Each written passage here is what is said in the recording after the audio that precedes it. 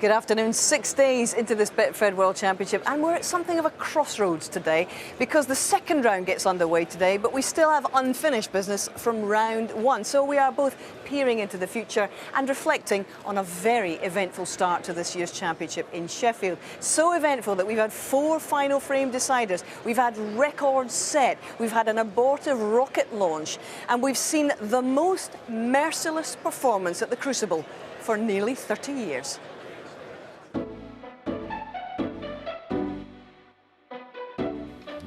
To see the whitewash, but it's on the cards now. It's a whitewash we've not seen one since John Parrott beat Eddie Charlton. Wow, what a pot from Mark Selby. Mark Selby from 5-1 down wins the match 10 frames to 7.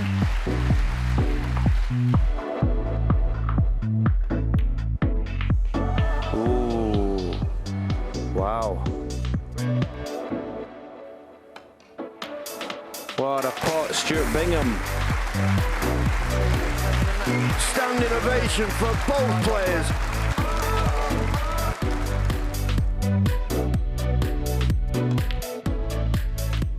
Oh, well, would you believe it?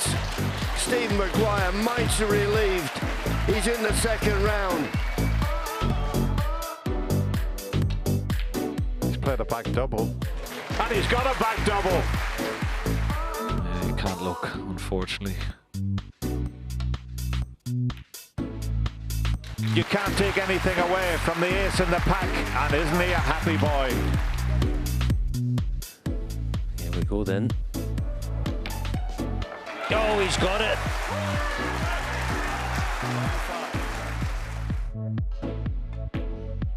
Then goes the blue. What a prospect this young man is.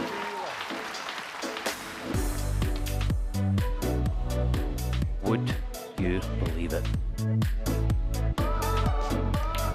In it goes, in it goes, and Ronnie O'Sullivan, the #1 player in the world, the greatest of all time, is out. So the second round draw shapes up like this. Top half sees the still reigning champion Mark Williams return tomorrow to face 16th seed Dave Gilbert. At Crucible specialist Barry Hawkins takes on 3-time trophy winner this season Kyron Wilson, or Perthshire new boy Scott Donaldson. They finish tonight. 7-time Crucible finalist John Higgins up against fellow world champion Stuart Bingham after his lucky escape against Graham Dott. And this afternoon it's Murphy against Robertson. Between them, they've conceded just 1 frame in round 1. Meanwhile, in the bottom half, Mark Selby now the highest ranked player left here, and another qualifier, Tyneside's Gary Wilson in his way. Both men got through the first round the hard way. It's Lisowski or Carter battling for the right to face Mark Allen's conqueror Zhou Yulong. Judd Trump mightily relieved to come through a decider yesterday. Now he's got Ding Junhui. They fought out an epic semi-final here 8 years ago. And Scott Stephen Maguire's gutsy round 1 comeback is rewarded with a date, not with Ronnie, but with giant-killing amateur James Cahill tomorrow morning. So today is the only day that we mix things up between the remaining best of 19 frame matches and we start the best of 25 frame journeys. Because from round 2, we increase the intensity and the difficulty here in Sheffield. Fully 9 years after first lifting the title, Neil Robertson's now joint favourite to do it again for Australia. But he's got to get past Shaun Murphy, the only man yet to concede a frame in Sheffield this year.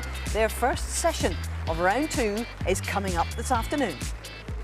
A seconds out and still in round 1, quick-fire lefty Jack Lisowski hung in there in a riveting opening session last night against 2-times Crucible runner-up Ali Carter. He's now a qualifier this year with great memories of finals and a maximum here. And for some light relief, we will pay another visit to Richard Osman's House of Frames. And our two top quizzers are with us here on the Crucible floor today, and I've got a quiz question to start, lads. Has there ever been a round 2 matchup in which we've had two players who've conceded so few frames coming in here as Murphy and Robertson? Well, the quick answer to that is no, and you don't need your Crucible almanac to look through it either. I mean, that's just two remarkable results. They've played 21 frames collectively and dropped 1. So what gives today, John? Well, it's a fantastic matchup. I hate the old hackneyed line, this is good enough to be a final, but it's good enough to be a final. It's an unbelievable matchup. Murphy was tremendously impressive in his scoring. Neil Robertson has been tremendously impressive all season. It's a cracking game. It is. Sean made 4 centuries, 3 of them in the first 4 frames in that match. Extraordinary stuff. But after what he's called the worst season of his career, is that papering over the cracks, or is it a brand new, fresh start for him? Well, judging from what I saw in the first round, the fact that he's changed his technique, I think he's got renewed confidence because of that. So I don't think it's papering over the cracks. If you all of a sudden find something in practice and it's actually you can work out what it is, then you can be a different animal on the table.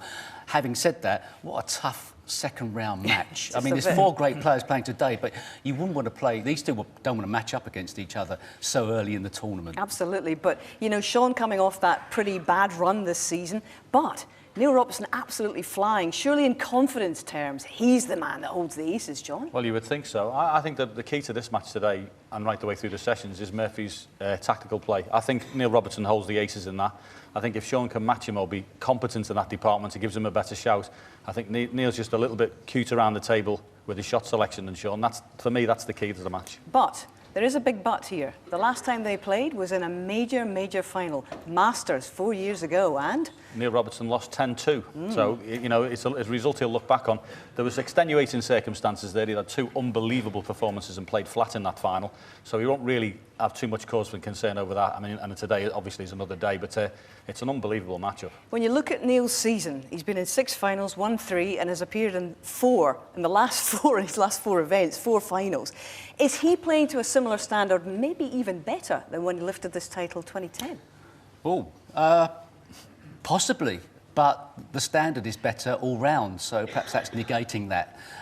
But he's obviously confident again, which is the most important thing. This game is all about confidence, and I've got a feeling we're going to see 2 very confident players out there. It's just who can get the upper hand. OK, and there's the other match to finish off from round 1. It is Lisowski against Carter. Lisowski is the seeded player. He's hanging in there, and it was tough going last night. Yeah, I commentated on that match. A fascinating match. Critical frame, one out from the last frame. Respotted black. Ali Carter did so well to nearly win that, but Jack Lisowski's done very well to win the last 2 frames of that session. They've got 10 frames to play. It's tough to play that 10 frame. It wouldn't be great if it went the distance and they had to be dragged back later this evening. Okay. But hopefully that they can get this session finished, because it's quite tough this first round, 10 frames. It is, and this crowd in here absolutely loving the atmosphere, and we're very much looking forward to 2 fantastic matches. But I guess the big question is, will we have more sledgehammer stuff today from ruthless Robertson and merciless Murphy?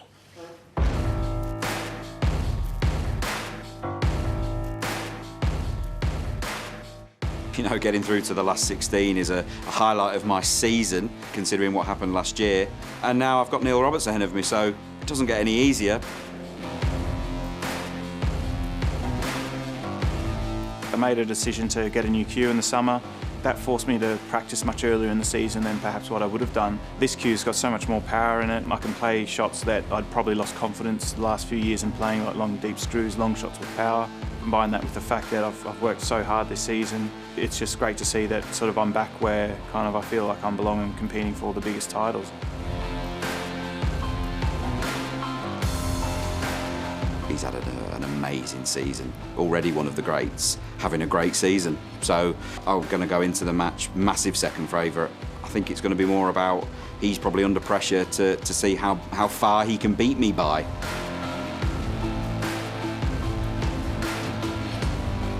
Sean's the type of player where it doesn't really matter how well or how bad his season has gone. The World Championships, he's always up for it and always looks to do really well in the longer distance format.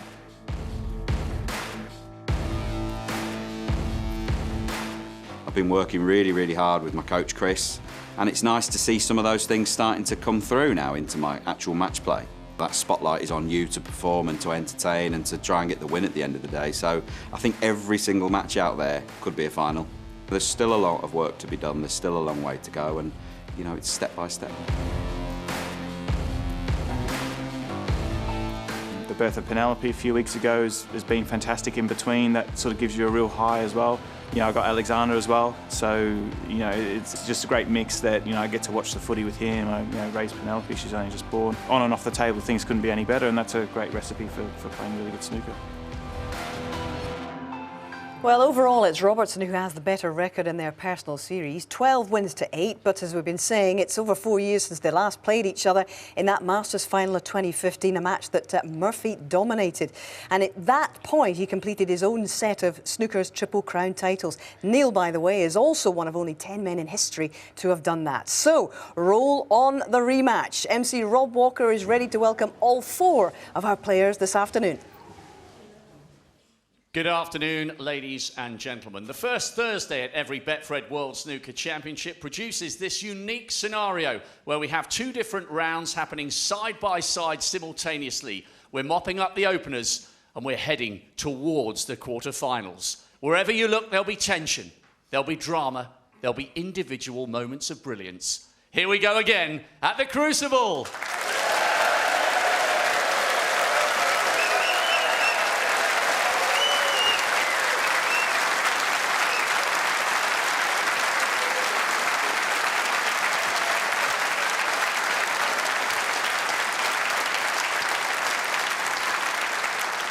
Please welcome, first of all, a player who stormed through qualifying and brought that form to the Crucible last night, taking 5 of the first 7 frames. Twice a runner-up here, of course. He's bidding for a 13th appearance in the second round.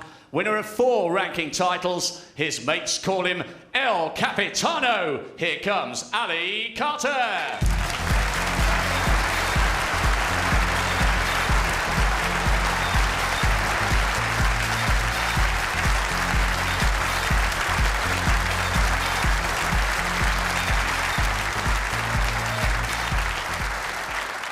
And his opponent, back for a 3rd Crucible campaign, but remember, this is his first as one of the top seeds. From 5-2 down, he did brilliantly to take the last 2 of the session. He is right back in the hunt for a 2nd successive appearance in the second round.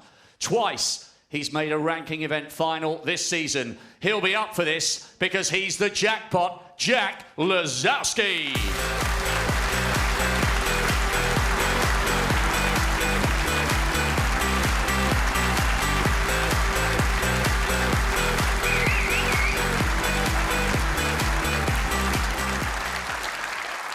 On table 1, what a way to kickstart the second round.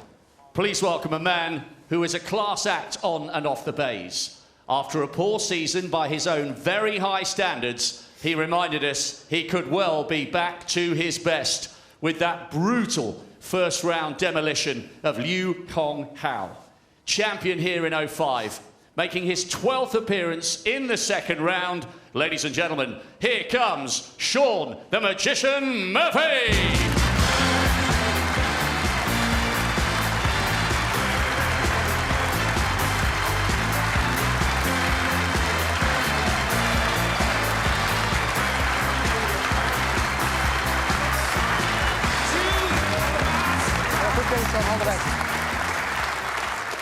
And finally, one of the season's outstanding performers. 6 major finals, 3 big titles, including this month's China Open. After a ruthless first round victory over Michael Georgiou, the 2010 champion of the world is poised and ready to go again. Ladies and gents, can you hear the thunder from down under? Here's Neil Robertson.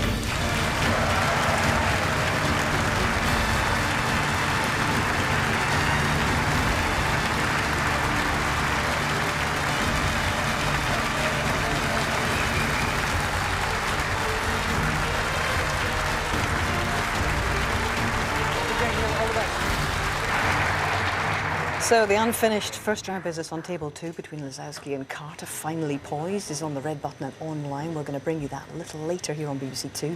But for now, fascinated to watch the opening exchanges in the first of the second round matches. It's Robertson and Murphy, the top 2 performers of the week so far, although running them close in that regard. Top performers, Stephen Hendry and Dennis Taylor. Afternoon.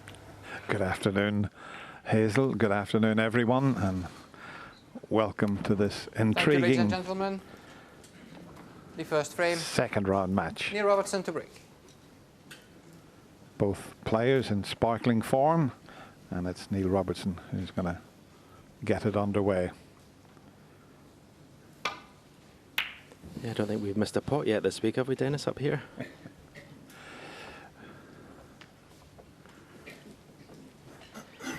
Good break off. Yeah, that's funny you should say that. I was just thinking that actually, Dennis, that's going to be a very important shot in this match, because we've got 2 of the best consistent long potters in the game here.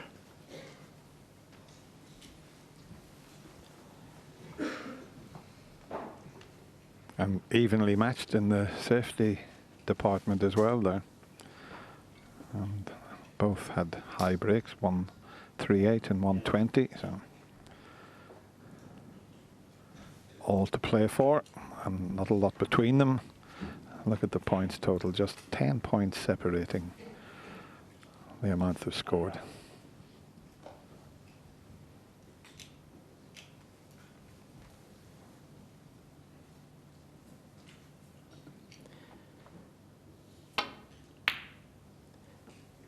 Very strange words in the pre-match interviews from Sean Murphy, I thought.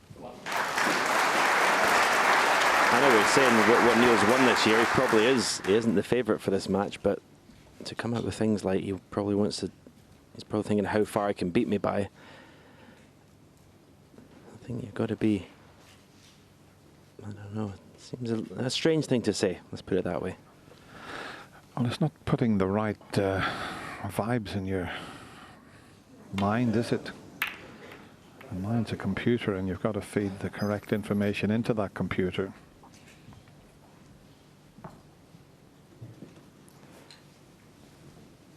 Well, it wasn't the best safety shot from Sean, but the cue ball has just gone far enough to stop Neil having any sniff at a red to the right corner. Be very interesting to see who stamps their authority on this match the quickest.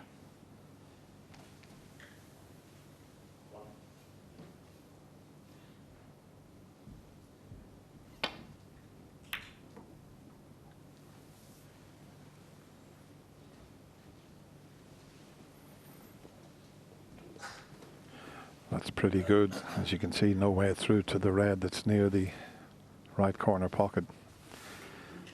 Hazel was saying the head-to-heads that Neil Robertson is ahead by 12 wins to 8. So they've played each other 20 times. It's amazing they've only played each other once in the World Championship. And it's Sean Murphy who beat Neil in the semi-final in 2009, 17-14. That was one of the classic semi-finals.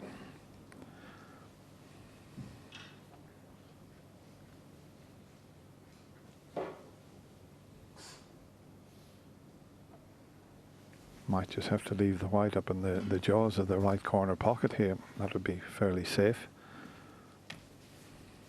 because I can't see a route back down the table.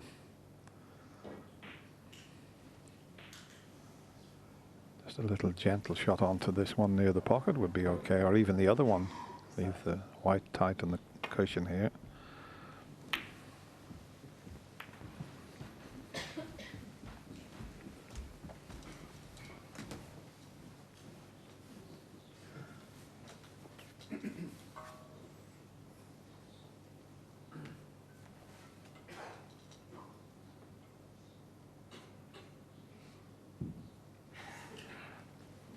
Eight frames to be played in this first session. First to 13.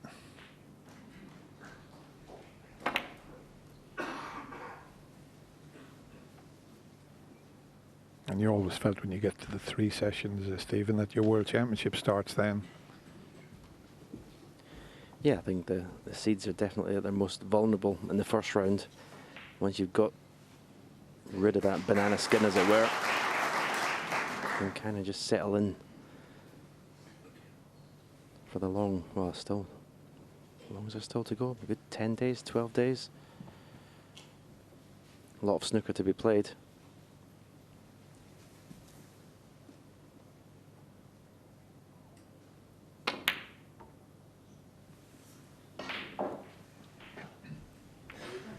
It's going to be one of those awkward opening frames. Certainly with that red up next to the green, the safety area is at the opposite end of the table now. And neither of the players would have wanted this.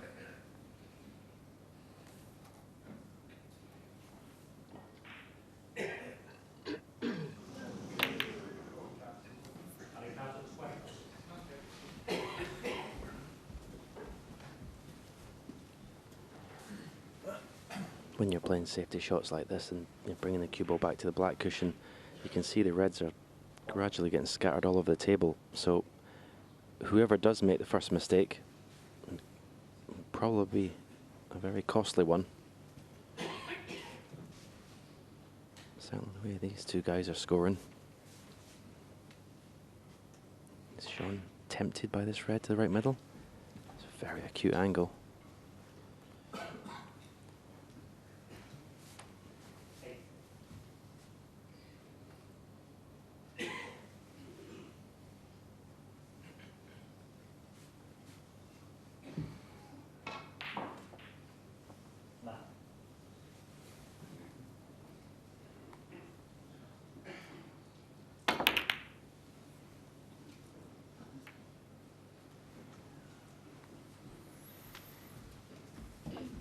Just wondering if Neil can get past the red, the one that's near the right middle pocket. It's very tight. He's having a long, hard look at it.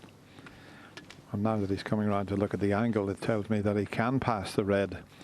Now, if he pots this, he's going to cannon into the green or red, you would feel. So, not guaranteed to get position. And it's quite a thin snick, this.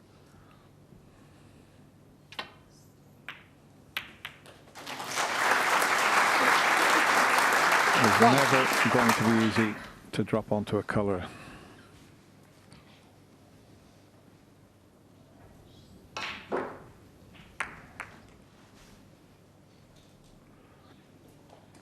See, you could pot the yellow if the red was near the cushion, but to get out on that red in between the yellow and brown, you'd have to force it in.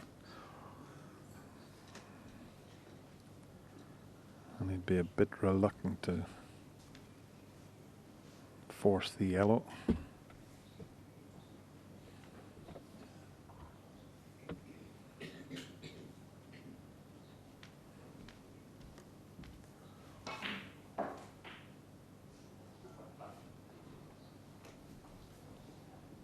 And he's had a good long hard think about it.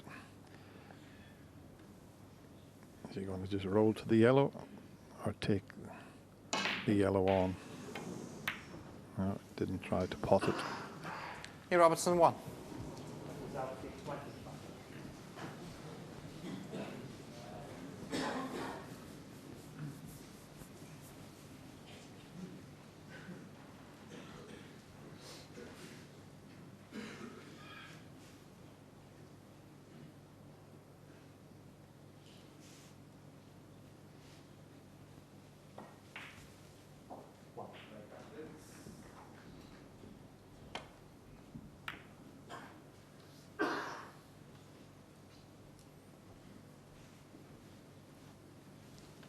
Well, gradually we might get back to normal in this frame.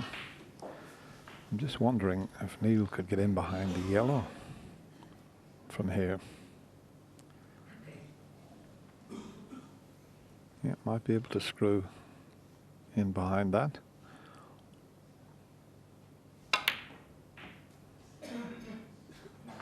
Well, Sean left himself with this headache. The position he left the balls in,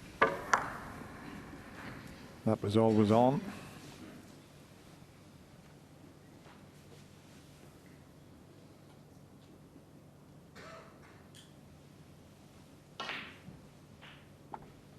He'll do well to get out of this. I mean, he can escape from the snooker, but how's he going to get them safe? Have a look at the reds. No red near a cushion to try and land on.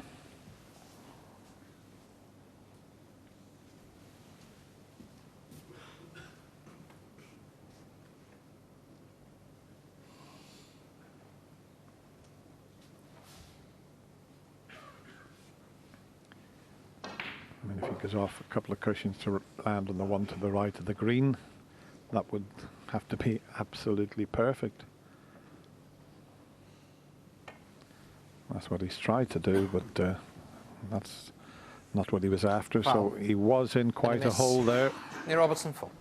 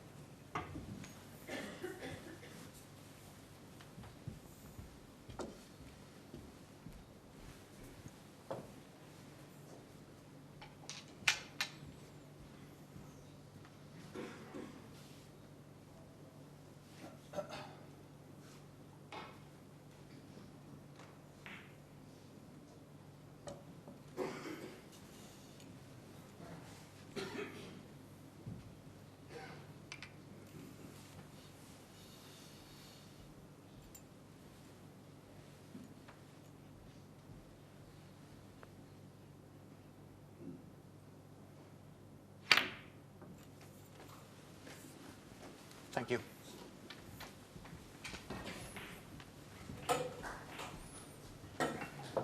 One.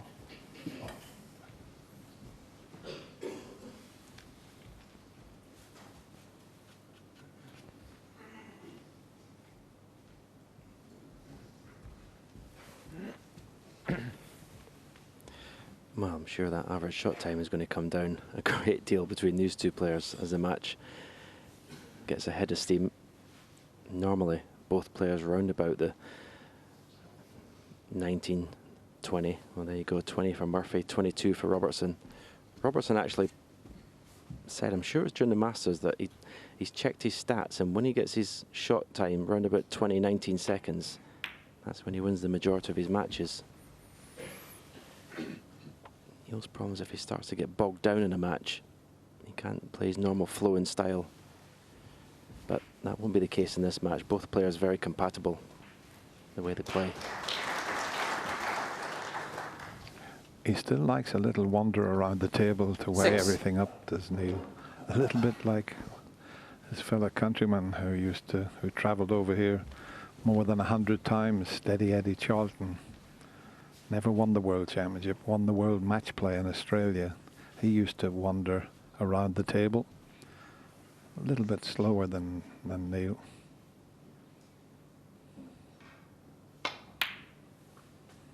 Seven.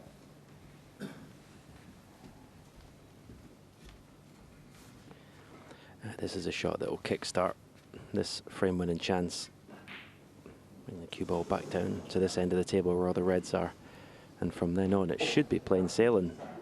First frame's always a little bit edgy to get that first frame on the board. But as I said earlier, with that little safety exchange, whoever got the first chance, it was going to be a good one.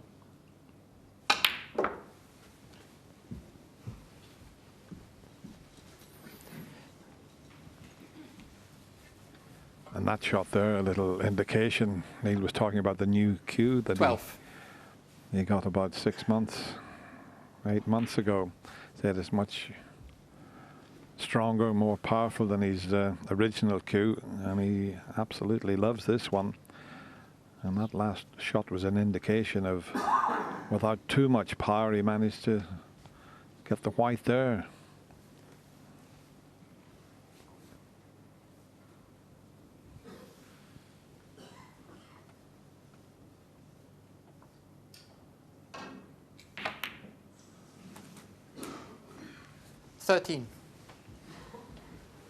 That's not ideal.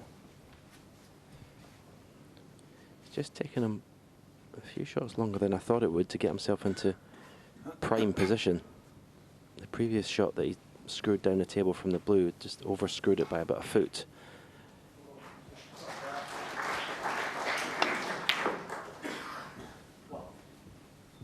And this cue ball needs to stop. This could end up in no man's land. 15.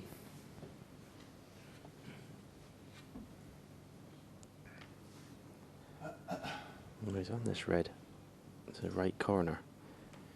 I don't know if it's a natural angle just to drop it in off the cushion and be on the black to the same pocket. That's what he's looking at.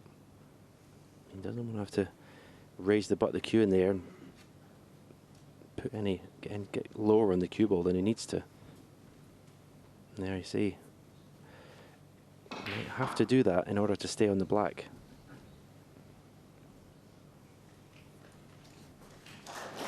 And he's got the pink to the right middle as well.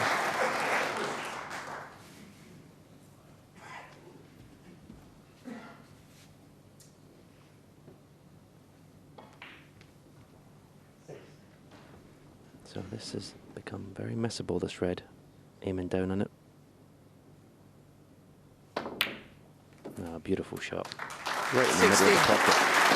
Well, that surely now is the shot that gets him going now in this break. He could play a little cannon here onto the two reds.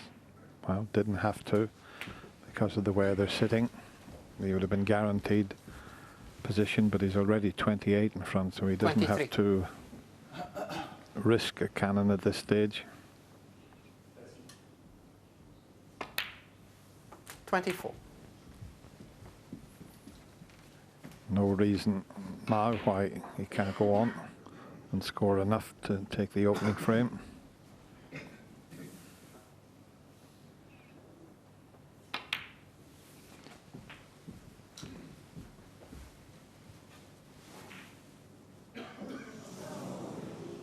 $30.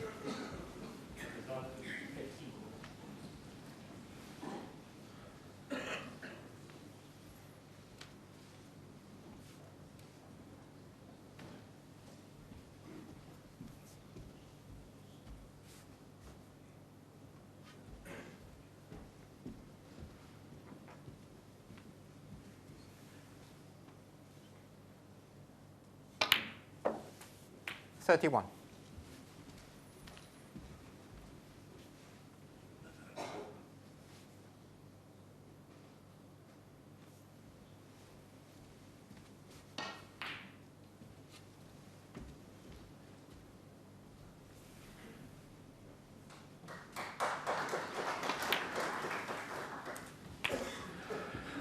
Yeah, the shot that got Sean bang in trouble was this one here. He was trying to get in behind the yellow and didn't hit it hard enough. 38.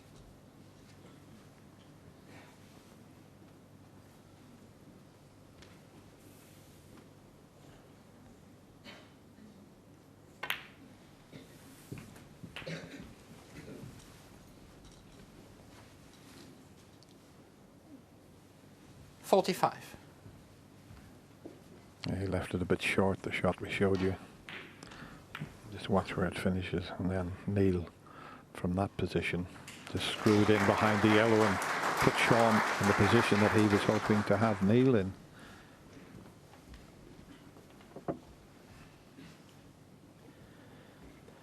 He really has dissected this break. His average shot time is still up at 34 seconds. He really is having to work hard 46. to make this break. He's putting everything into it. He knows the importance of getting off to a good start against a tough opponent.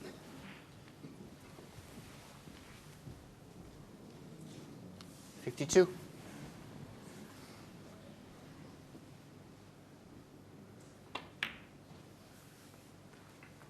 $53.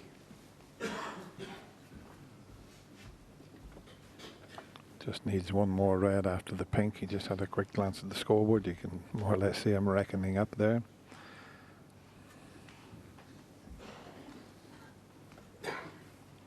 they're both awkward that the red's the way they are. So it's going to have to be a long one up into the yellow pocket to secure the opening frame. He's such a good 59. potter. The sort of gimmies normally for the Australian. Very rarely 60. misses that type of shot.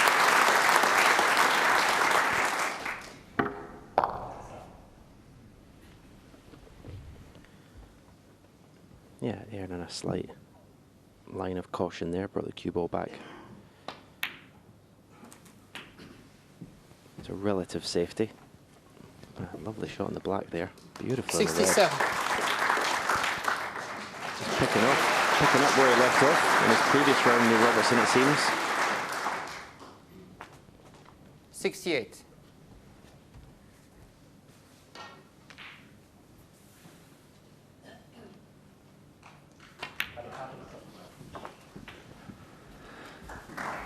It's not going to be easy to make a century break. 74. He's made 80 centuries this season so far.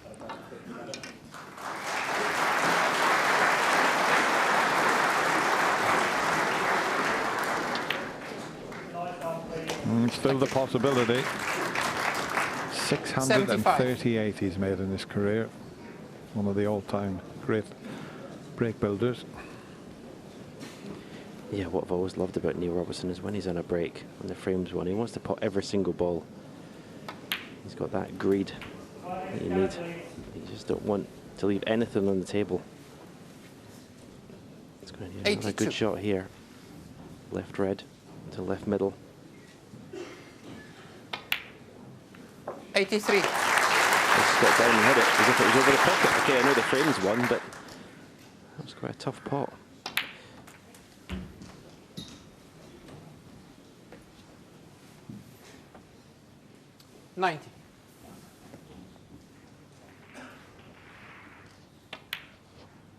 We've had 31 91. centuries so far in this year's Betfred World Championship.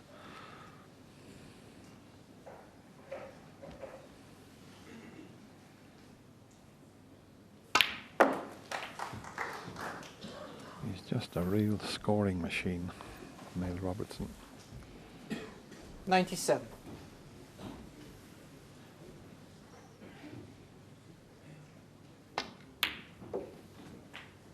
$99.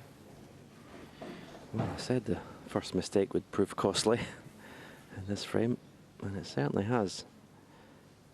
This is a boxing match. Neil Robertson has just landed the first punch.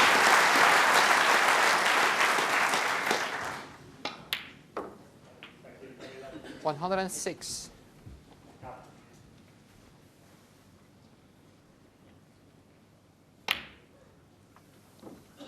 Doesn't matter about the blue.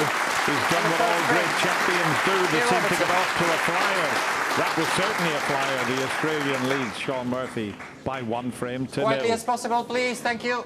Yeah, 81st century of the season, 56th of his career at the Crucible. And guys, you were talking about the differences between these men. They can clearly both pot at the moment, but you talked about tactical sharpness, and for you, was that where the edge came in? Yeah, I mean, it's just an example at the start of this match, really. I mentioned the fact that, you know, Neil Robertson does hold the upper hand for me in these sorts of tactical exchanges. Sean's playing a shot here, which admittedly isn't particularly easy, but he's trying to get the cue ball down in somewhere behind the yellow, hits it a bit thick, and he leaves this situation here, and then Neil Robertson comes to the table, sees it immediately and screws back off 2 angles, sticks him right in behind the yellow, right tight behind it, pick the bones out of that. You know, and that's just an example at the start of it, that it's not much, but it's enough at the level that they're playing at when one player gets it right and the other one doesn't to make a difference. And of course, Robertson was very clinical when he got in. And Steve, if you've had a season where your self-confidence has not been at its highest and you've lost in quite a few opening round matches, 7 in Sean's case in the 1-2-8 stage, are the tactical exchanges where you might fear for yourself against a player of Neil Robertson's standard right now? No, in some ways the tactical bit is the easy bit to work out. It's your cue action and you know, striking the ball well is the problem sometimes. That particular shot was difficult It was hard to get that perfectly safe, but Neil had the upper hand in that sort of tactical, the way they unfolded those shots. But once Neil had sort of successfully got his first chance, the difficulty for Shaun Murphy may be that Neil Robertson is playing very, very accurately, and that will heap more pressure on a cue action that's only just come back to a little bit of form. So, yeah, it's going to ask a big question of Shaun, whether he really does fancy that he's back to some type of winning form. OK, well, we saw Neil Robertson make 2 centuries to beat Michael Georgiou 10-1. He's up and running already.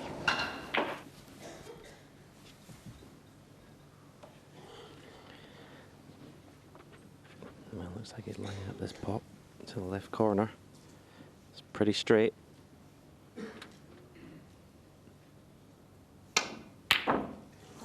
Foul. Shaun Murphy 4. It was pretty straight. I'm a little bit surprised he just didn't play to stun for the black. And there wasn't a lot of angle in this, but obviously wanted to try and get the cue ball back up the table if he did miss it, to a bit of safety.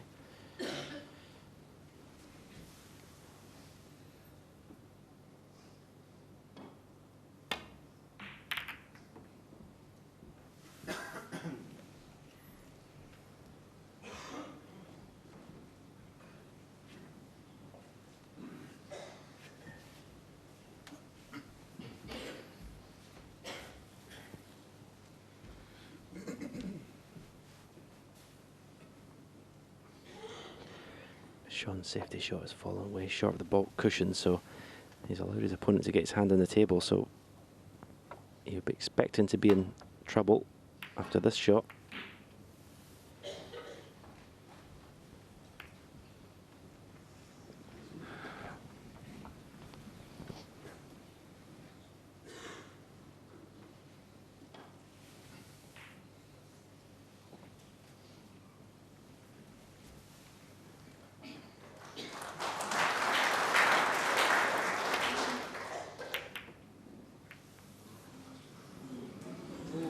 Foul.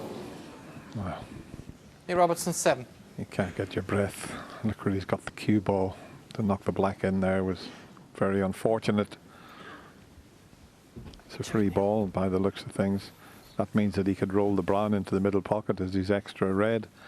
Finish on a colour. Free ball. Yeah, I thought it would be. You've got to be able to hit the reds on both sides. And there isn't one red on the table he can hit on both sides. It's free ball. Brown ball. Just double checking that it was a free ball. So brown is an extra red.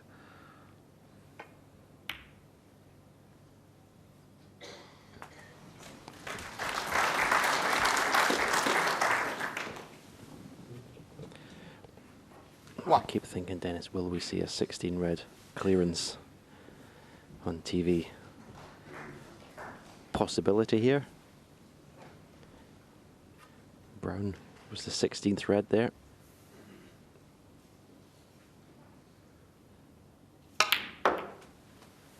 Didn't mean the contact on the brown. He does have a red to the left corner, but similar to the one he played in the last frame from the other side of the table. He's going to have to just raise the button there slightly, aim down in the cue ball. Oh, that's another fantastic shot. 4. When you knock that type of shot in, it's worth another look at it. And the white was bouncing around, as you can see, before it got to the red. But when you start cueing that well, what a boost it gives you. Confidence. Not that Neil needs a confidence booster. He's been one of the most successful players this season.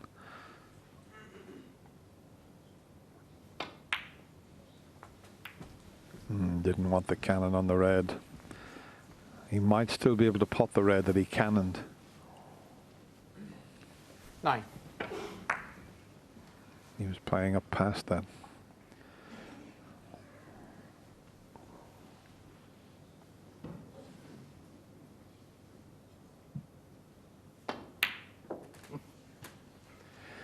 Well, 10. At the moment, there's nothing safe on the table with this potting machine. Yeah, he's almost He's not, but he's almost looks as if he's up before the ball's even reached the pocket. He's that confident that they're going in.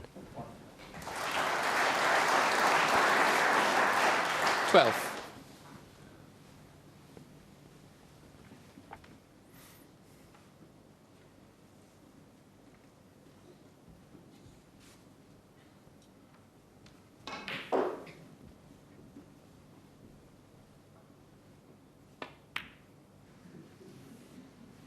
$13.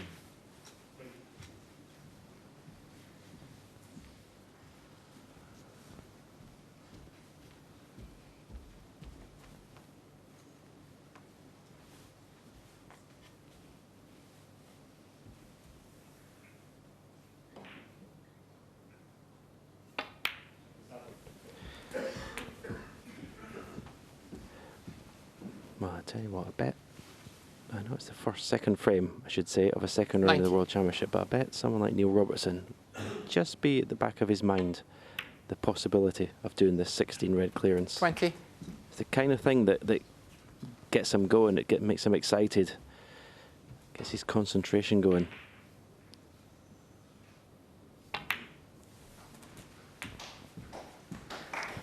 I'm not sure. Something in the back of my mind tells me that maybe Kirk Stevens 27. had a clearance with a free ball, but I'm not absolutely 28. sure.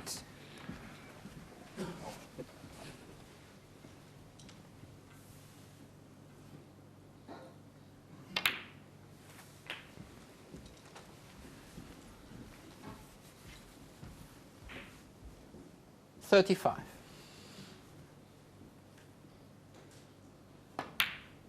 36. 1-4-1's the highest break at the moment. Judd Trump's had that. There's a possible 1-4-2. Reason for that was he took a couple of smaller colours. 43. Just needs 25 more points. 44.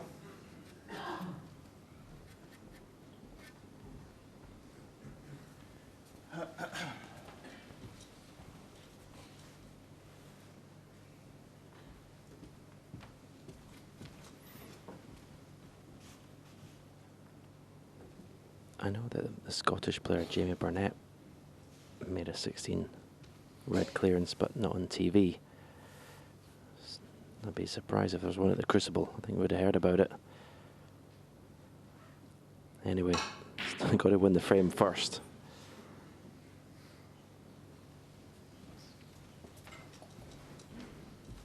Very impressive start, though, has to be said, from Neil Robertson.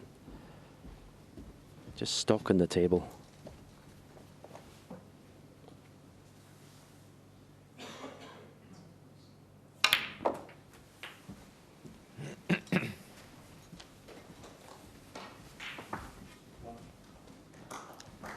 $51.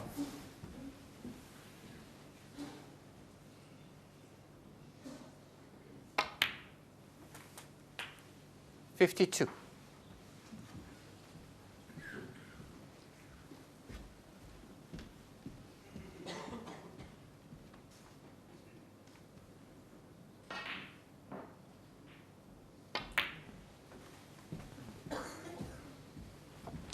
And this will open the other 4 reds up.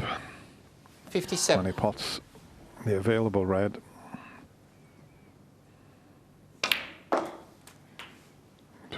Oh. 58. Freed 3 of them, but knocked one onto the cushion.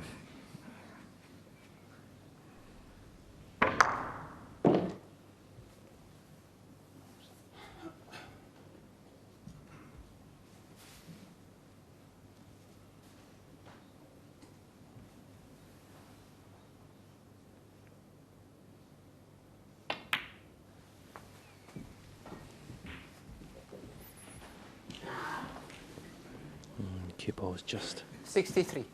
stopped in time. He's going to have to play the one in the middle, I think. He's not going far enough for the red in the corner.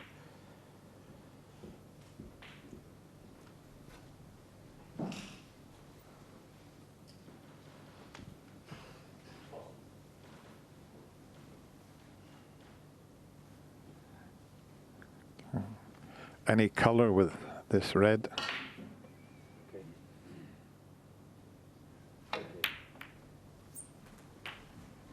64.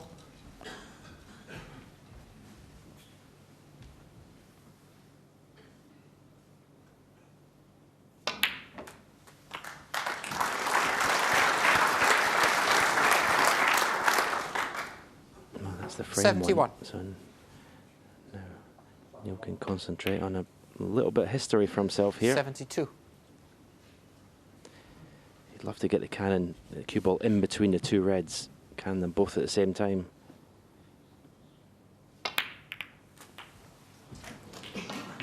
Oh, what a shame. He did exactly as you predicted, Stephen, but just hit it a little too hard. 79. Yeah, he just got the left one a little bit early, didn't he? Well, he's going to need some pot if he's going to keep this break going. I tell you, it's not far away. It's not far away. What an effort. Robertson, 79. Well, no 16 red clearance, but another fantastic visit to the table from Neil Robertson, this time a 79. And he leads Sean Murphy 2-0.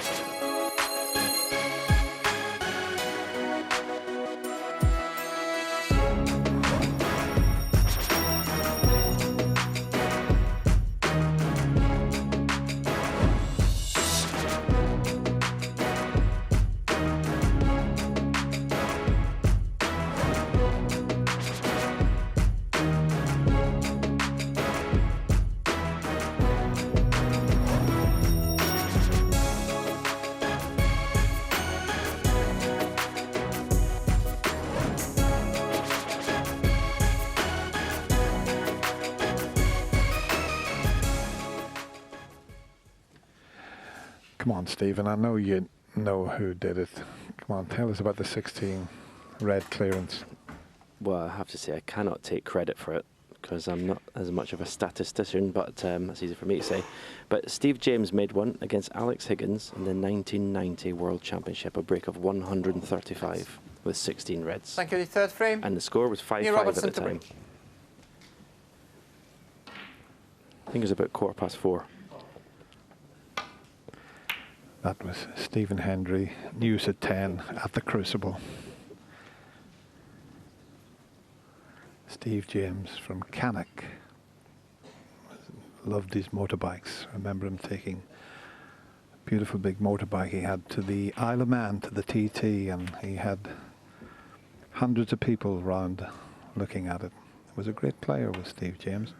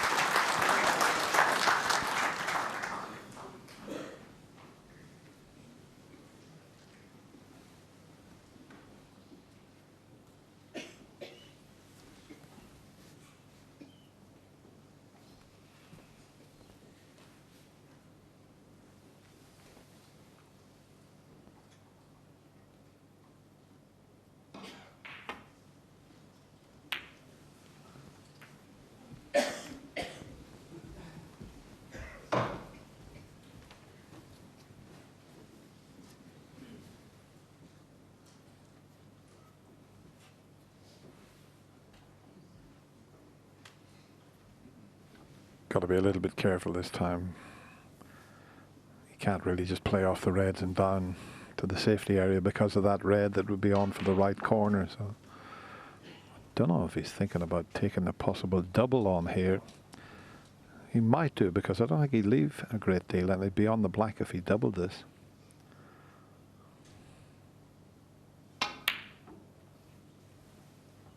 Oh, no, you never know where the red's going to go, that you try to double. And it's okay, it's gone safe. But that was definitely worth the attempt.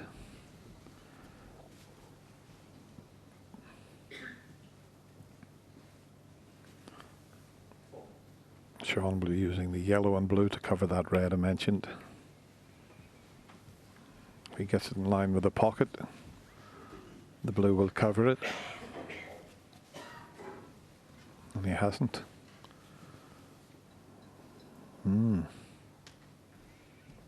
Just looking at the angle though, I don't know whether he can hold for the black. It needed to be a little bit straighter to come off 2 cushions and finish on the black.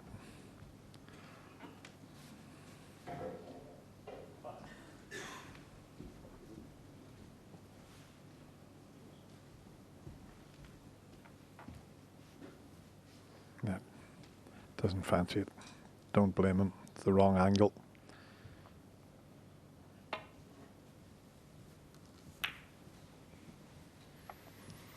He's not going to make it easy for Sean Murphy, is he? Sean hasn't really had a chance yet.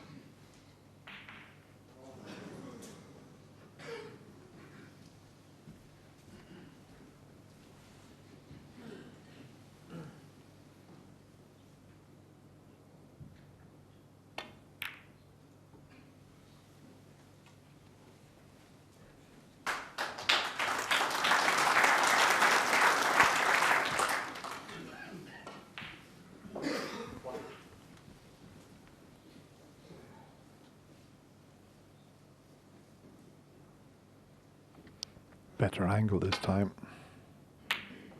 Oh, he thought he'd got that. Now, is he going to get away with it? Do you know, he might have. I don't think Sean can get through to that red that went over the other corner pocket. So, still to pot a ball.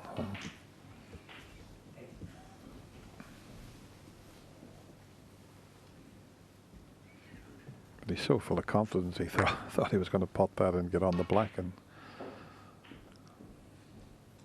almost pulled it off.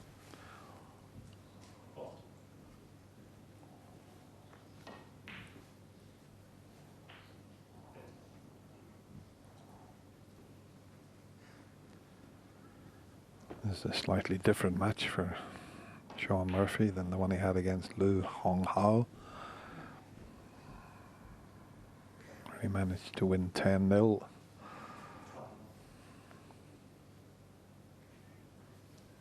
And now it's Sean's turn. He won't settle until he gets his first frame on the board.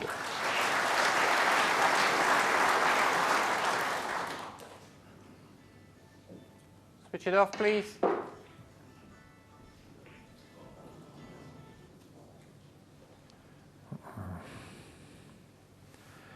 I think we had one at the Masters. There was a gentleman, he was an elderly gentleman, he didn't know how to turn it off. It was, I think Karen Wilson was playing at the time.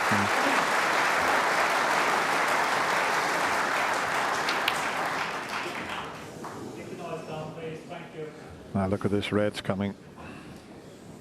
Needs to pull up. He might be able to plant one onto the other. Yeah, just going back to that phone going off at the Masters, and they escorted the gentleman out, and Karen Wilson said, we'll bring him back in again, and that was very nice of them, and they did do.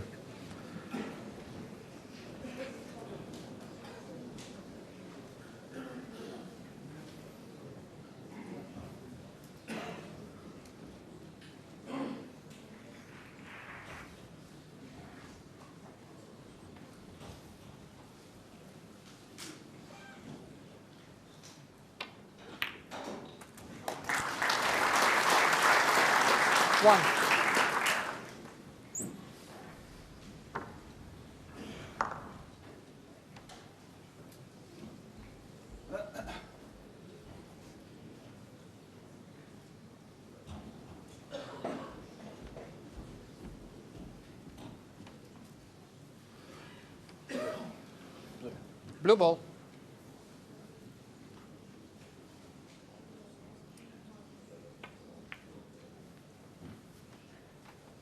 Neil Robertson, 1.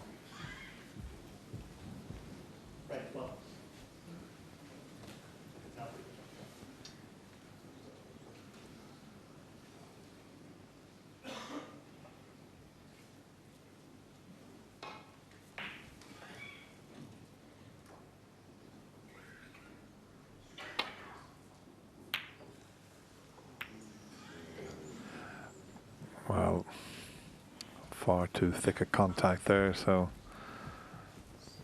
he'll have to get his safety game together if he's going to try and create a chance for himself. Can't be putting that type of safety shot in the jaws of the pocket, that's for sure.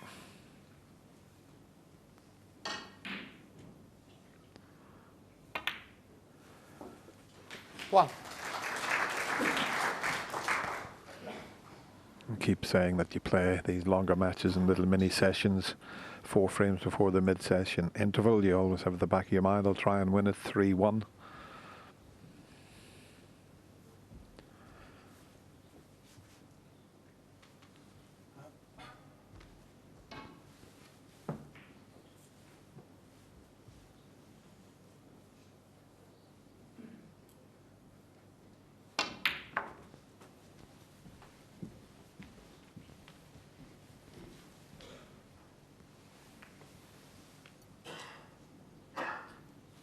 Six.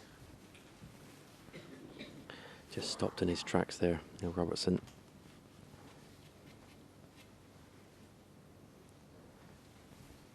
Wasn't planning on that kiss in the red to stop the cue ball. I presume he's on the one that's next to the blue.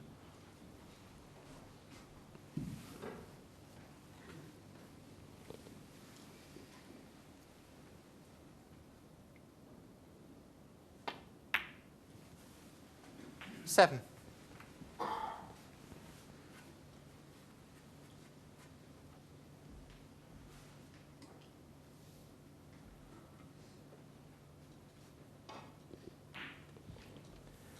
It's actually not straightforward. The two reds in the middle of the table, it's not that straightforward to land them in nicely.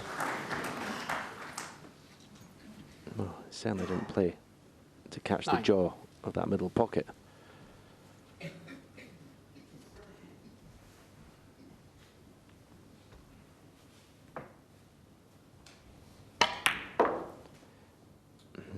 Just playing just to miss that middle pocket. 10. It just looks so calm and composed, so confident.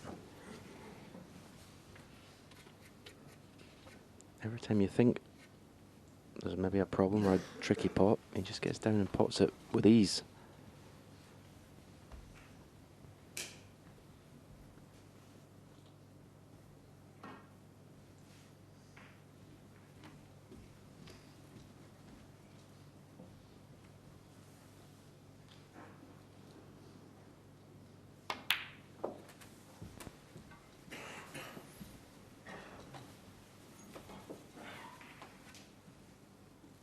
$17.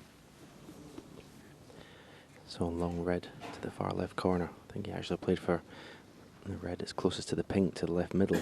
He always had this one in reserve.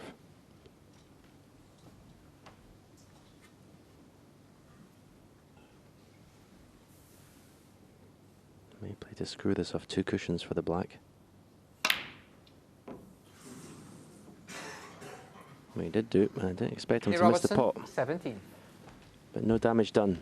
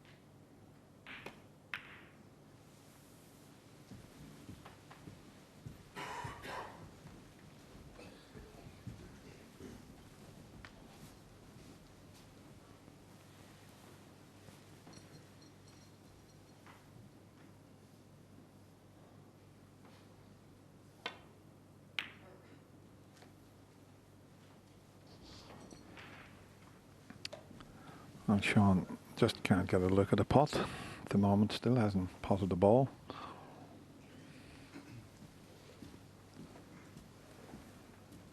He's coming around to see that if he could take this red on, that's to the left-hand side of the table, to the left corner, will he leave that red near the middle pocket?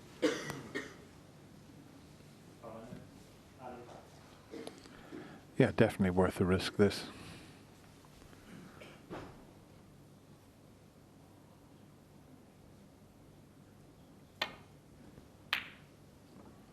Oh, where's the red going? Might just be okay.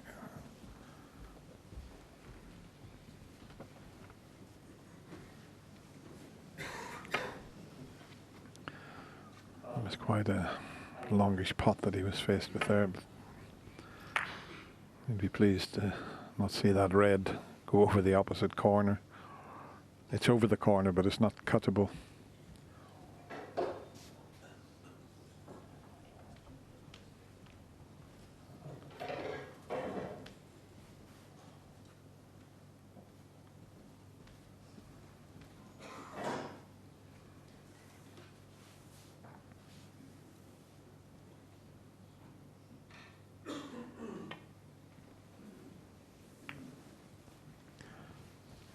Not taking any risks whatsoever. He could have tried to get down behind the blue and green there, but the red was over the corner.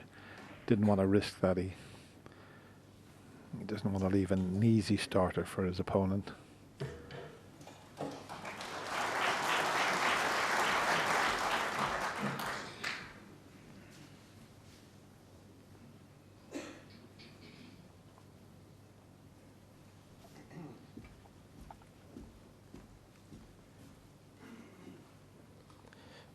Yeah, I don't think it'd been Sean's plans to go practically 50 minutes without potting a ball. Not the start he would have hoped for. He's been pretty much frozen out in this match so far.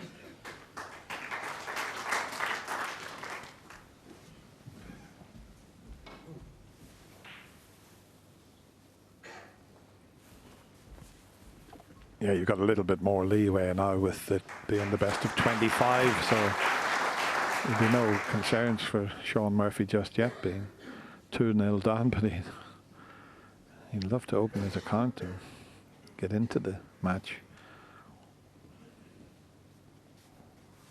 3 ranking titles this season. Neil Robertson has won the Riga Masters, the China Open, the Welsh Open.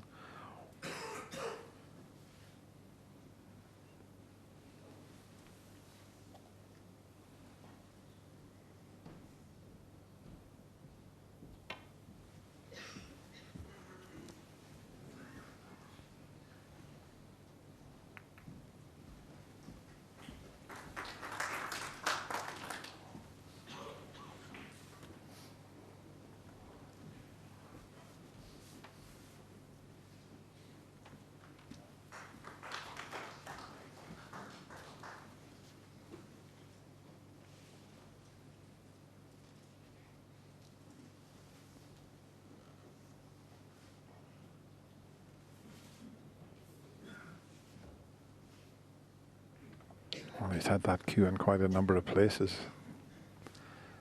to see where to put the cue ball to cover the one over the right corner and also the one to the right middle, although it's quite a thin snick.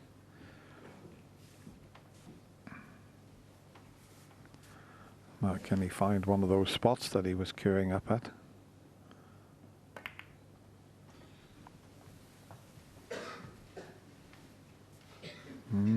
May have left the one to the right corner. Well, I say left it. It's a tough shot. But when you can pot like this Australian, you wouldn't say it was safe.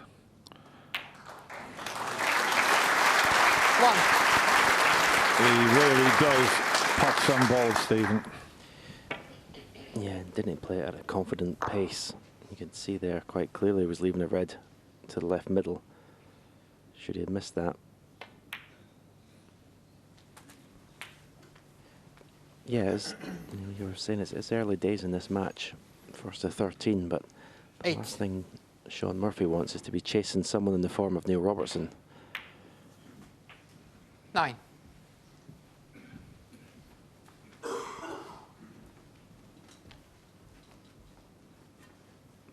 We've already heard from his own mouth that he thinks he's an underdog. And if your opponent starts rattling up the frames, it just enforces that.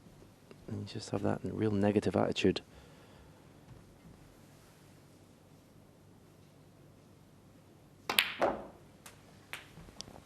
There's 3 more reds available before 16. he's going to have to cannon a few more out.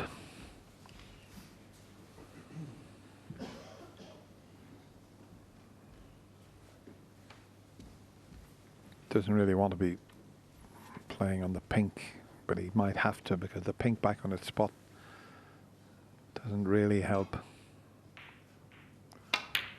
And that's why he's played back 17. for the black, so he's thinking clearly, that's for certain. See, the 2 reds that are near the pink spot, had he have played for the pink there, would have tied those reds up, and the pink would have gone back on its own spot. 35-0 in front, but it's not a clear run, the winning line in this frame. Bit of work to do. No problem screwing back and off the cushion out for the 2 reds. You've got the perfect picture there, and that's where he's striking. Now you watch the white come out off the cushion.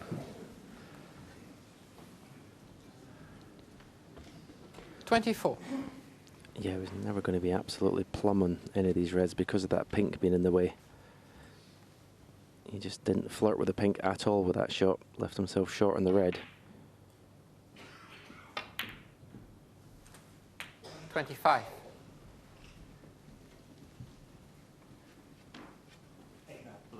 Blue ball. Now the pack are such a shape that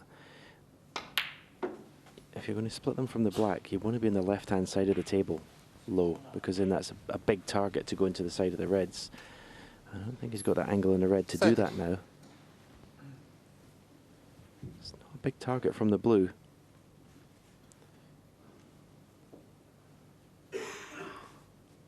Leveling the black into the right-hand side corner pocket would have been ideal.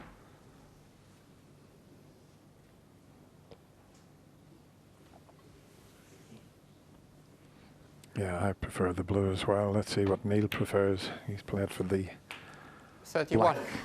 So we must get the cannon. If he slips past them, he won't clinch the frame. Doesn't want to play this with too much topspin because you can arc the cue ball and actually miss the bunch. So you go a little bit lower on the cue ball here, actually. Some left-hand side.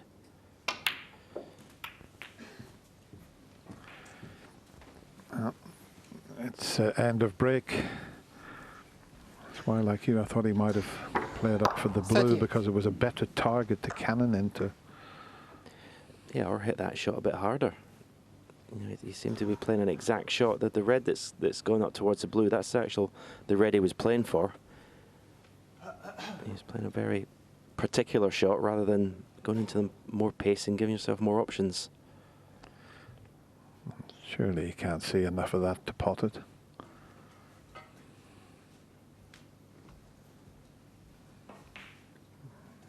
It's very, very tight. He's looking long and hard. Let's see what the player's view is. He can play the safety shot, but he'd have to bend that slightly if he was going to try and pot it with side, which he has played with a little trace of side.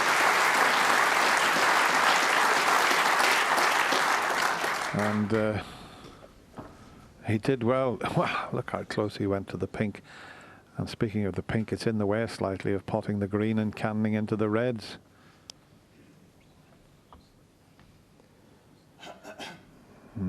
That's where he'd like to hit the cushion with the cue ball and slide past the pink to develop the reds.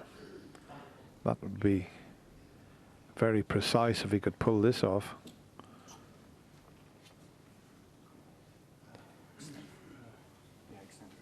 Sure. Don't think he's even going to take a pot on. Because I can't see how he can get from yellow into the bunch. Yeah, they're going to put the yellow safe. So he really is keeping it tight. Neil Robertson, 39. Very, very impressive stuff so far from the Australian.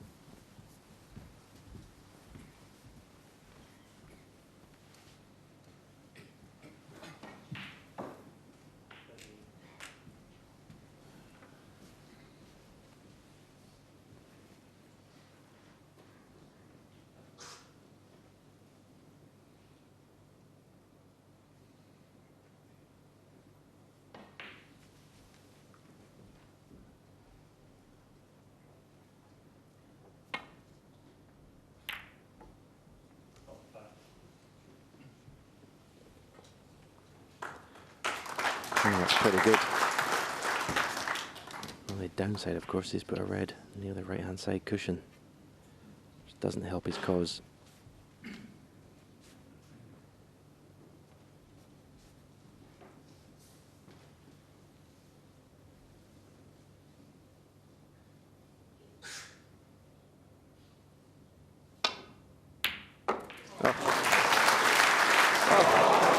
Wow.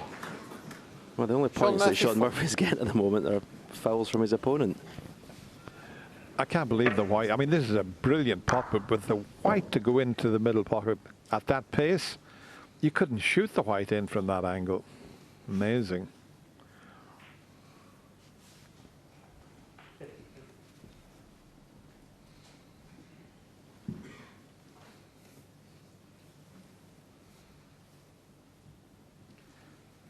Yeah, I think the one on the right side of the table is the shot.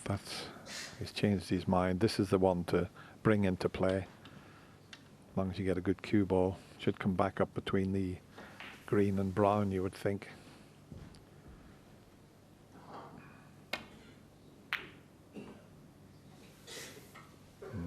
Gonna hit the green full ball.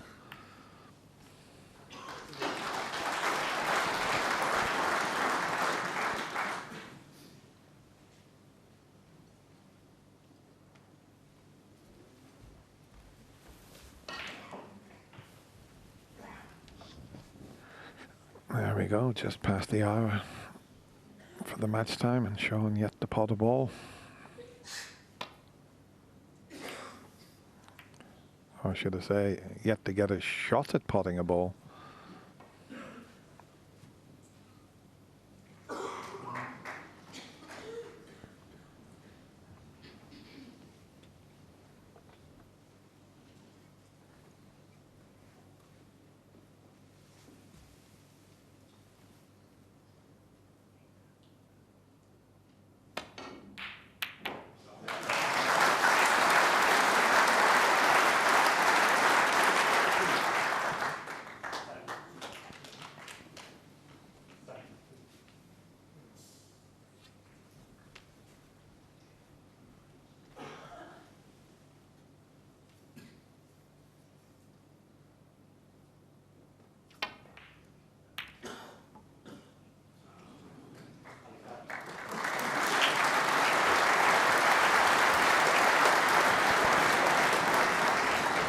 At the moment, you're seeing top-class match player from the Australian here.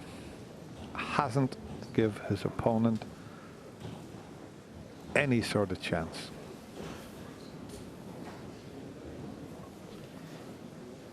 He just hasn't put a foot wrong so far, has he, Neil Robertson? Wow, that's high for the safety success rate, 95%.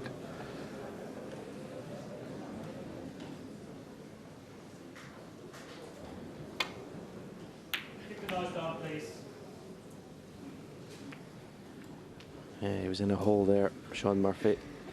No way out. And this should be 3-0.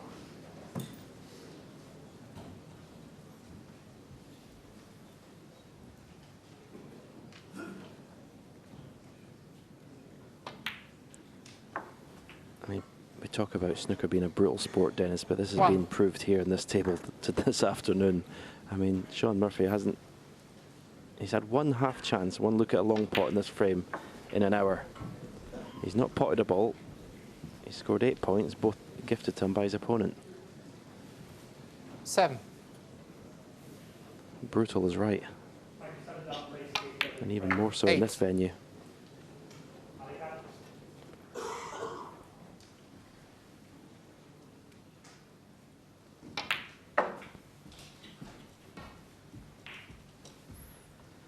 It's going to take some performance to stop this man, Dennis, in this 13. tournament, in this form.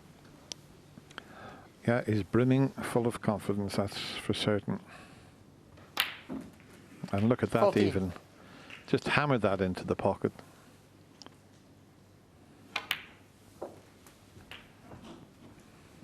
We've got one more frame before the mid-session interval. Olivier Martel, the referee from Belgium, just checking the black spot on his marker to see if it goes. Don't think it makes a great deal of difference. Sean Murphy will 21. stay in his seat. He'll definitely stay in his Robertson, seat 21. now. And a 5. So he nods to the referee. Immaculate snooker from Neil Robertson at the moment. Sean Murphy hasn't had a shot to go at. It's 3-0.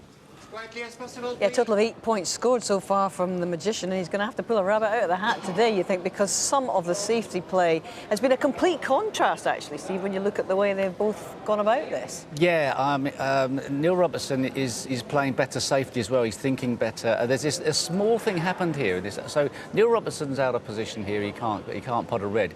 He could be forgiven for playing down the table and trying to hide behind the blue or the green, but he thinks there's danger in that it may go wrong, especially with that red over the pocket. So Neil just plays a containing safety. Fair enough. But then later on in the match, in this particular frame, Sean Murphy's left with a situation that's very similar. He doesn't think he can guarantee to get behind the yellow, and that red's still over the pocket, but he risks trying to get behind the yellow, where he could have played a containing safety to the top cushion or into the pack. It's a bit more of a gamble, and it went wrong because he actually left that red. So there's the difference in the tactical nous of the two players. OK, and it's been laid bare before us, and hence why Neil Robertson has streaked into this lead. For you, what can Sean Murphy do to change the equation here, or is Neil Robertson quite happy just to sit and wait? Well, it's generally the players like Robertson, Selby and Higgins, when they play against Sean Murphy, they know he is an absolutely unbelievable scorer and a heavy scorer. So they back themselves to be tactically better than he is. So they are prepared to do what Neil Robertson's doing today and to wait. And at the moment, the game he's playing is granite. I mean, honestly, if he was wearing a blindfold in fog, he'd have seen more than he's seen this afternoon. He has not seen a ball. He has not. And we are one away from the mid-session interval. And it's all going the Aussies' way.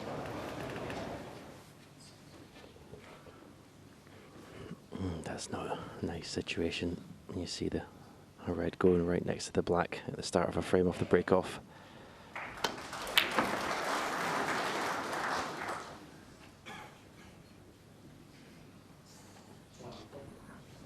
I wonder, will Sean Murphy's first pot be a double? As we show you Neil attempting the long pot. You can see the one into the right corner. He might get a terrific round of applause if he pots one. It's there. One. Not often. You would have thought he'd just cleared the Thank table you. there. Nate Robinson shakes his head. Never hear an applause like that for a pot, but it's his first one in the match.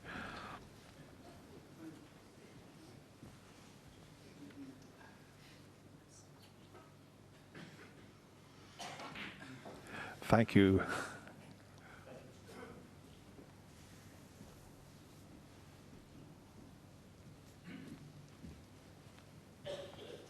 But as Stephen said, the red next to the black has made it a bit awkward. No easy chance.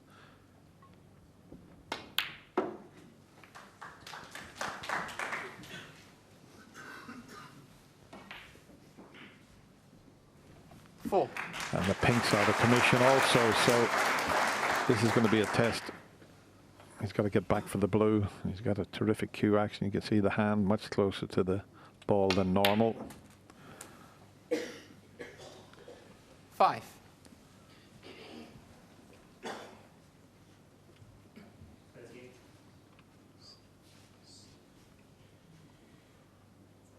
There's a red at the back of the bunch that's available.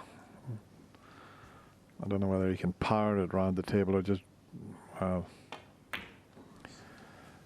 didn't even want to contemplate that. But this is a free shot. If this goes in, he's on the blue, and then he can get on that red at the back of the bunch. The only red he could leave would be the one he'll have a go at. So definitely worth taking this on.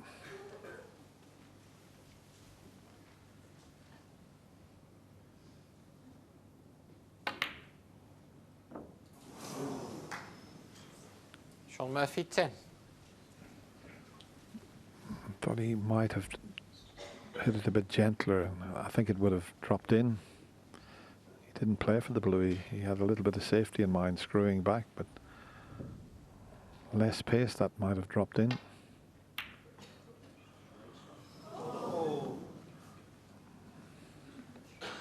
Second bite to the cherry. Now can he drop nicely onto the blue this time? If he hits it too hard, he's got the balk colours.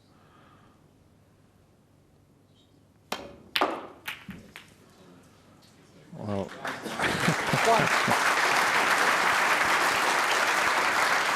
that was a calculated risk because the black was tied up, the pink was tied up, and to cannon the reds and knock them all out of the way and finish on the pink. Now that is a result. Can he take advantage?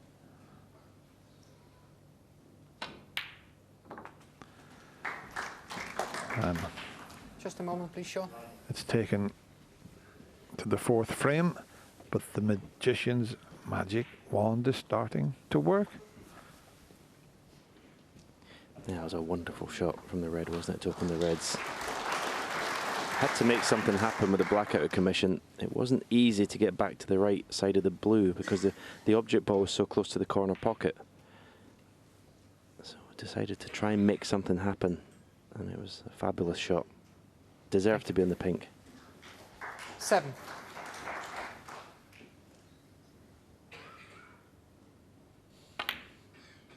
Eight. And you may be tempted to go into the red and pink again here. It's not the easiest shot to play for a single red and get on it nicely. I think it's definitely worth playing another cannon.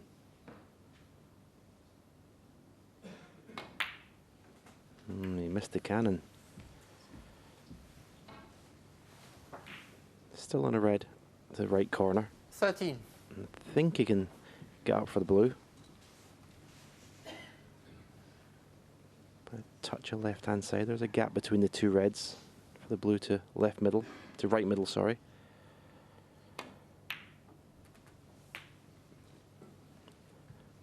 $14.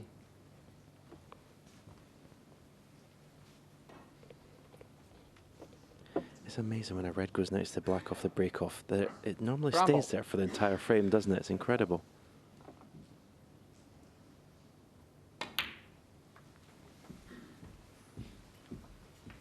That's a very poor shot.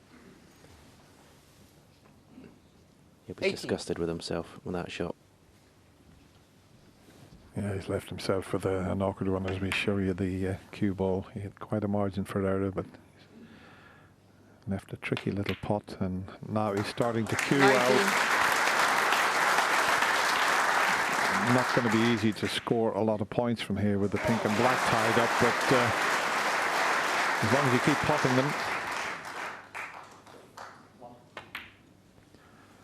he could quite easily score enough just by staying on the blue, as long as he keeps getting the 24. correct side. Yeah, a little careless one. Shouldn't be a problem to someone like Sean. Fantastic cue power, but 25. from being like a simple shot, he had to play a great shot, which he has just done.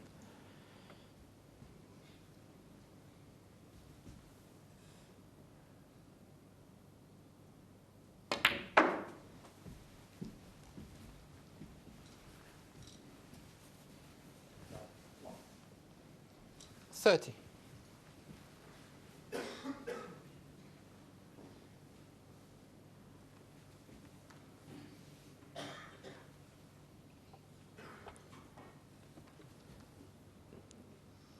Just got to mind the cannon on the pink here. Yeah, managed to avoid it. That was 31. well struck. If it had flicked the pink, the cue ball would have gone very close to that left middle pocket. Again, he's got the choice. He could play into the red and pink here. You think he's bound to be on something. No, still playing for the loose reds. Using the blue. It's not the easiest 36. ploy. It's not the easiest way of building a break to win the frame.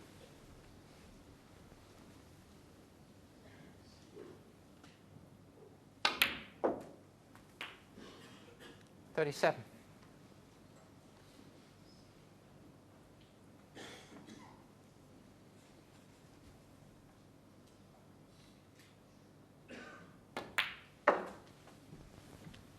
That's his fifth blue, but he's let the white run a bit too far. He's still got a red 42. for the corner or the middle pocket. Just a bit too much pace, and he's not that many pots away from winning this frame that he badly needs to go to the mid-session interval with.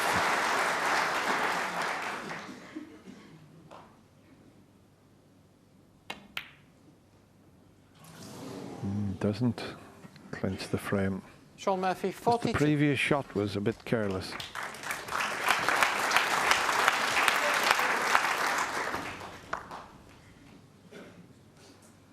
Might have been slightly easier to put that in the corner. I think Neil was looking to see if he could pot this and cannon the red away from the black and bring it into play, but I don't think it's a natural.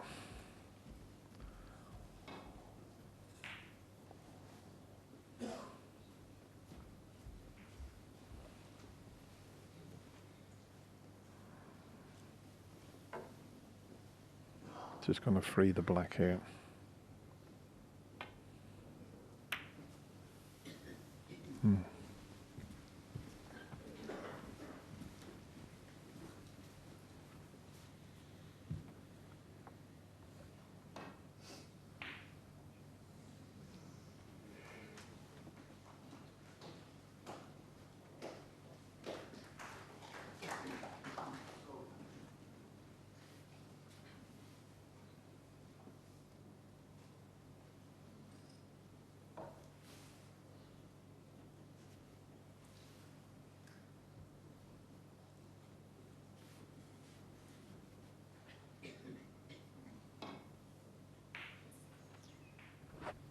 If you were 52 behind, you'd have a go at the red up into the corner pocket. But Sean can't risk that.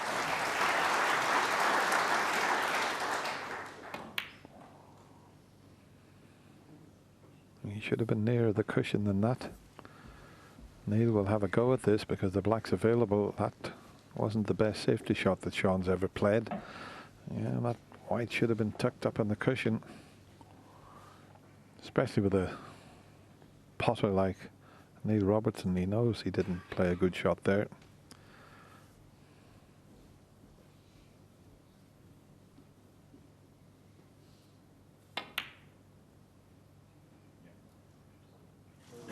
Not this time though. But had that have gone in, look at the position he had.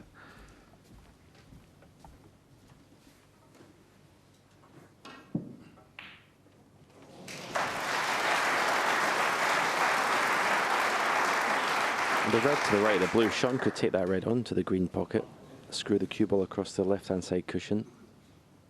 You'd imagine the only red he could possibly leave is the one he's playing, should he miss it.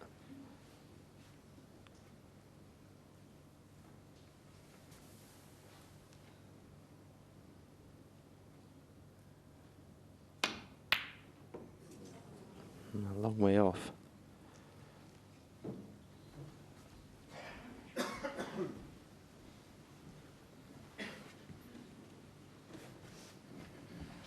And the one he did miss is the one that Stephen suggested he could possibly leave.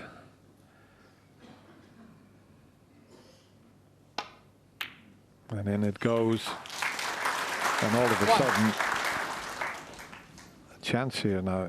He's got a lot of options here. He could pot the black, come across, try and free the pink and red. He could pot the black, go up for the reds that are just up past the yellow there. Looks like, well, he was going to play the cannon, because if he misses the cannon, he'll come across and drop on one of the other two reds there.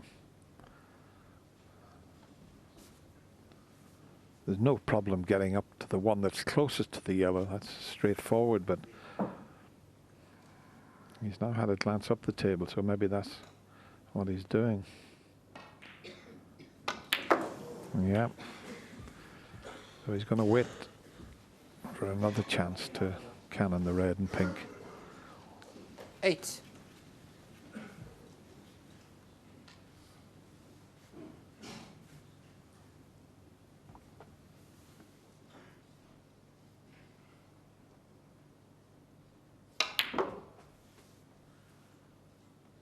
Nine. Didn't quite get into that one. It's the first shot. He hasn't got the purchase of the cue ball that he was expecting or wanting.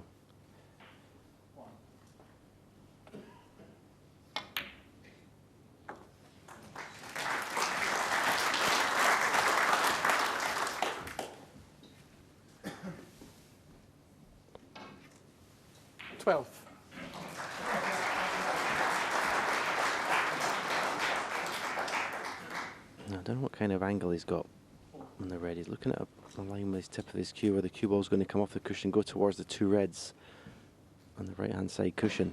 Can he take one of those off?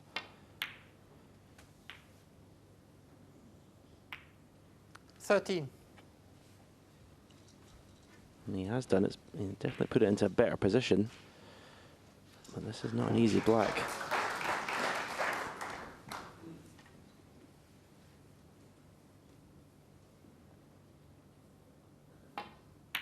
Wow. Ooh. Thought it was possibly a natural angle to flick the pink and red, but just was off. He was always going to have this red to the right corner. Stun off the cushion and knock the other one further into the middle of the table here.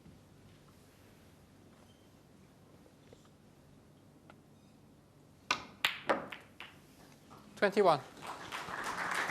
Again, he can play the double shot. If he misses the cannon, he'll be on the red to the middle.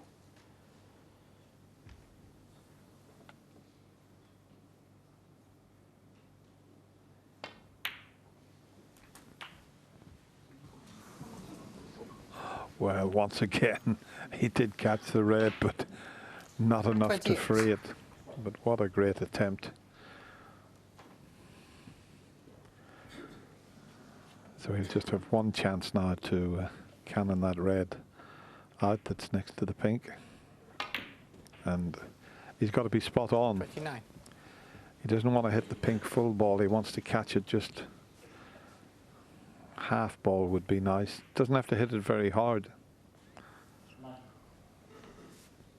finished a touch low, hasn't he? He's really got to get into this cue ball. He's really got to nip it. And of course, if you get into it too much, you can do what you said, Dennis, catch the pink full ball and snooker yourself.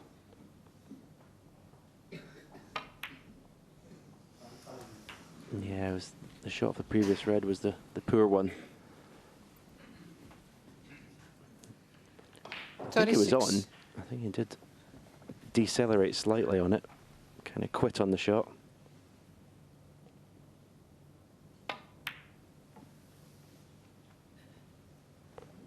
But right back in this frame. 36.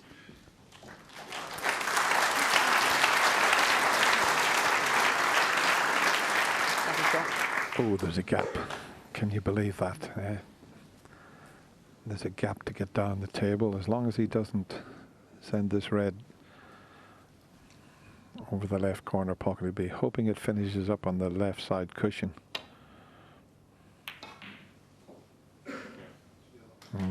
White needs to pull up. White needs to pull up. And it hasn't. Okay, he got a good red there. Bit unlucky to go in off, but Neil can play a very good safety shot here. Twice across with the red and in behind the black and up and down with the cue ball. Could put Sean in a spot of bother again here.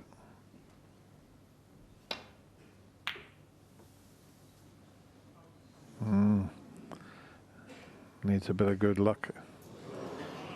And that is very fortunate because he didn't catch the red as he intended. The red shouldn't have been anywhere near the corner pocket, but what a flick on the brown that was. Now Sean needs a little bit of good fortune to hit the red and knock it safe.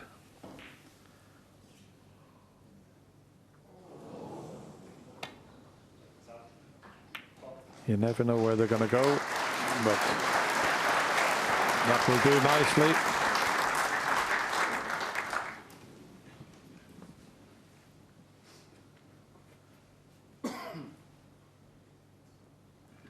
Well, he's looking at the potting angle.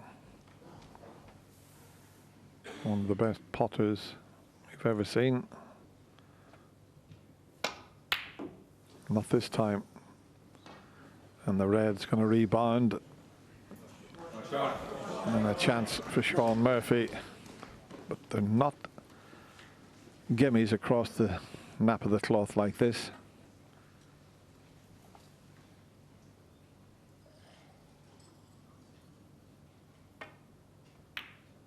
Good curing. One. Yellow's the better ball. It will come back up again. He just has to drop it in, come across in behind it again.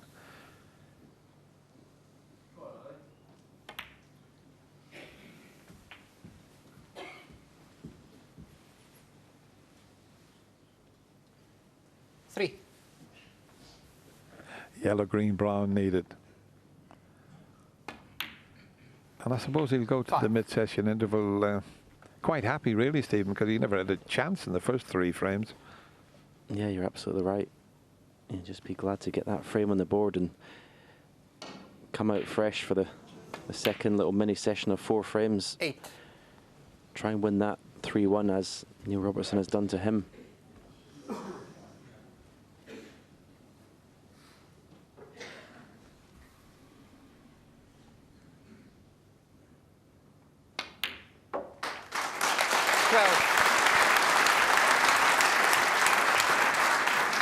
The blue to stop his opponent coming back to the table.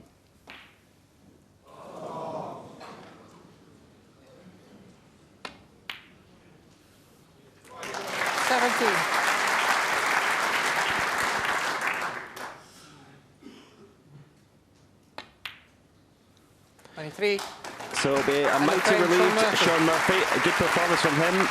And he's won the 4th frame, but he still trails Neil Robertson by 3 frames to 1. He does, but a healthy break of 52, and Sean Murphy off and running. It looks like it's going to be a tough match, this, for Sean, Steve. It is, but he did his job very well there. OK, so he didn't win it in one visit, but you know, he got his hand on the table, started potting a few balls and just settled down and then looked very assured, really. So I think he'll, you know, I can't say he'll be delighted with that first session, but he's made something that could have been a bad situation, 4-0 behind, look a little bit better, and he's got a bit more optimism, I'm sure, for the second part of the set match. He still looks so dangerous, Neil Robertson, every time he comes to the table. You must feel a real sense of insecurity when you got this fellow. Well, yeah, exactly, because when you do get the odd chance, which he's only had in the fourth frame, you've got to make the most of it. I'm very impressed with Murphy there, actually, because he's not seen a ball. He made a good 50-odd break there from basically having no table time whatsoever. And he'd be delighted to get over the line, because Neil nearly got his way. And he had, you know, he's had the long red there, which he had a dig at, which didn't go in. But you can see why Neil has been keeping it as tight as he has. You know, there's the first example of Sean getting in amongst the balls and having his hand on the table, and he makes 50. Yeah, exactly. It's funny, when you know you've got somebody on the ropes or you've been dominating, your job is to try and keep them there all the time. The moment you let them off, you know, that moment has gone, the bubbles burst a bit. So you know, you'd probably expect Sean to get his teeth into the match a bit more now. Absolutely. OK, we'll be back with that one very shortly. But, you know, very few players, I think, in the game can boast the record of Ali Carter, and not just in terms of coming here to the Crucible, but also in terms of the odds that he's beaten to get here, because he's beaten cancer, he's beaten Crohn's disease, and he's back for a 17th campaign on the trot this year. Ali has reached 2 finals here. He first qualified to play in 2003, and that first final came in a campaign in 2008 in which he made a maximum break. He's one of only 6 men to have done it. He lost to Ronnie in the final, and then again in 2012. Now, he made it to the quarterfinals last year after beating the Rocket very famously in that fractious second round affair, which was christened Shouldergate by one and all. And he's exactly the kind of qualifier that you'd want to avoid this year, as Jack Lisowski knows.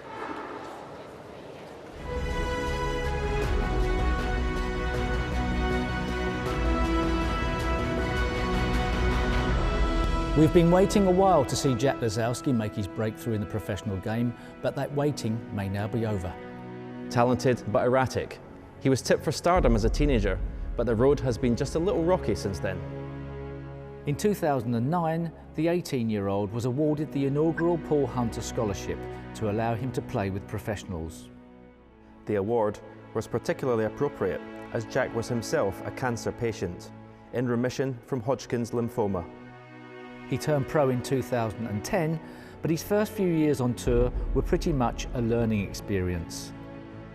In 2013, he reached the quarter-finals for the first time in a ranking event, the China Open. He also qualified for the World Championship for the first time, though his 10-3 defeat to Barry Hawkins showed he still had plenty to learn. But the past few seasons haven't really seen him kick on as expected. His progress in a lot of tournaments was ended by heavy defeats. You sometimes need to win with your B game, and Jack didn't appear to have one. That was borne out by his ranking position. Before this season, he had never been in the top 32. For a player of his talent, it just wasn't good enough. But now, something does seem to have clicked. He reached the semi-final of the Shanghai Masters last season, and this season, he began like a man possessed. In his hottest run of form since turning pro, he reached the final of the first ranking tournament of the season, the Riga Masters, and followed that with a string of quarter and semi-finals. The challenge now is to maintain and then improve his game. If he does that, don't be surprised to see Jack Lisowski holding some silverware in the very near future. In a way, Jack Lisowski's mirroring Judd Trump. Incredible talent, raw, natural talent, but he hasn't perhaps had the match play game in place. But perhaps he can go further, perhaps his cue action's better. He's a supremely talented young man. There's very few in the game that strike the cue ball as well as Jack Lisowski. Watching him play and watching his talent, you wonder why he hasn't done it sooner, come up the rankings sooner. I think there's a lot more to come in his career. I think probably the answer may have been he hasn't got a match game, or he hadn't a match game, but it looks like he's getting those parts of the jigsaw in place now.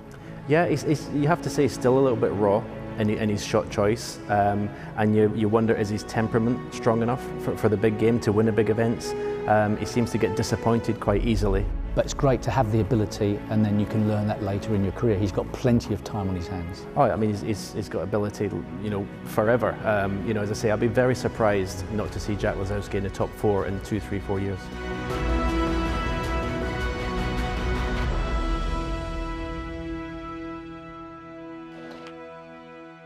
So like Ali Carter, Jack too, as you've been hearing, has overcome serious health issues in the past. He beat lymphoma in his teenage years and in fact still does an awful lot of work with the Teenage Cancer Trust. So two very tough players here. And what an eventful first session they shared last night. 2 black ball games along the way. Carter, the world number 19, was 5-2 in front at one point, but Lisowski held his nerve to take the last 2 frames of the session and come into this afternoon's deciding session only 1 frame behind. And let's pick them up in frame 10 then. It's Carter leading by 47 points to 41, very tight. Alan McManus and John Virgo have teamed up for this one. Oh, this is a good shot. That is quality. That is a brilliant shot. To leave the green in the middle of the table and get it full ball. What a shot.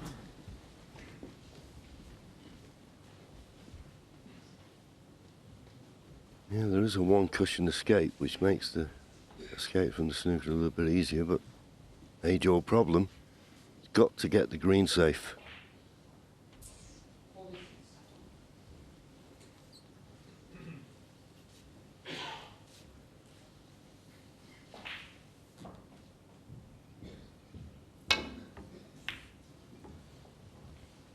Got to get the green safe, and he hasn't. So here's a chance for Ali Carter to get back to 2 frames in front.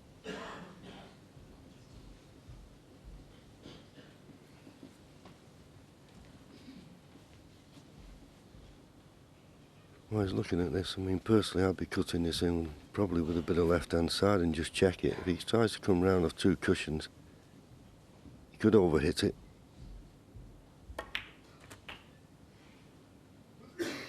Free.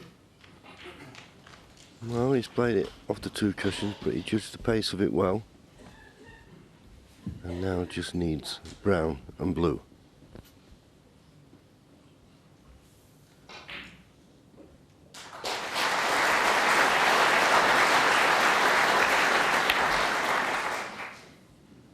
Seven.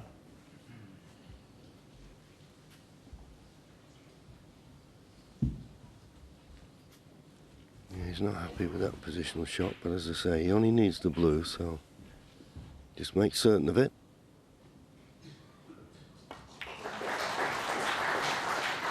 Which he's done. And that now puts him 18 points in the lead, with just 13 remaining. 1 snooker required.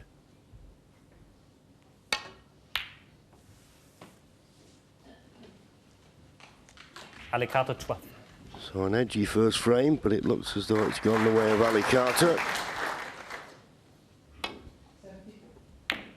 Foul. Well, for certain now that Jack Lisowski's gone in off. Both players will regret, but Ali will have no regrets because he won the frame.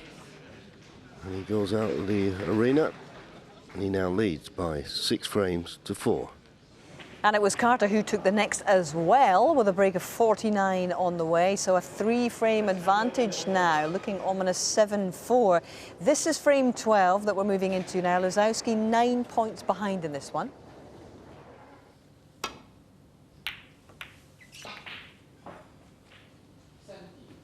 Well, there you go, another safety. Not tight to the baulk cushion. Left the red on. Got to sharpen up.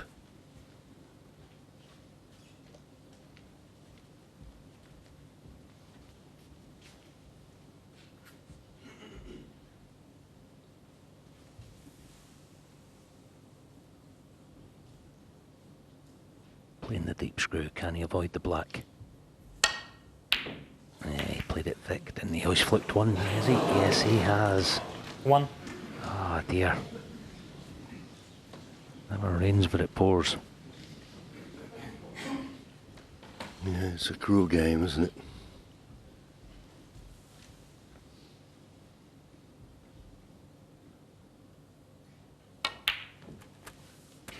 Didn't try to do too much with the black. I think he's just about come off the cushion enough. I mean, you think, how did that go in? 8. You could play that a million times and that wouldn't happen.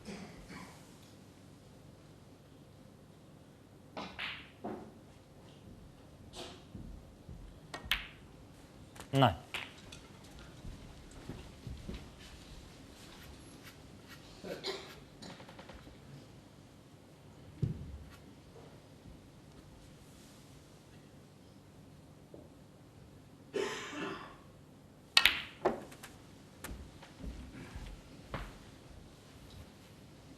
This will be full concentration now, this visit. Ali's 16. snooker savvy will tell him Sure. that win the frame in one visit, and that's a good move. Give yourself 10 or 20 extra seconds by just getting the white cleaned and get the plan in your mind how you want to go about this visit. Let's say snooker sense will tell him here, win this frame at this visit. It goes a long way to administering the coup de grace in this match. 8-4 in front is a long way back. 17.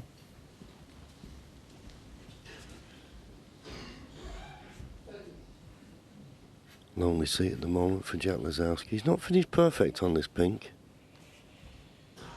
Got a little bit of work to do with the cue ball, and when that's the case, things can go wrong.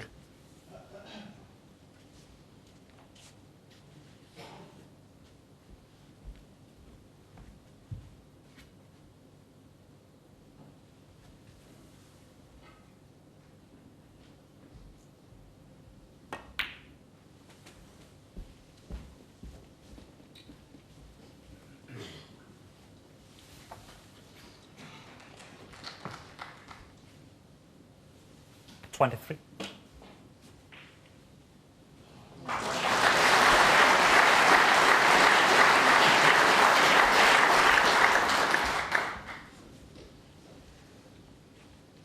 Actually, last week back at qualifying, Alicata came through it in flying colours. His last couple of rounds, he beat Jimmy White and John Astley to get here. It was nip and tuck actually, up until 3 each, 4 each, that kind of thing, and then he pulled away once he got himself 24. settled into the match.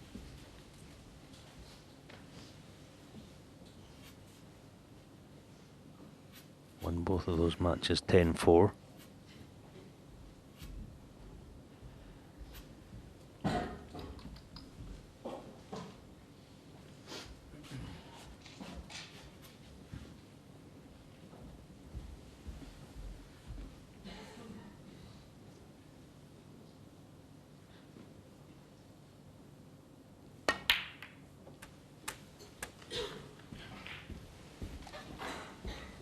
Now looks to have recovered prime position. I'll say that, he's just slightly hampered. He's got a red to the right middle.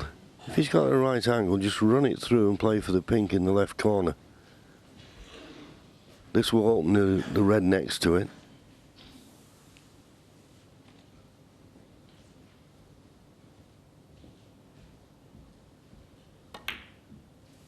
And now 31. all set fair to win the third frame of this vital second session.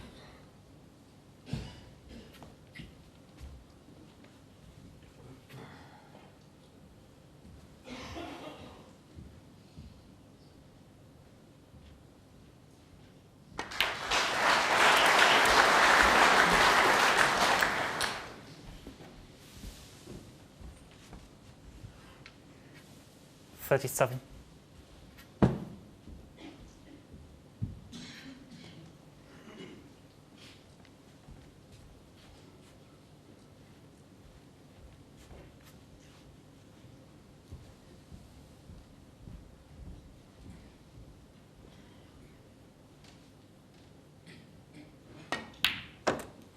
$38.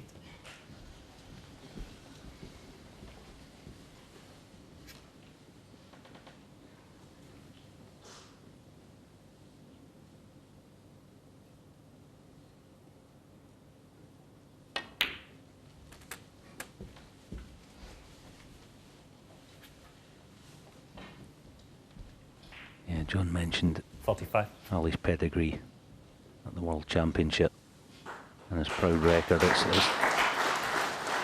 You can see why he's got one, don't you? 46. Famous maximum he made in 2008 on this very table.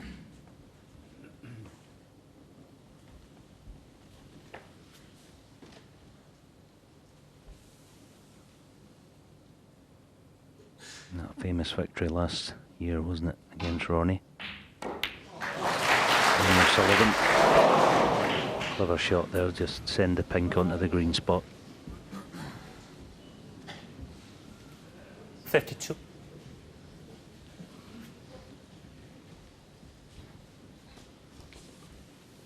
Red, black, red would clinch it.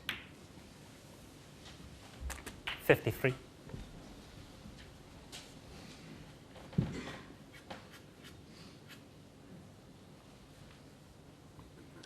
Just a little bit careless to leave himself hampered like this.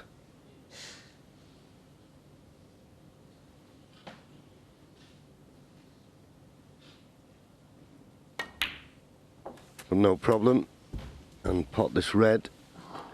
And he'll go 70 ahead with just 67 remaining. 61.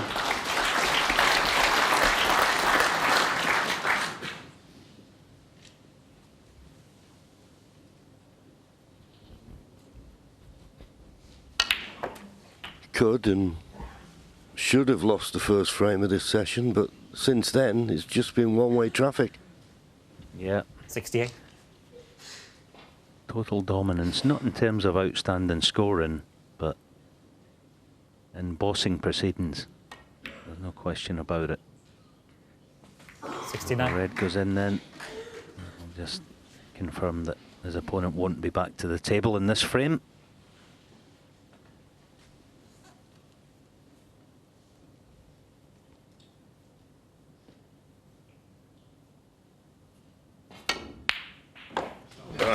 Terrific pot. Cued that well, that'll make him feel good. 72.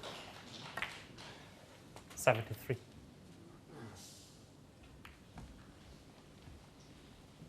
Well, it's still enough on for a century, but those two reds near the top cushion are going to be a big problem.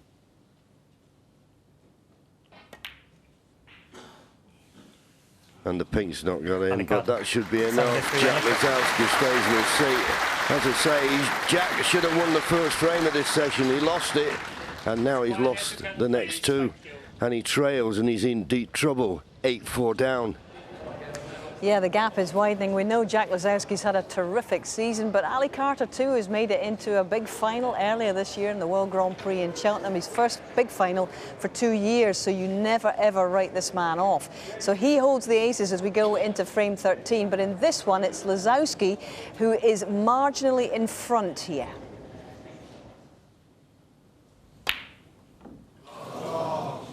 Wow.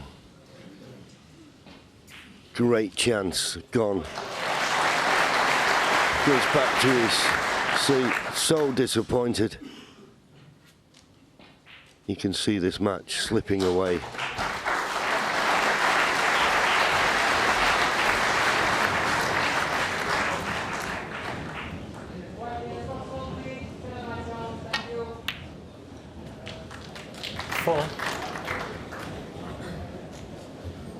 Inch perfect it appears on the blue.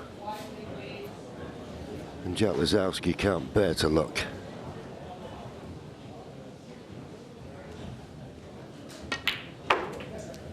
Nine.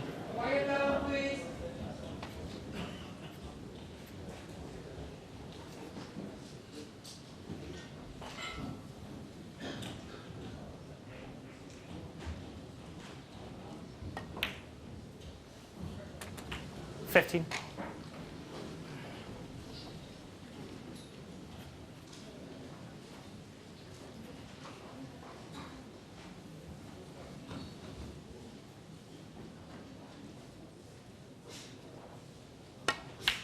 Jack had a couple of chances but couldn't take them. Ali Carter didn't make that mistake and wins the mini session 4-0 and extends his lead One away from victory, it's 9-4.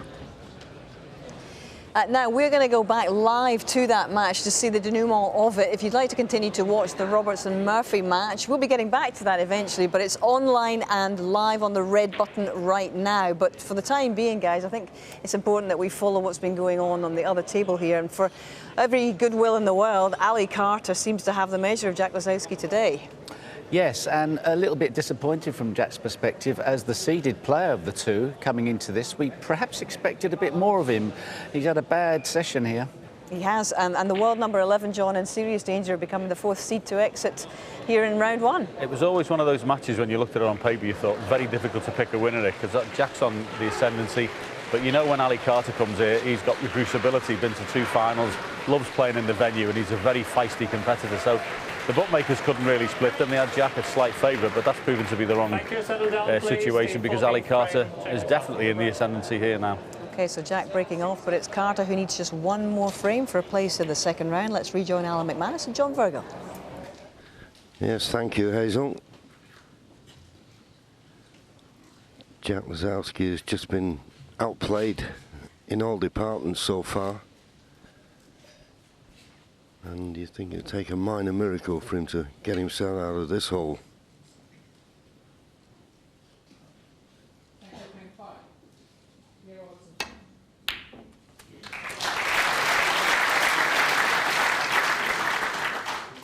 One.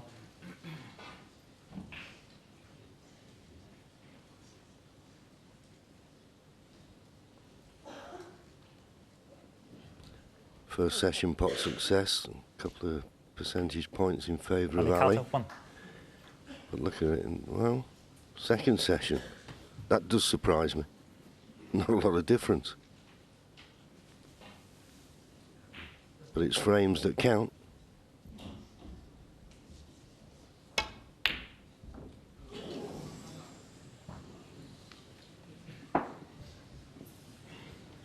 Well, it was close, as we've said so many times about his long potting. And once again, I don't think he's been fortunate. I think this red that he's missed will pass the black. Clearly.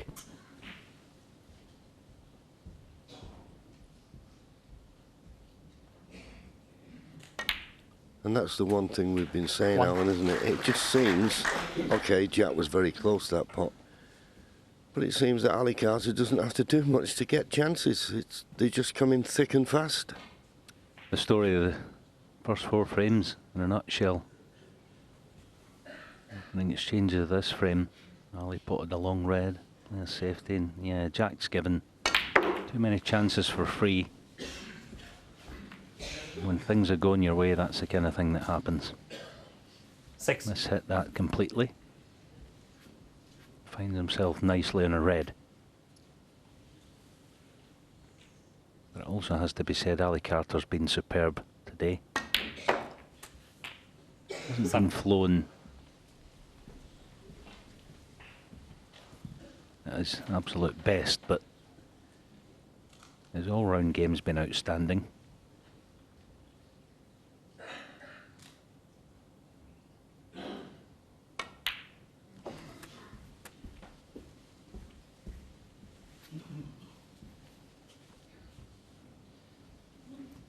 $14.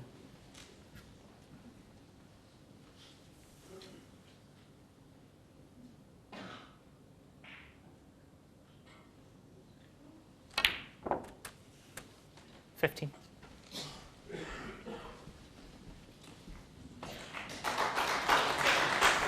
Nice angle to go into them here.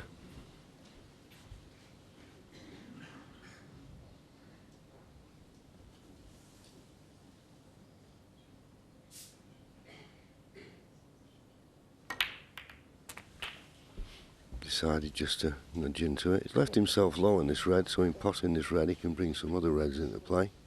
22.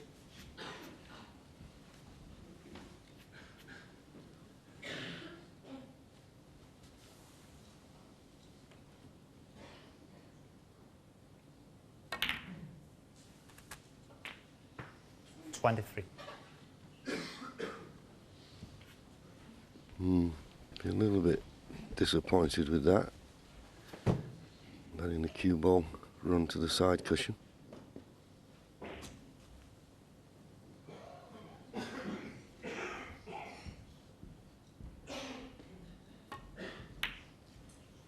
So just having to roll the black in, leaving himself a straight red to the far left corner. 30.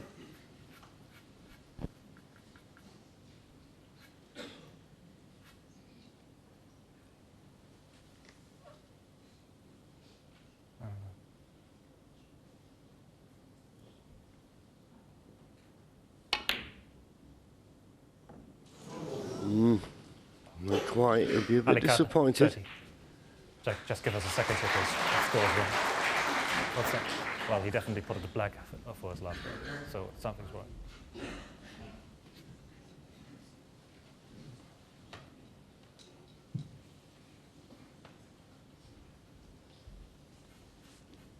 Just heard the referee saying about the score. For some reason, the marker was putting on the wrong one. Maybe that's a way out for Jack.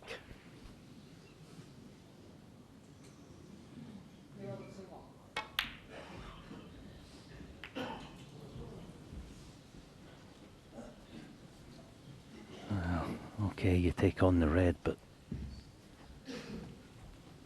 surely he's got to try and not leave the red into a similar type of shot for Ali into the green pocket. And just whether he can avoid a cannon. He won't want to take any undue risks. So close to the winning line. Of course, you want to press on and race over it. It's whether he can avoid the cannon and the other red. I'm trying to pot this as thick as possible. See, he tried to pot it thick. See that? The good thing about it was there was minimal risk playing it that way.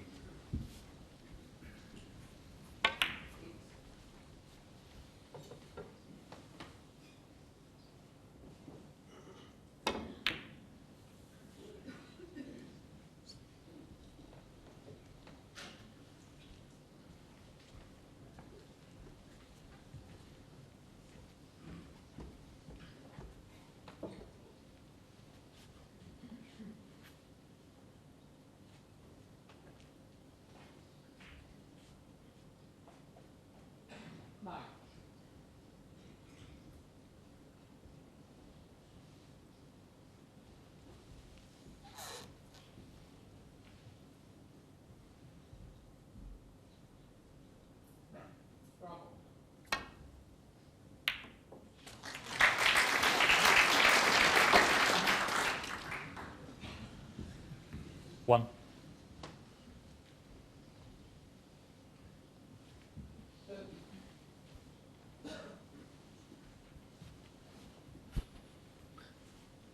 It was a good pot from Ali, but flick on the brown, of course, ruined his position.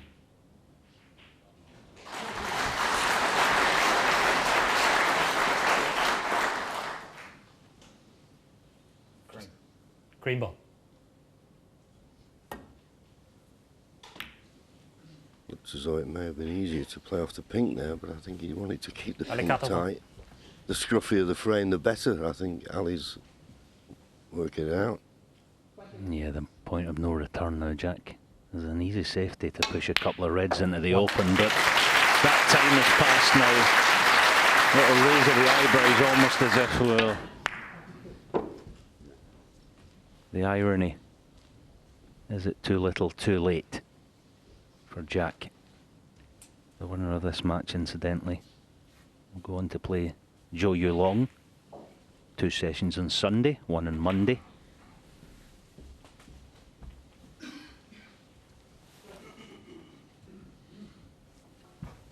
Yeah, and what a performance he put up against Mark Allen. Some very interesting second round matches coming up. Will Jack Lisowski have any interest in those matches? As I say, he's really got to produce, well, unbelievable snooker to get back in this match, because Ali Carter's not going to fade away. 13.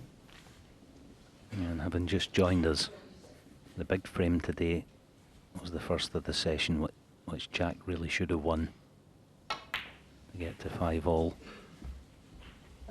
Ali dominated the next couple of frames and then 18. won the last frame before the break on the black 19. to confirm his dominance. And that was a loose positional shot there. The right-hand red of the two in the middle of the table will definitely go to the right corner, but he should have been better on the blue.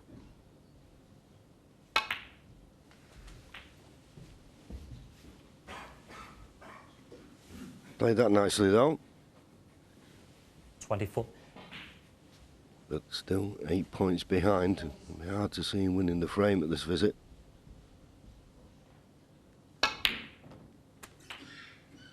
$25.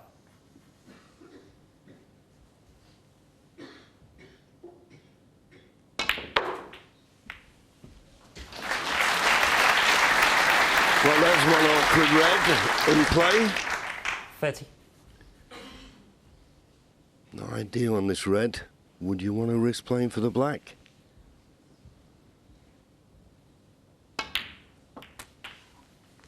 No, couldn't avoid the kiss on it. 31.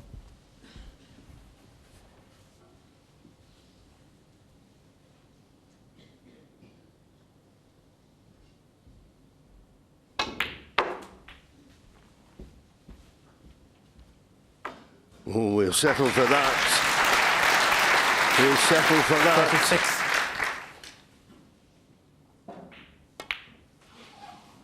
A couple of moments ago, it looked as though it was almost nigh impossible to win the frame at this visit. Not now.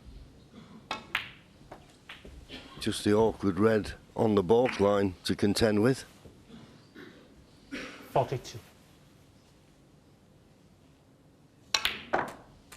Yeah, he's one of those players as well as Jack that can switch to playing right-handed. And it looks like he's going to get a chance to do that. Screw this onto the cushion. Yeah, well played. Let's see if he plays it right-handed. I think he will do. Quite proficient. 48.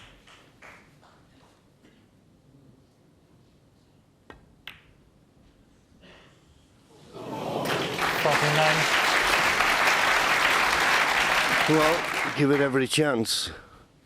But this isn't ideal on the brown. If he digs in too much, he's got to avoid the kiss on the black. Decides to swing it round off two cushions, needs to slow down, needs to stop short of the baulk line, otherwise he'll be snookered.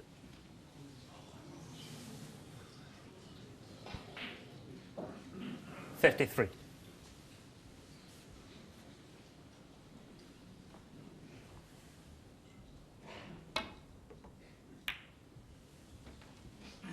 Check Lisowski, 53. No, it hit the yellow. I wouldn't say it's safe, but I think this yellow may just pass the green. Ali 21 points behind. Doesn't look as though he's playing the pot.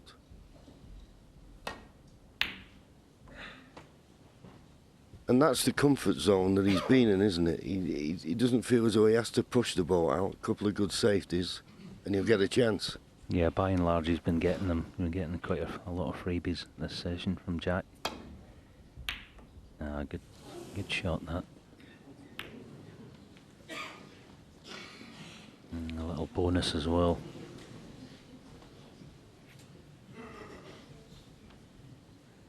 Yeah, 21 behind, so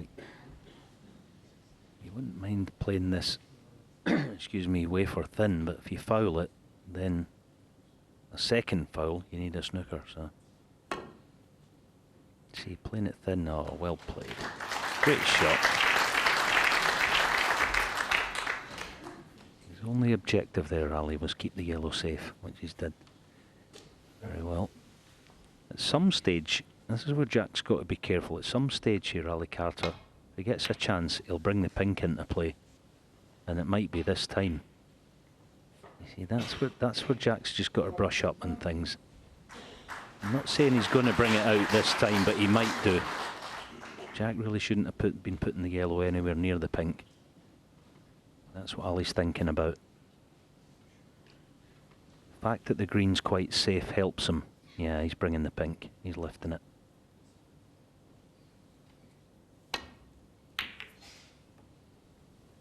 See, just small details like that have been the difference in this match.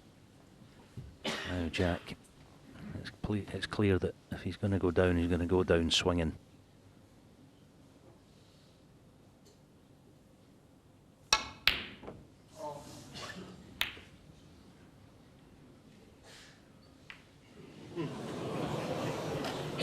Well, but I think there's a gap. I think Ali may just be able to get past the blue here. Well, he's looking close. I think he can see the yellow. Well, there you go. Can he see enough to pot it? Difficult to tell. Maybe not.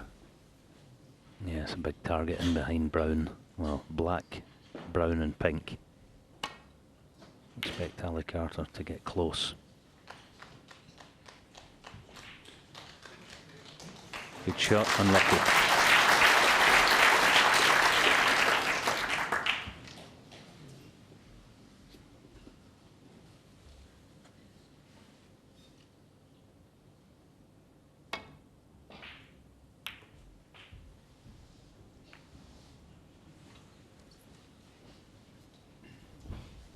Decent shot.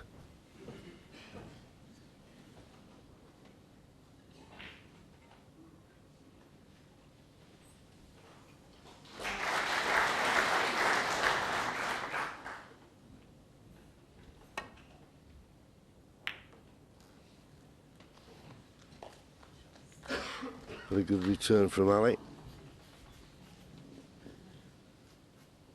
Now does Jack dare risk the figure of 8? Or just a plain safety? It's just a plain one. Push the yellow to the side cushion, but that is woefully thin. Alright. Well, he won't be clearing up from here. Barring a miracle shot, but he's in the box seat now. He may not even play on the green, just pot the yellow. And gain the tactical advantage.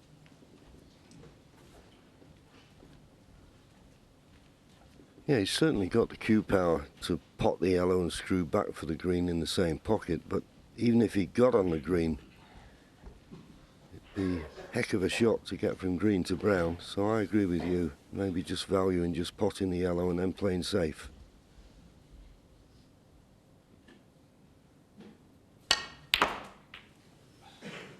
Two. Well, in the end, he did try to get on the green. And the way it's landing, he'll be wishing he just played the yellow. It's a little bit awkward, this, to play a telling safety.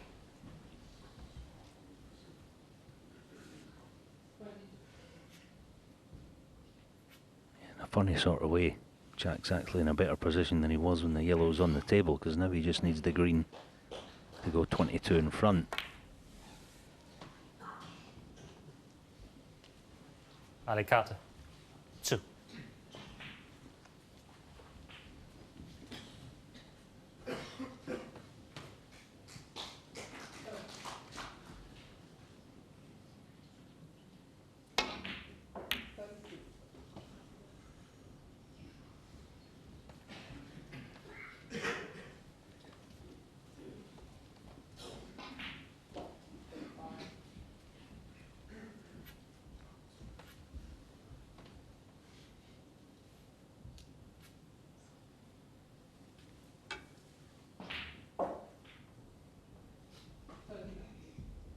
Anywhere close to the pot here. Got a chance of a snooker.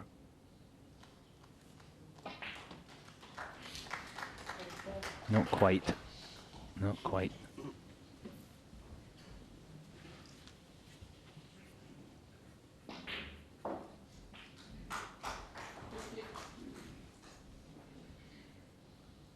If he's playing the left half of the green, got to miss the blue. And he's done it. And the kiss on the brown has helped slightly.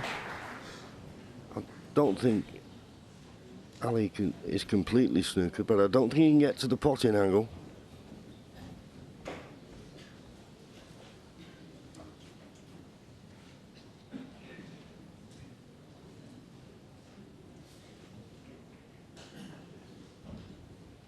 That confirms it. Can't pot the green. Comfortably hit it.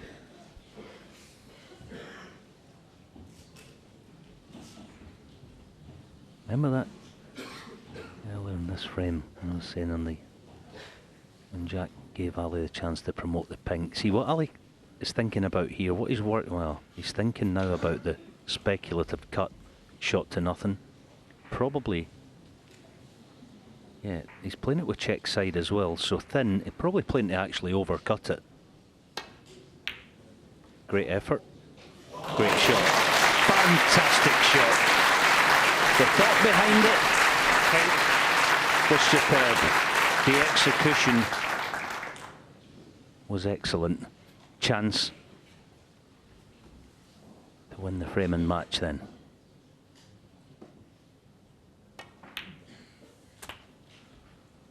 Seven. Well, it was such a good pot. It deserves to win any frame. But this is the big one to send him through to the second round.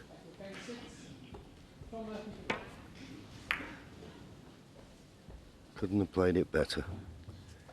He's just run a little bit too far on the blue. He may have to come on and off the top cushion. Well, he's running through, so maybe he thinks he can drop behind the pink for the middle. 12.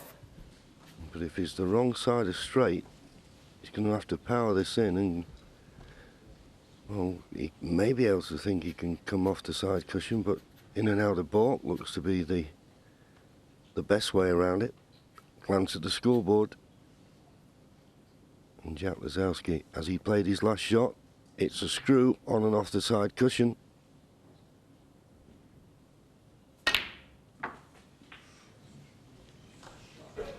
$18. It's thinner than he would like, but this for the match. And another seed will bite the dust. Can't look.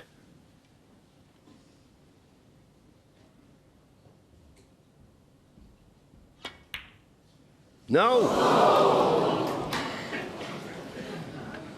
A reprieve for Jack Lisowski. 18.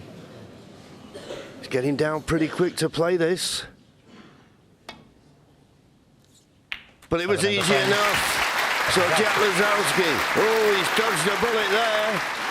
And Ali Carter with a right smile. But deep down he won't be. He's missed a chance to be in the dressing room. Jack Lisowski's still in it. Still 4 behind. But could that be a turning point? Oh, a wry smile from Ali Carter, but Johns makes a very good point there. I think the third black ball game of this match so far, we've had some cracking frames, Steve. Yeah, and it looked for all the world as if Ali Carter was going to convert that chance. He was out of position, but he was obligated to go for it, and it was one of those ones. Yeah, it's not the worst shot in the world. It's just it wasn't guaranteed. So yeah, Jack Lisowski would be delighted to have salvaged it. Yeah, and Carter did everything right. I mean, that was a beautiful green that he played, really beautifully thought out. You said when we were watching it, and that looked like it was going to be the beginning of that match-winning break. Bad pink.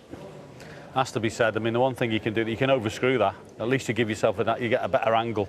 To underscrew the pink in the middle pocket was the mistake, to leave himself thin on it. I mean, actually erring on the side of being harder rather than shorter there. There's no downer to it. So he didn't get into the cue ball enough and left himself a thin cut on it. But that was the mistake there. It's actually, yeah, if you're a club player and you're struggling with your positional play, before you get down to play the shot, ask yourself, would you rather be playing this harder and over-hitting the shot, or playing it softer and under-hitting it for the next shot? It's not a bad way to go about things, because you can get yourself into many traps positionally on the snooker table for that reason. OK, so there's still life left in this match as we head back to Alan and John again. There is, Hazel, very much so. Already seen a couple of huge comebacks, not winning the match in the end. Doughty and Mark Allen. from worse positions than this, and all of a sudden Jack Lisowski will have perked up a tad. Be thinking 9-5, and he's one of those players that can reel off 2 or 3. Double quick time. What he will have also right now is a free arm. You know, he doesn't have a match to win right now. He has a match to just simply get back into, so he can freewheel, hopefully, for his point of view, for a couple of frames. 6. Yeah, and also it wasn't that long ago he thought he was going back to the dressing room and packing his bags back at the hotel, so completely different mindset now.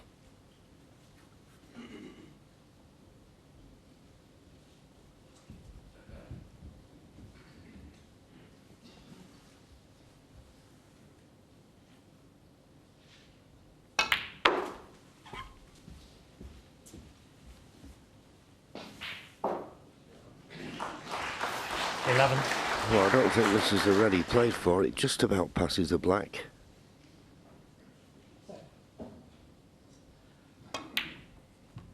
But nicely in the heart of the pocket. 12. And landed perfect on the blue.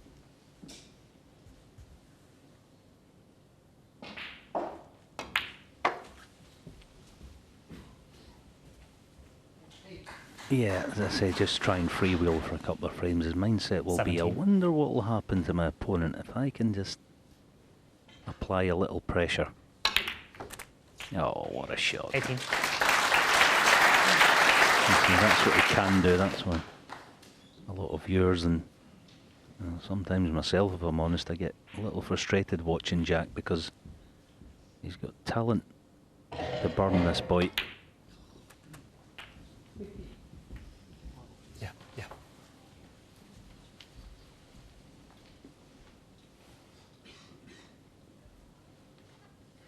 25.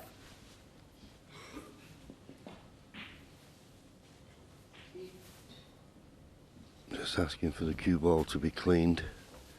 Feels as though he had a bad contact. But Ali sat there. Will we be thinking about this, do you think, Alan? Well, he's only human. Probably will be. Not for long, though. He's been here, seen it, done it. And got quite a number of T-shirts as well. He'll get tuned back into the job in hand. But all of a sudden, 46. It just looks a different Jack Lisowski, doesn't it? You know, he's been very poor today in selection, execution, everything. But all of a sudden, looking keen. 31. 32.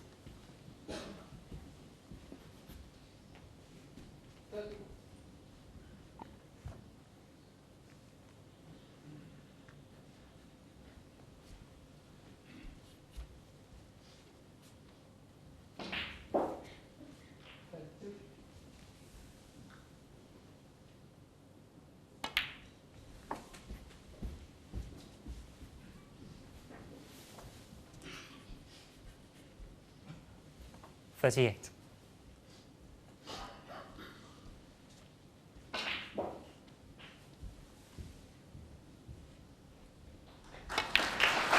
$39.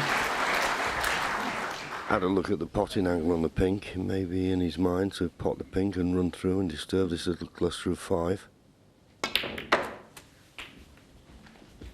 Well, he's all right. I thought he may have stuck to the red, but he didn't.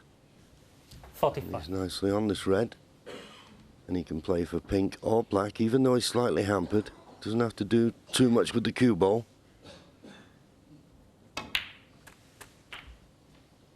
46.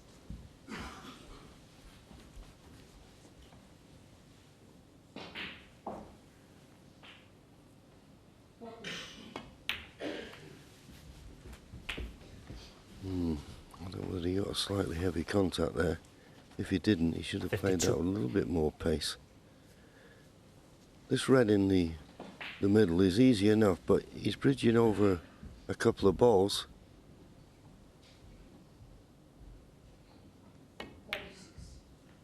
$53. Nicely slotted in.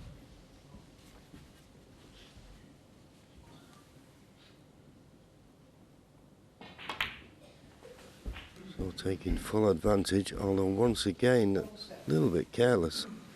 Should have been further 58. down the table.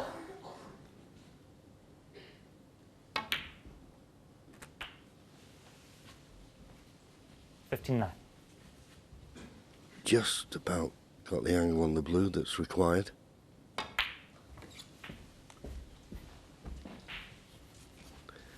And Justice Red. 64. And in no time at all, he's won this frame. 65. Taking full advantage of the reprieve that Ali Carter gave him.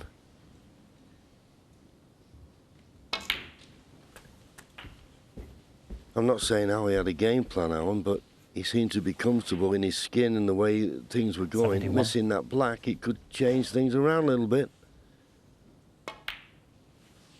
And that will mean Ali Carter will not get back to the table.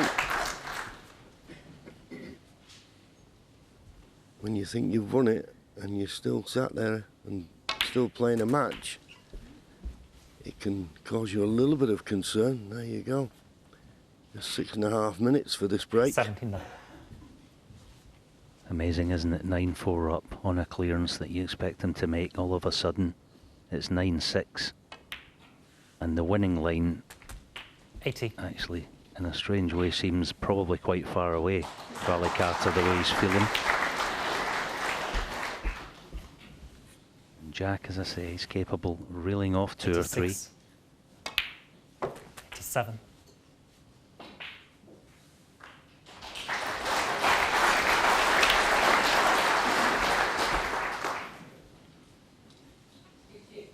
$94.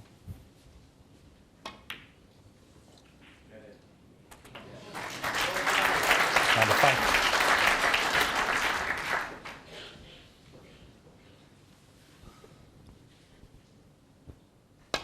And just for good measure, yellow and green 97. for his second century of this match. 99. And it will be the 33rd of the tournament. Well played. Well played. That's what he's capable of. He's not produced it yet until now. 106.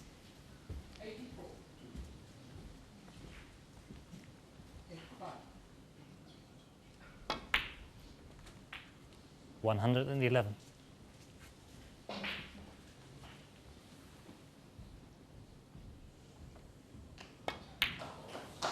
117.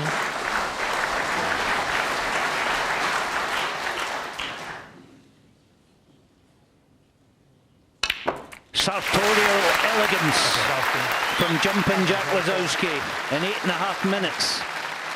A beautiful century, and he's still in this match just. It's 9-6. Oh, and suddenly, as Alan says, Jumping Jack has jumped back to life out there, because that is a fantastic break, his second century of the match. Whilst Ali Carter stewing in his chair, and I wonder, Steve, how much his mind will still be dwelling on that missed black in the last. Well, it may be more so because Jack Lisowski's reeled off that frame very, very quickly. If you want to make a nice stew, pot the balls very quickly and you can get the other guy really thinking about his mistakes. Yeah, absolutely. We were talking during that frame about last year when Jack came here. He's a seed this time for the very first time as world ranked number 11. He's come up from 26 to 11. It's been a fantastic season. But last year, of course, he knocked out Stuart Bingham and then came up against a very, very capable John Higgins and was demolished in the second round. These learning experiences, what will he have taken from that, and what difference does it make being here as a seed now? Well, if you don't learn from a situation like he had with Higgins last year, then you haven't been watching snooker very long. He got an absolute lesson of how to put the cue ball in the worst place possible. And John Higgins did an absolute match play number on him. He just kept him away from everything, didn't let him see a ball, made it difficult, took his chances. And really, he was never in that match. But, I mean, that would have been a very harsh lesson for him, but one that he'd gone away and had a look at. He's massively improved in that department. Still a little bit naive in parts, which is the way he plays the game. Generally, it happens to people who are naturally talented here, as we saw it with Tapchaya. They're not always the world's greatest at the tactical side of it because they don't think they need to be. But he's definitely improved in that department. But What he can do is what he's just seen there, which he can score very quickly, and I agree wholeheartedly with Steve. I mean, there's nothing worse than making someone think about the black they've missed to win the match when you go bang, bang, bang and win a few frames quick. So, massive frame coming up. Different kind of pressure as well, though. You're the guy expected to win, despite the fact that you're playing a two-time Crucible finalist. It's about as tough an assignment as you could get for Jack. Yes, and as Alan McManus said, you know, perhaps the finishing line seems a bit more difficult to get over now for Ali Carter. He's experienced enough, though, to sort of, you know, treat every frame as its own event, and given a good chance, he'll be trying to take it. But if Jack Lisowski sort of can continue the pressure, knock a few more balls in, you know, there may be some panic in Ali Carter. See, big shot, Ali Carter.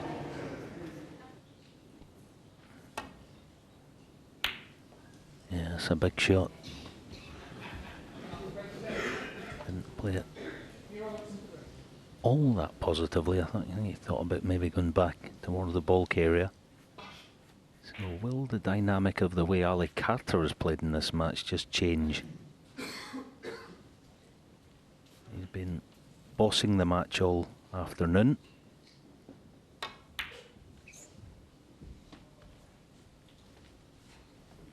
Mainly the fact that he's been given so many chances without having to work for them.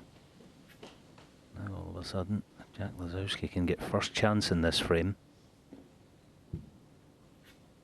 Apply more pressure.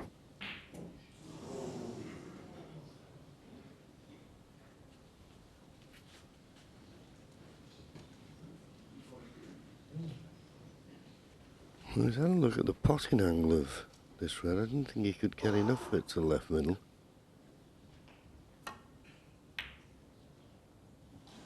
Well, he nearly did. Now, where's this cue ball going? It's dropping on a red to that same middle pocket.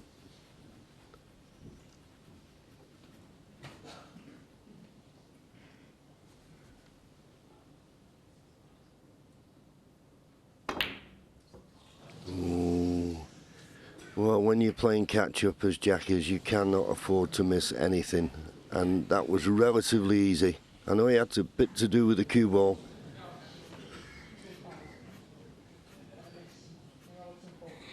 Couldn't afford to miss that.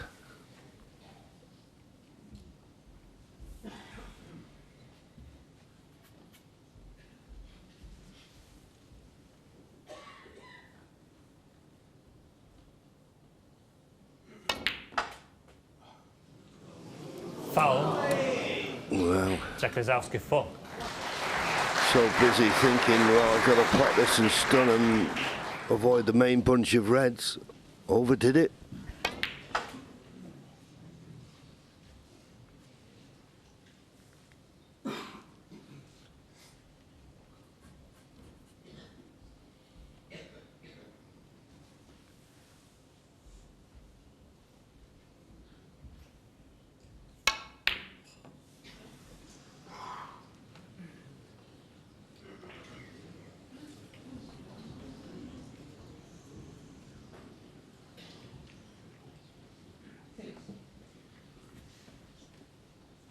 Well, it just ran past the middle pocket.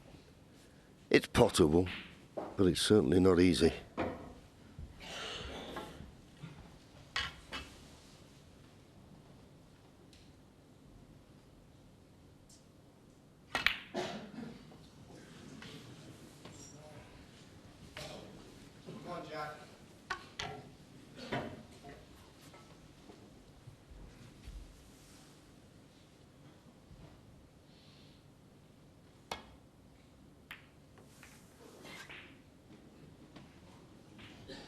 Is this green gonna come and help?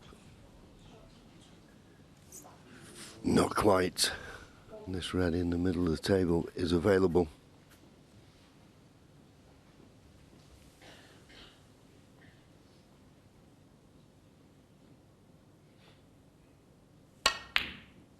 Oh, sweet. Actually, too sweet. Look at the work he got in the cue ball there now. This blue, a little knee knocker. This is a toughie, especially if he plays it dead weight. I think he'll play it on and off a cushion. Give me a little bit more positive through the strike. perhaps not. Looks a bit on the straight side, but this is tough. Well played, just overcooked it, perhaps just trying to guarantee the pot. Don't blame her for that, but looks very much like end of break. 6.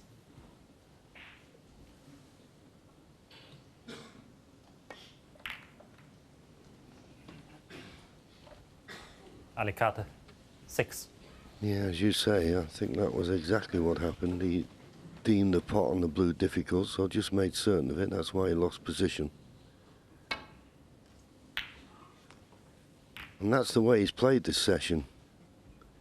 Trying not to make any silly mistakes, but I don't know. I just get a feeling that this match is slightly turned. And I'll definitely have the feeling if Jack Lisowski can win this frame. Yeah, there's almost an unwritten rule in the Crucible that you've got a match to win. The snooker gods dictate that you have to go and get it. You have to go and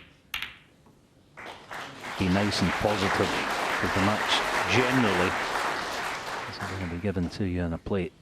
It remains to be seen.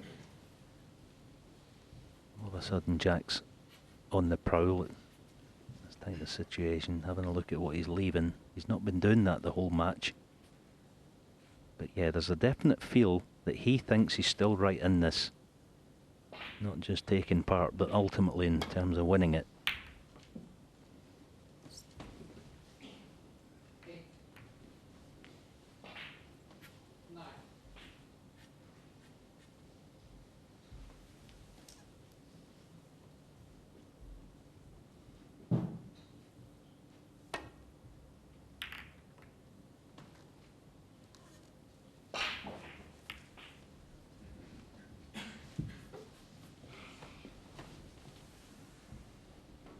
Possibility he could tie up the black here. Managed to not too much now. Needs this to sit.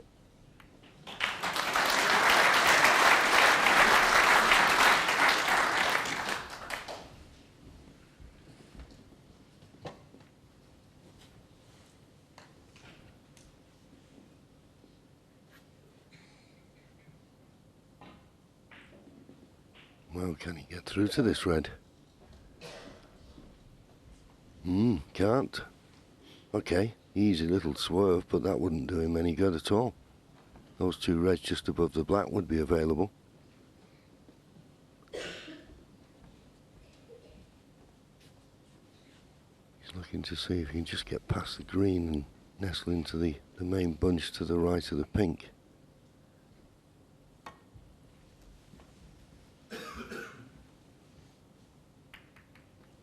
Yep, just able to do it, but Jack Lisowski, at the moment, in control of this very important safety exchange.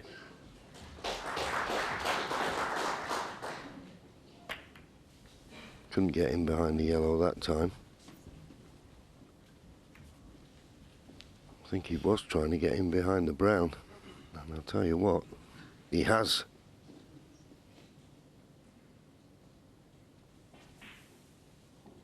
Yeah, well, he has to be careful here if he errs on the thin side. Oh yeah, well played. To get that at the first time of asking is exceptional. Now, it's the red closest to the cushion that Jack would like to be on. Okay, he's got a straight red, he'd be on the black, but if he missed that, he'd be leaving something. If he can get the one near the cushion, he can roll it in, leave himself near the top cushion beyond the black.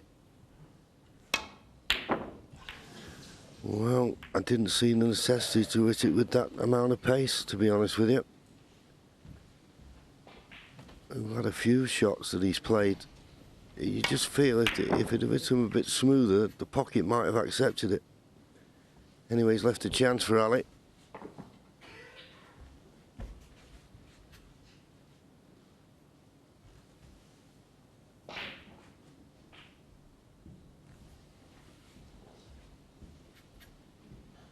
Did the correct thing. Any doubt, get back up. Back to the prep. Can he execute? Oh boy, he can. That was a beauty. 1.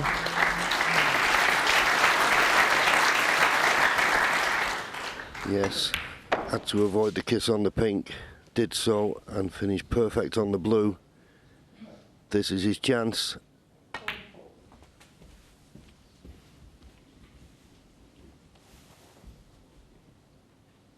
Just overrun it slightly. He'd like to have potted this red and play for the black. I don't think that's an option now. Yeah, the other thing, he's going to have to play for blue because he doesn't want the pink going on the black spot. So, top side of blue. 7.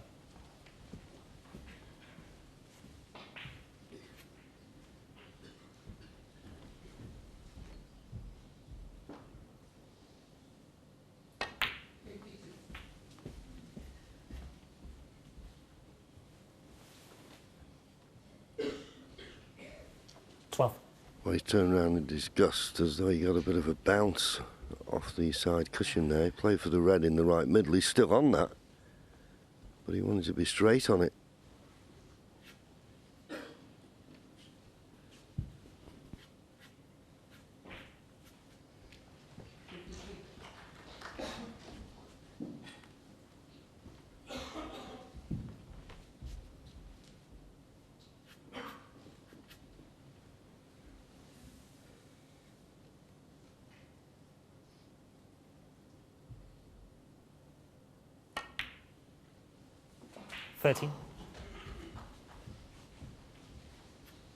Managed to hold for the blue.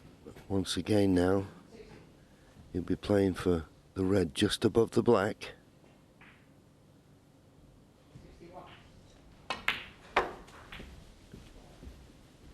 And this time, perfectly on it.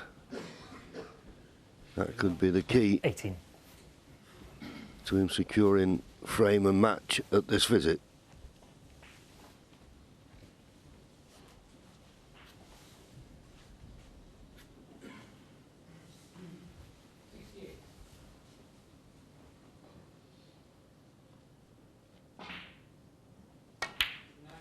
$19.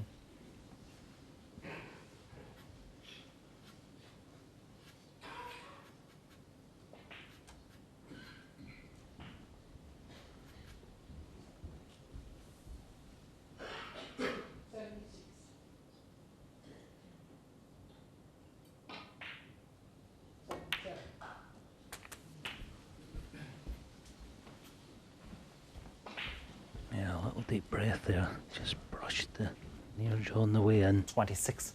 Heart would have skipped a beat. 28 in front then, slowly but surely. 27. We know all about his character in this auditorium, Ali Carter. He showed it last year, he's shown it, well, the last 17 years he's been here in a row. Tough as a teak lumber yard, this boy.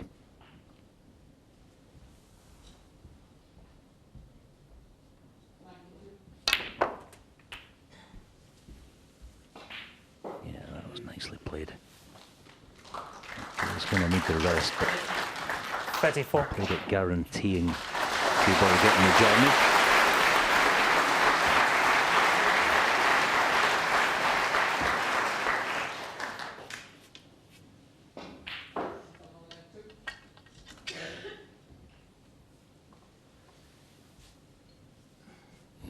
Can just about reach it.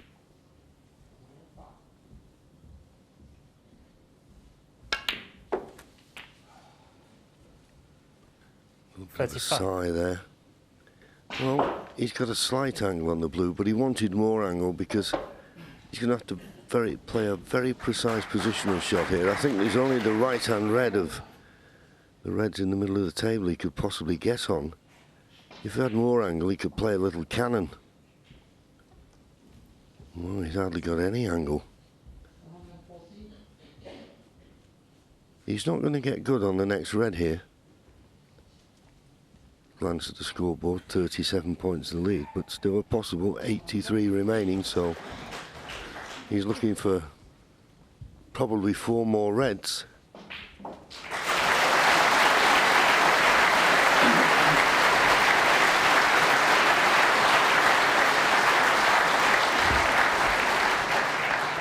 Yeah, part of the problem with this shot, topping it through on and off the cushion were right-hand side. It's actually quite a skinny target in terms of making a cannon.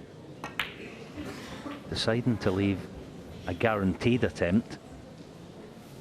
The one thing you can't do is avoid the cannon on the second 40. red, so this could go wrong.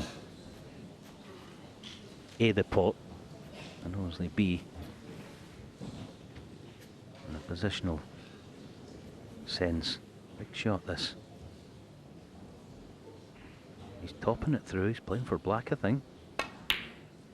Cue ball back up. 41. Wrong side of blue. I suppose if you're going to be the wrong side, you want to be quite low in it, so you can get in and out, no problem. But can he drop in one?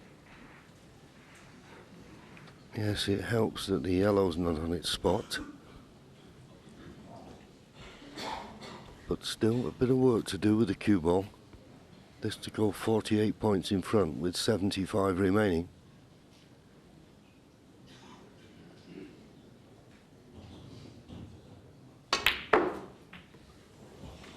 Well, I can't believe he played it like that. I don't think he's on 46. anything, but he could not have possibly played it like that. I don't know why he didn't come down the other side of the table, in all honesty, but to play that gap in between yellow and green with side, that's not what he played, but he didn't gain any advantage.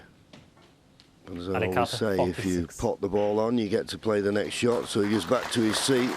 A useful lead, 48 points, but still 75 left.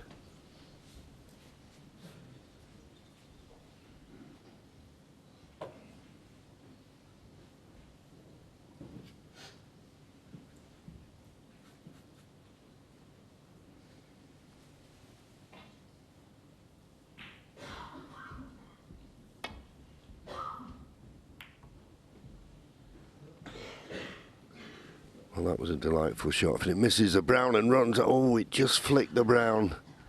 If it just passed the brown, I think he'd have been snookered behind the green.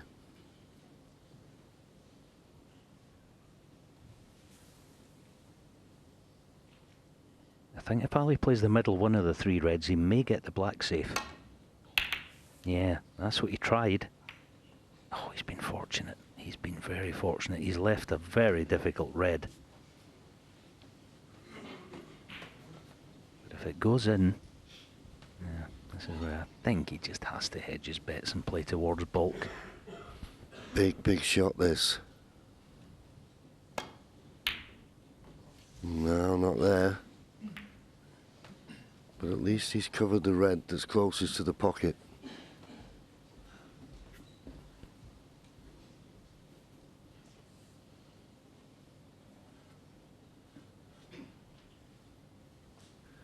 "5 hours, well, some may say it should have been over maybe half an hour ago.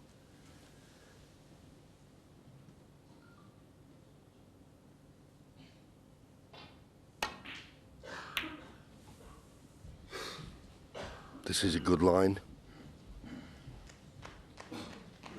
And it's a good length, and that could be the match winner. Jack Lisowski, how do you get out of this snooker and not leave a pot on? And if you do leave a pot on, it could be your last shot in this year's Betfred World Snooker Championship.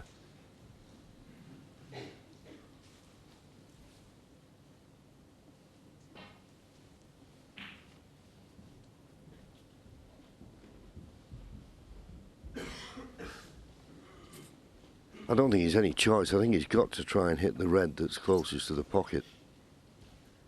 And if you can come off two cushions and hit it, fine, you know, but you've got to try and stop your opponent getting to that one.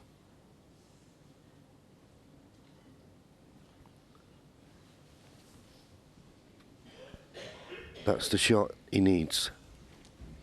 Oh, he's well short. He'll get another go. The miss will be taken. It's pre-warning now. You're quiet. Yeah.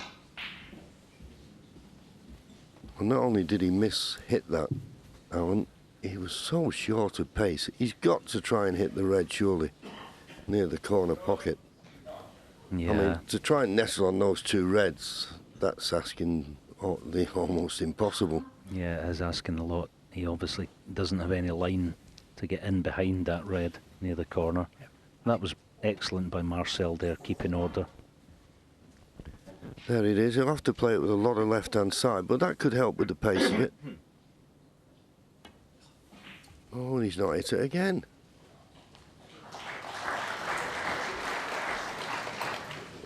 Well, as I say, okay, he's hit the red, but he's left the red over the corner. It couldn't be the right shot for me.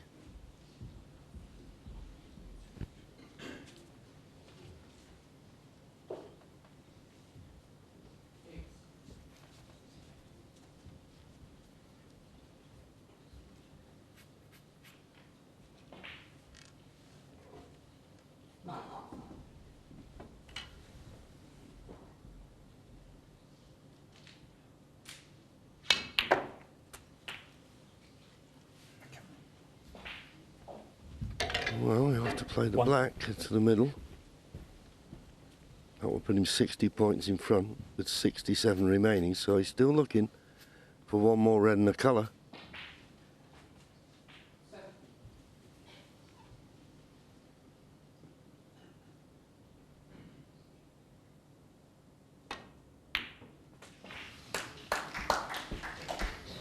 Well, that nearly stayed out. That was not clean. 8.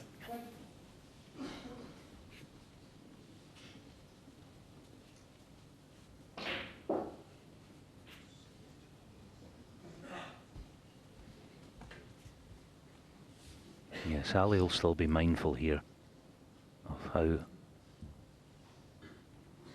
dangerous Jack Lisowski is in this type of situation. He's got a chance of dropping this red into the middle, and if he drops it in, he could be frame and match winner. Or clip it thin and try and get in behind the green. I don't see any value in stunning this red up to the other end of the table whatsoever. I think he might be trying to pot this in the green pocket, you know. Yeah, decided just to go send it towards bulk. Ali cut 8. That's not a bad shot at all, I think.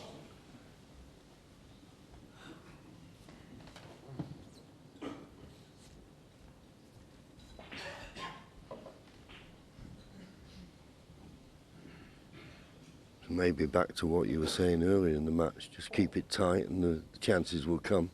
Yeah, I think, as I say, he's mindful of Jack. He's got such a loose arm in this type of situation. With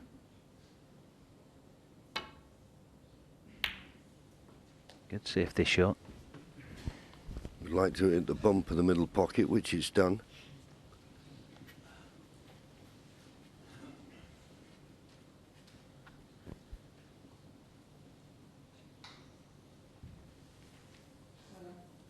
The thinking here is obviously in behind the bulk colours. You don't get in behind one, you hope to push one safe. Just pushing the red safe. Again, not a bad decision, but a red has just popped its head out. This is not easy, but a half chance for Jack. How straight is it? Just low of straight, so only a half chance. 1.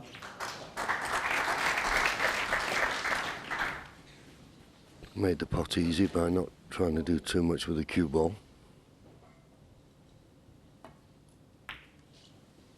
Rolls the blue in now, 54 points behind, 59 remaining. Still got a few points to spare.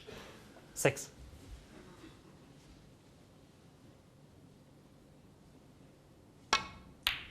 7. Played for the black and he's not stunned over far enough.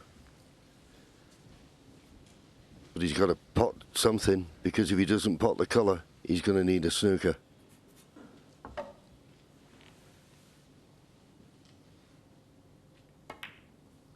That's got to go in. It's got to go in. He now needs a snooker. He's 53 points behind, and there's only 51 remaining. Gift for Ali Carter.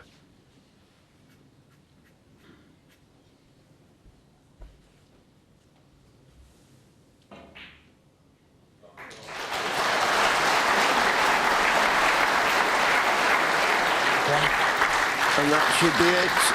No way back now for Jack Lisowski. He was given a lifeline. He followed it with a tremendous century break. But Ali Carter stuck to his guns and outthought him. I think that's the key to what's happened in this match. Pink ball. And that pink means there's no return to the table now. 60 points the lead, just 43 remaining. Jack will be very disappointed. Didn't have to go through the grueling exercise of 3 qualifying matches. Came here by right. Could have asked for easier draws, of course, but there's no easy draws. And he goes over to Ali Carter. I think they're good pals, these two. They've been very complimentary about his other shots, but Ali Carter proven here. Jack Lisowski's still got a lot to learn in my mind, but Ali Carter, twice he's been in the final. Who's to say he can't get there again? He beats Jack Lisowski, another seed out, 10 frames to 6. Yeah, battling performance from Ali Carter, as you would expect. And Carter's only once lost in the opening round since he reached his second final in 2012. He really does have a very good record here. Needed a couple of goes to get over the line after blowing it in frame 14, but he's through. Yeah, and it was one of those situations, really, unless Jack was scoring in one visit, you always felt that Ali was going to get a few bites of the cherry to get over the line. He played a good, decent frame there. A little bit of help from Jack as well, but he'd be relieved to get over the line the first one. Nothing worse. These opening rounds here at Sheffield, as we keep saying, it's not a particularly nice place to be. You don't feel as if you're involved in the tournament until you're over that one. So he'll look forward to you long in the next round. Absolutely, and actually just looking at that, they've really hardly met one another. I think they only met in the Championship League a couple of times in the World Grand Prix. Carter beaten 4-3, so it's a real unknown quantity in terms of the longer match against Zhou Yulong. How dangerous do you think Ali Carter could be this year? Well, he's got a track record here that proves that he can be very dangerous. And even though he hasn't really been sort of featuring at the final stages of events, he's always capable, and he's always a player that seems to have a lot of confidence in his own ability, quite rightly so. And he was a tough draw for Jack Lisowski first round, probably the hardest qualifier draw you could have got. It'll be a different prospect against Zhou Yulong. He's a brilliant all-rounder.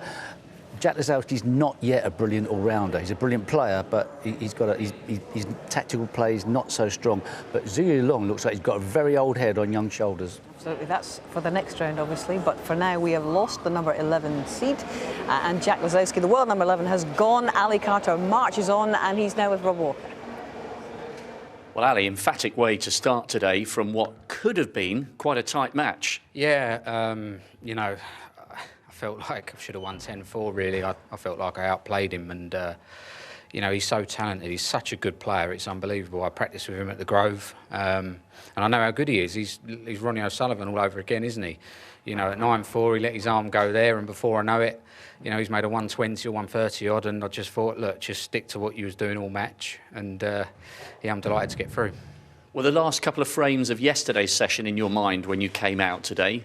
Well, no, not really, because I felt like I hadn't done a lot wrong. It was a really good session for both of us yesterday, and I think I felt a bit hard done by not to be 6-3 in front. But at 5-4, I thought, well, look, it's all to play for today, and I nicked a couple of frames to go 9-4, and I'm delighted.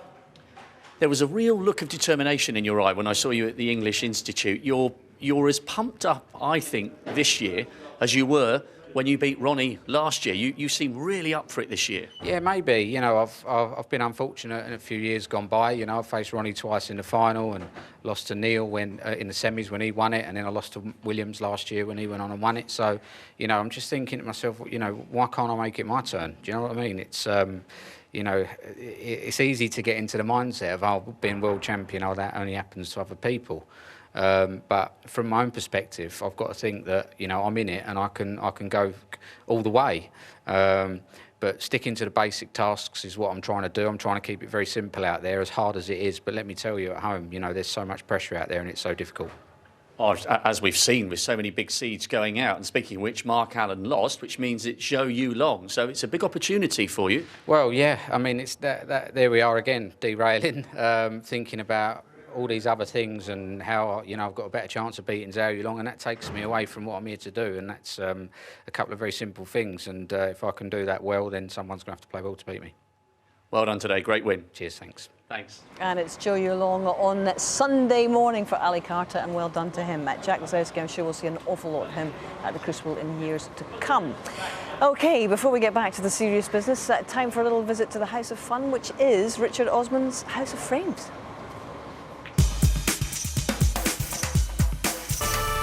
Hello there, welcome back to Richard Osman's House of Frames. Hope you're enjoying the snooker. After yesterday's first round, John Parrott, you were our early leader with 3 points. Very impressive. Sean, you had 2 points. Ken and Steve in last place there with 1 point. But we're playing 5 rounds, OK? We'll play round 2 right now, and round 2 is going to be distinctly average. Oh, we're qualified for that then. Suits you perfectly, doesn't it? Gents, this is a team game, OK? And as always with team games on House of Games and now on House of Frames, the player in last place gets to choose their partner. The player in last place at the moment. Well, it would be. Usually, you want to play with the cleverest person in the room. By and large, I don't. But not indistinctly average. Obviously, it could be you want to play with the worst one, Ken.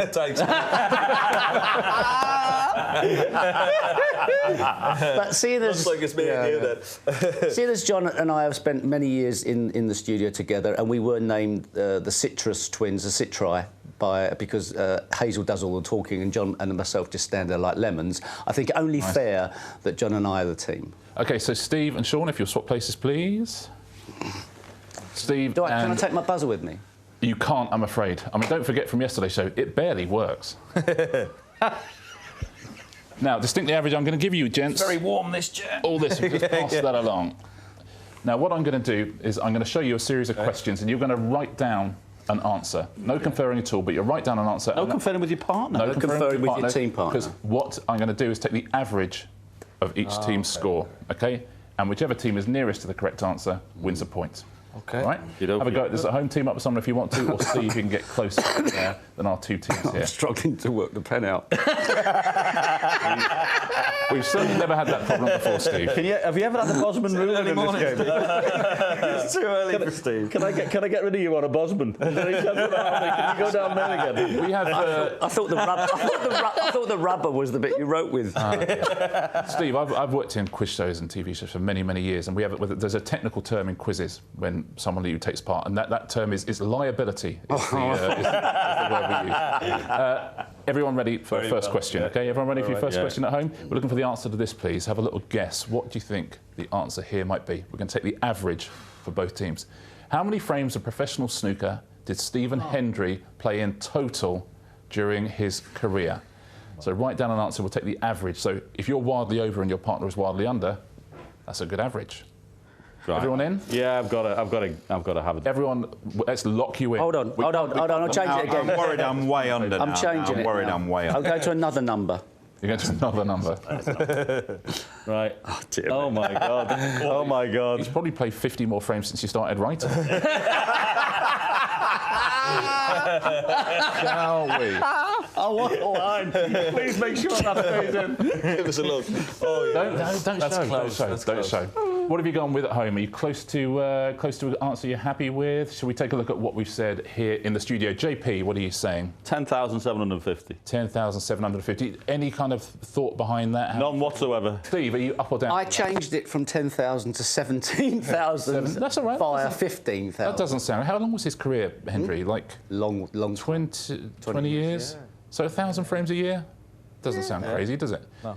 So your average, gentlemen, is 13,875 frames. It's 13,875. Ken, what have you said? I actually had 10,000. I rubbed it out. 7,500 I had. 7,500 says Ken. And Sean, up or down from that? I went for 15,000. You think double what Ken thinks. Your average, though, what have you got? Is 11,250. Yeah. What do you think at home? So we've got 13,000 odd versus 11,000 odd. Let's take a look. How many frames of professional snooker did Stephen Hendry win his career? 11,722. A point to Ken. Well, can I just say to both of you... Thanks for choosing me, partner. Both of your answers individually were terrible. Your average was amazing. Thank you. Very well done. Shall we take a look at our next question? Yes, let's. Write me down an answer to this, please. How many individual players have appeared at the Crucible in the World Championship? How many individual players have appeared at the Crucible in the World Championship? That is not including 2019. We have 8 debutants this year. It doesn't include that. This should be workable outable, surely, if workable outable is an expression. 42 years. Was it 77 that started? 77, John 42 Spencer? years this year. Yeah, So it doesn't 42 include years. this year, obviously. Doesn't include this year. Okay, so 41 It's a good question, isn't it? It's a great question. It's Don't know funny. the answer, but it's a great question. Yeah, exactly. I'm abandoning maths. I'm going on feel. Oh, that's good. Sometimes you've got to, don't you? I've gone in the later stage of the game, muscle memory. Yeah, I've gone for a feel-based answer. Nice. How many times have you played it? I played as different people on a number of. I wish you were now.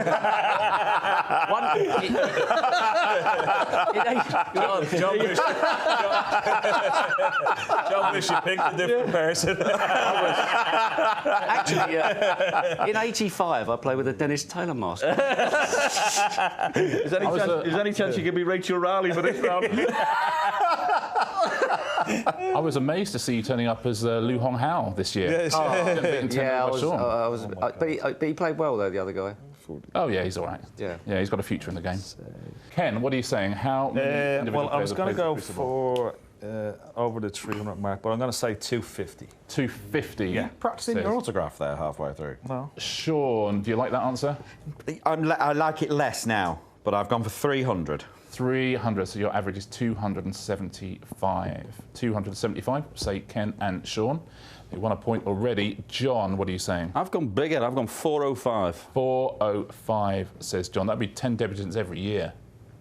Well, I'm having a go.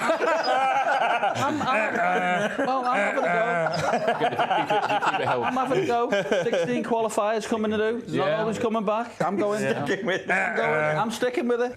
Steve, are you happy with 405? No, 325. Yeah. Okay, 325. So you're both bigger than the both bigger answers. Well, we are there bigger than than those Yeah, I two. suppose so. John, 405. So 365 is your average. So 275 plays 365. I'd have been somewhere around where Ken is, I think, around about 250, but maybe undershot. What do you think at home? Where are you on this? Is it 275 or is it up in the 300s, like the gents say here? How many individuals have played and who has won the point?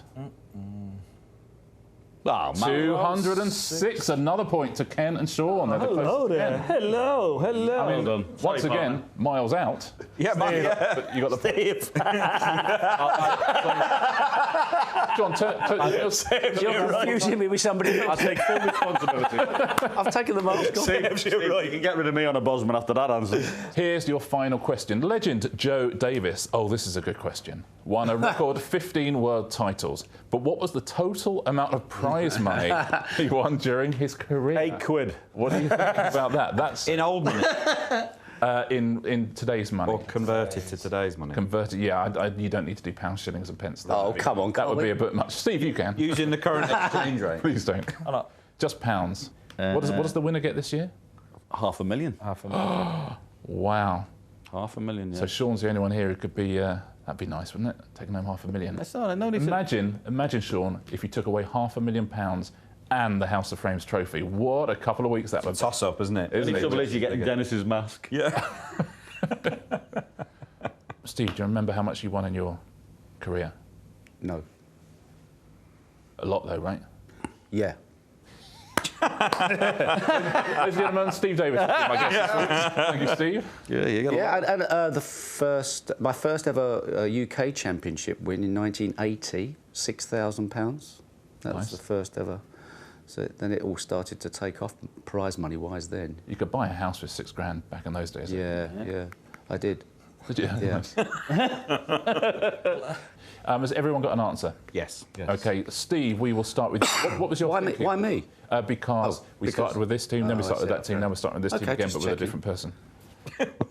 Why me? £99 and 99 pence. In his entire career. That feels a little low to me. I don't know the answer. John, does that feel a little low? Oh, I felt it was just in the world titles, but... Well, either way. Still, I honestly, I think there was just no money, Like unless they almost nothing. announced money. Okay. Well, I've been massively wrong on the other ones, and it's probably massively wrong. I've gone for £250. £250. I'm going to say yours is 100, Steve, just to make the average easier to work out, if you don't mind. Well, I converted it from pounds, shillings and pence into decimal. I'm still going to say £175 is your average, if you don't mind. So £175, the average for John and Steve. What do you think at home? Are you close to that? You above it? Ken, what I do you might think? be a long way out compared to those two, but I'm going to say, I thought it went up as he got a bit older, so I'm going to go, I might be miles out, 7,000. 7,000, says Ken. Being a long way out from these two has worked so far in this. Yeah, it is. Yeah. £7,000, says Ken. I know he got, I think it was 20 quid, was it, for his first one? £6 he won for the first one. £6 for his first was one, it? wow. Okay, Then it went down. That was the most exciting. That's what I'm planning. Sean, are you happy with 7,000? No. 500. 500, says Sean.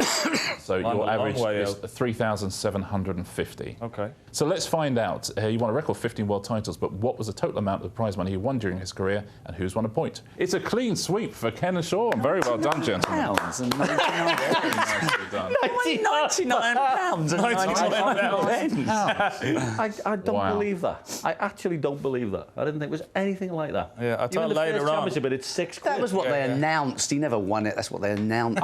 Let's take a look at the scores, shall we? Steve.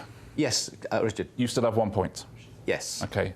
John, you have 3 points. I've dragged you right down, haven't I? Ken.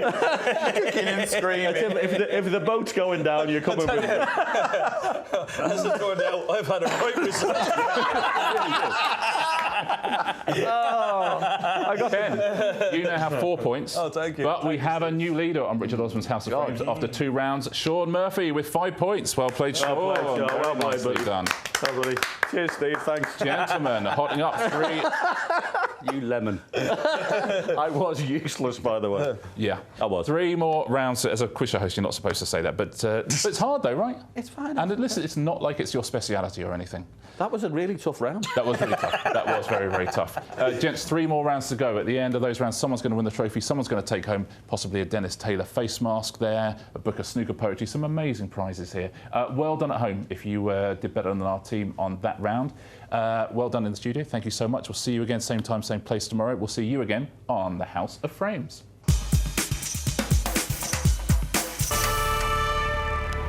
£99.99. Where did you get that from?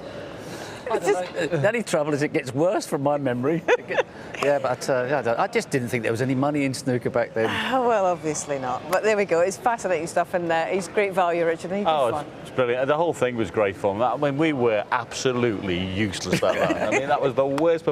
I've been dreading that one coming on. I did 6 years on Question of Sport. I mean, that is the worst quiz I've ever done that round. Reputation has just gone whoosh as a it was quizzer. never good anyway, but it's terrible It was now. pretty good, John, I have to say. Now, Sean Murphy obviously having a little bit of fun there before the real blockbuster stuff started for him this afternoon. If you've been watching this start of the second round featuring Sean and Neil Robertson, well, we've had some great stuff so far, haven't we? And when we left it at their interval, it was Neil Robertson who had really pushed on very quickly, having been 3-0 up with breaks of 106, 79, 39 in frame 3. Sean did really well to stem the tide and nick that last one in frame 4 with a break of 52. So it's 1-3 as they came back out to play in frame 5. It's Murphy at the table as we rejoin them, and we'll hand you back to Stephen Hendry and Dennis Taylor.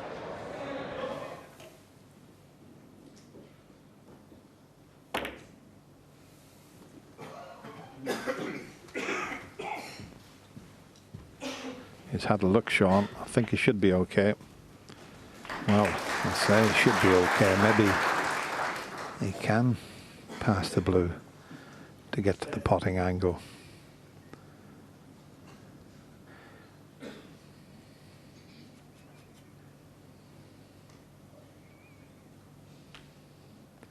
Yeah, you can see enough of it.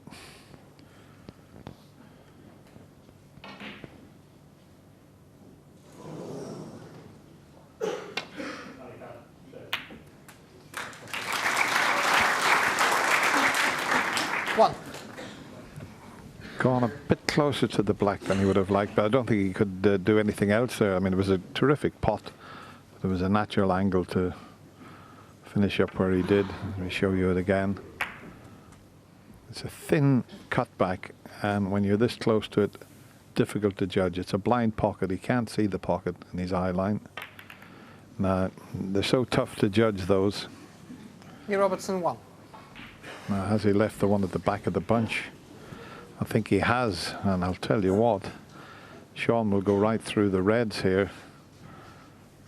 And the black's over the pocket, so a very important opening shot this. Just keep an eye on the cue ball, see how hard he hits it. Is he on the black? Not sure. Well, he is. Deserves to be on the black. Now will the mid-session interval turn things around? It's just awkward where that red is to the right of the black spot. You'll see now when the black goes on its spot, it's don't think it's available. 8. Certainly not to right corner. I don't think it's available to left corner. And that's actually the first black he's potted off the spot today.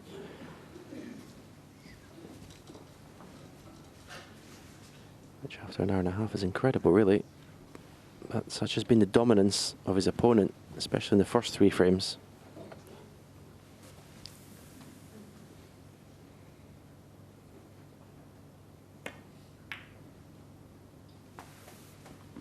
Nine.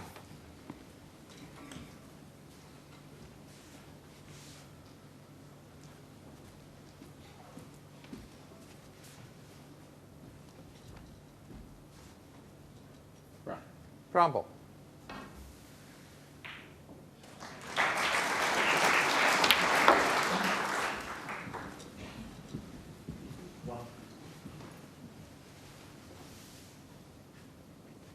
$13. I wonder has he got an angle here to pot this and move the red that's next to the black out of the way. It looks to be perfect. Well played. 14. So all of a sudden, with that little cannon, it's opened the game up.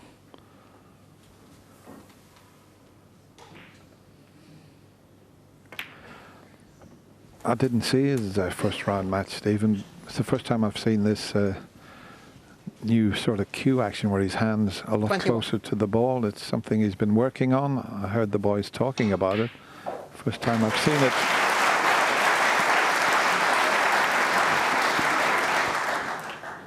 Yeah, I think he's been quite close in before.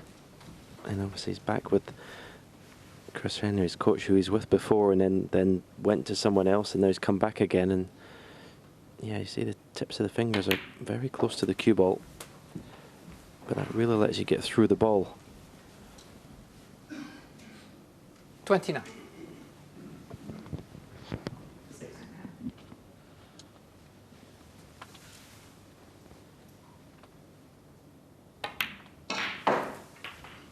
$30.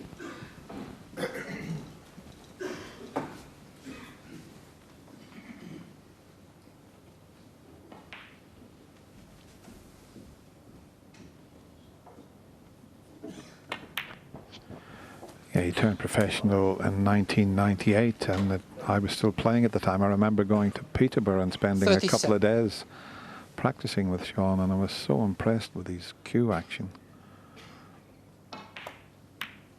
In fact, it used to amaze me. You know, when you got a bad tip and it was all spongy, Stephen, and you'd take it off straight away. He used to play with that type of tip. It used to be amazing how he could use it.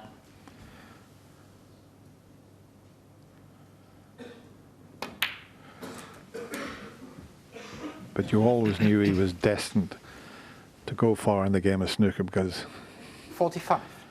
even as a youngster he had a terrific cue action.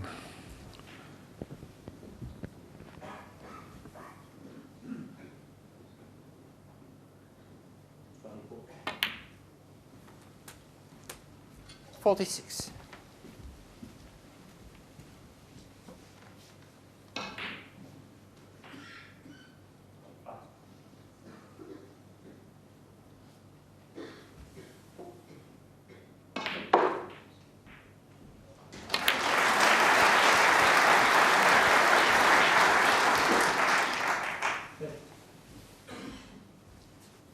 $53.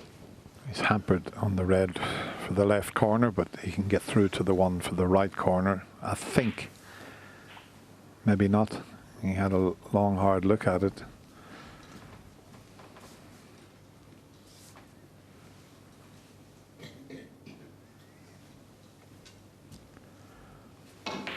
can't get through to that one. So he is slightly hampered on this.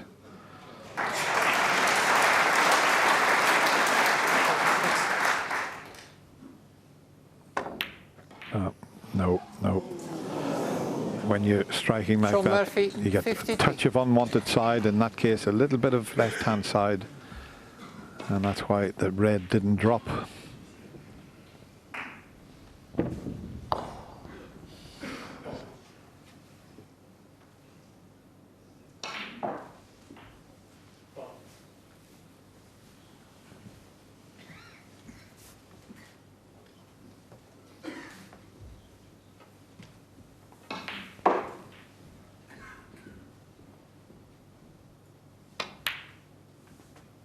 One.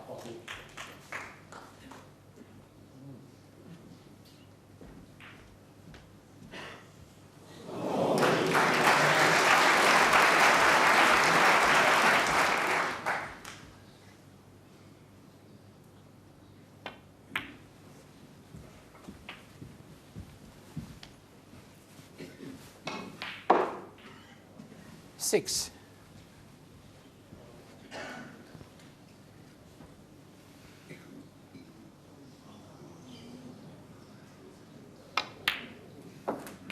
Seven.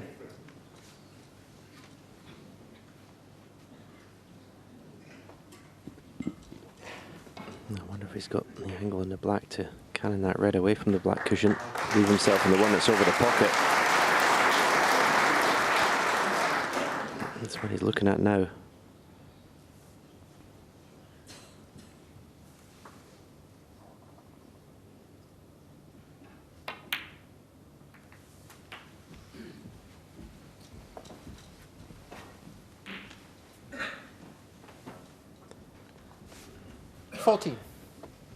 I thought he might have taken the opportunity to play the cue ball on. If the cannon wasn't on, play the cue ball onto the right-hand side cushion, give him a choice of 3 reds there. 15. If you're not on it, you've always got the one in reserve over the corner pocket. I thought I would have kept that there a bit longer. Now he's got problems to get nicely on a red.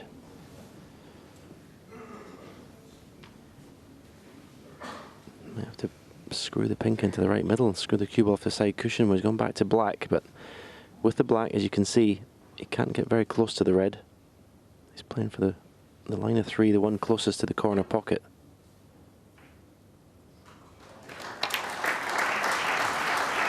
And this is nowhere.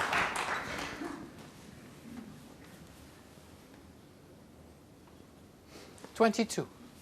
Safety shot now.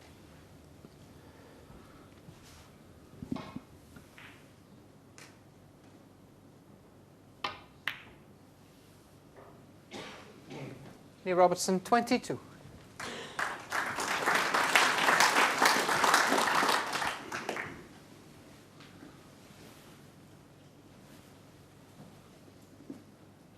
Thank you, Sean.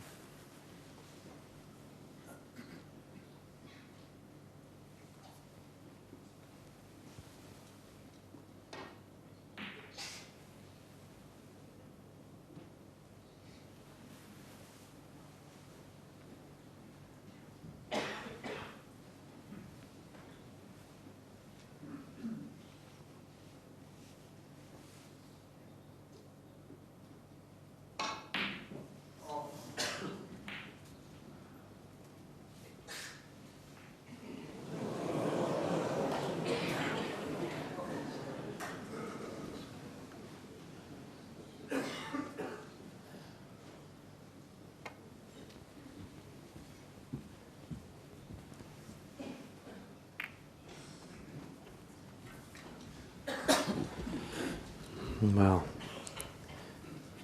a huge double kiss from the red. Just a misjudgment of pace. He's left his red on now to left middle.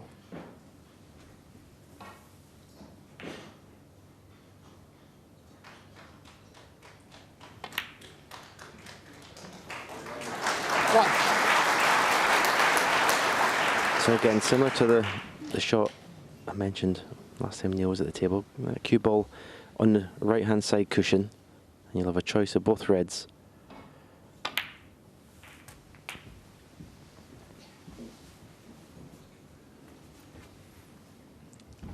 8. Looks like the one to the far left corner.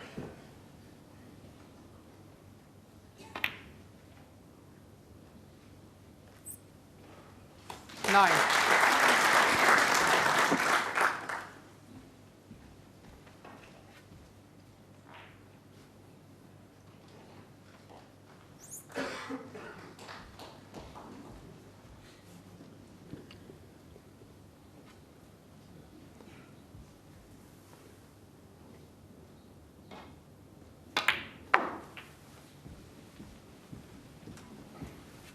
It's perfect on this red.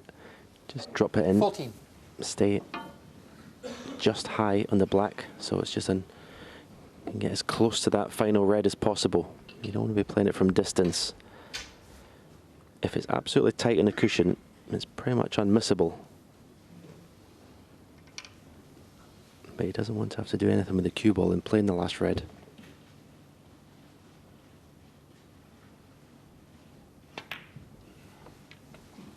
Thank you. 15. Now, in order to get close to the red, he's going to have to raise the butt of the cue in the air a bit and stun this in, which can make the pot missable. And he's decided just to drop it in with topspin, dead weight. That red looks pretty close to the cushion. I'd be very surprised if he missed this. 22. There you see, absolutely tight to the cushion. Unmissable, 23. really.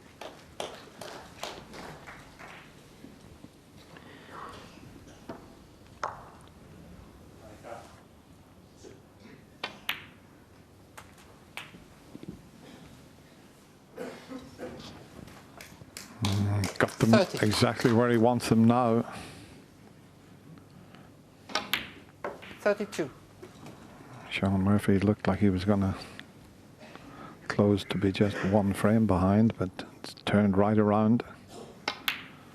35. And that's one little mini target set for Neil Robertson. He knows he can't be behind going into the second session. He'll only play 8 frames this afternoon, 3 more to be played. 39. And now it's all about getting as big a lead as possible going into the second session. Can't be worse than 4-4 now. 44. Yeah, you can't just give him a chance the way he's playing at the moment. 50. Wandering around the table there, absolutely full of confidence. 54. That's a terrific effort there from the Australian, and he extends his lead. It's now 4-1.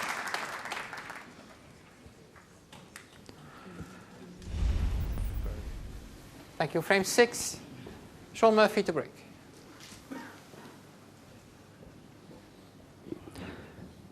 So Sean Murphy breaks off. He himself will be looking to get, well, ideally he'd want all 3 frames obviously, but certainly 2 of the next 3. 5-3 deficit can be turned round.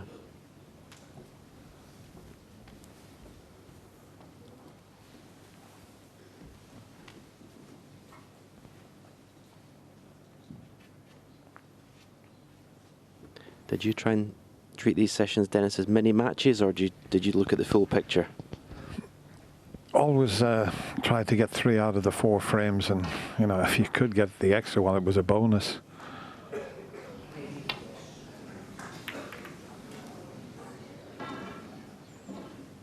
And you always knew if you got yourself a few frames ahead that then if you just keep sharing the frames, you were going to get through.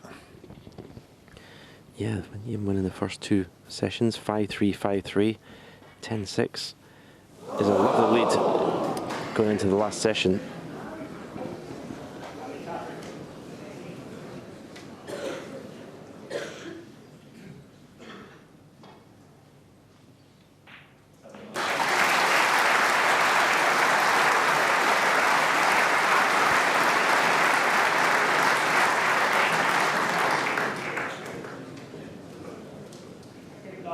Well,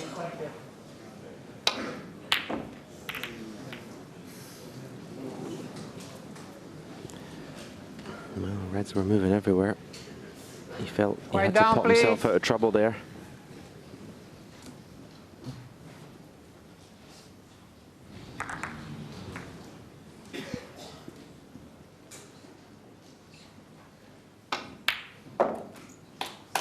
One.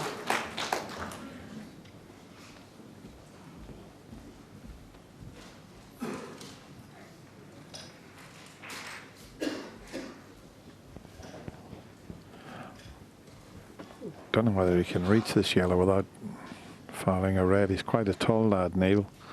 Has to be a bit careful.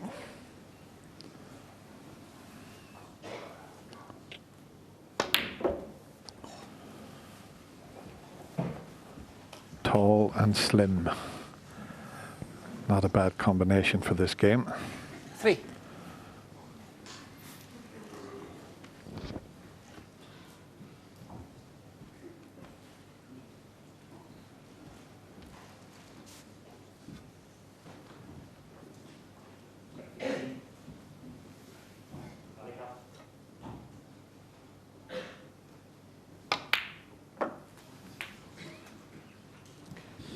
Another lovely pot, but not the best cue ball in the world. Now, looking at the blue.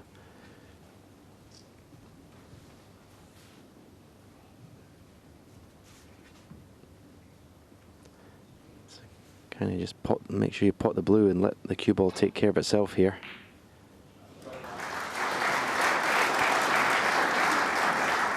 And he's missed the blue. Overcut it. Neil Robertson, 4.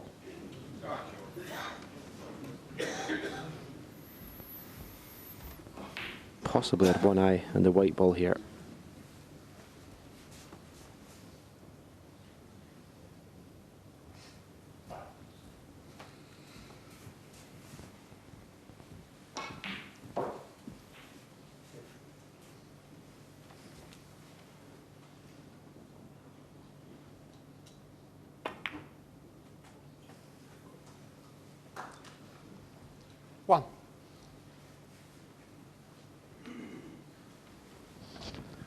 Well, the pink will go.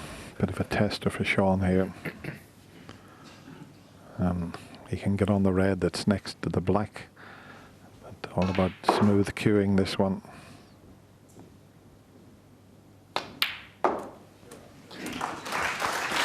Nicely played. A little bit further would have been perfect. He wouldn't have had to have done much with the cue ball had he been straighter on this one that's next to the black. I don't know if he can avoid the cannon.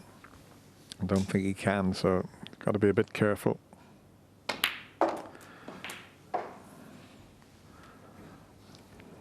Didn't risk just playing the cannon to hold for the black. He knew that it could have gone wrong. But I'll tell you, the way it's finished, he could pot the black and cannon the reds. He's got a perfect angle to do that.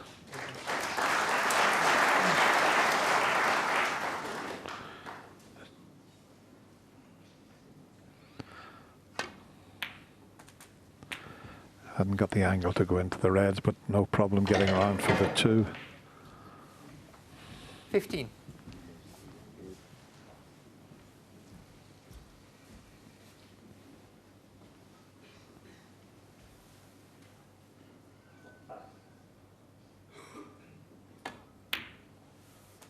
$16.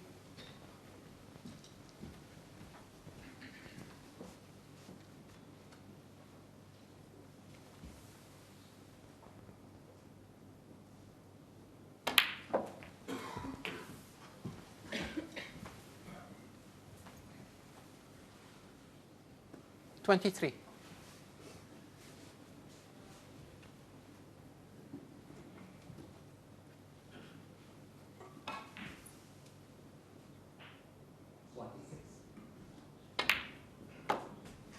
$24.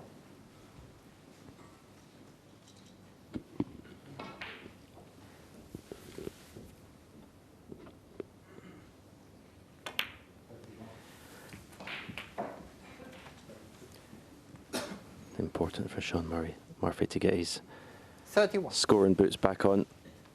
4 centuries in his first round. Highest break so far today, 53.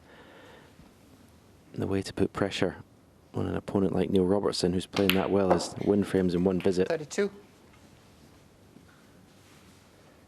It's not played the best shot there. It looks to be fairly straight on this black. Okay, can screw the cue ball back, no problem. He's just actually off straight. The red is on the pink spot to the left corner. Just screw across that one. Here we go. Beautiful shot. Beautiful shot. I mean, it's made so much easier when you can hit the ball as well as Sean Murphy. 39. Comes off the cushion with a touch of right-hand side.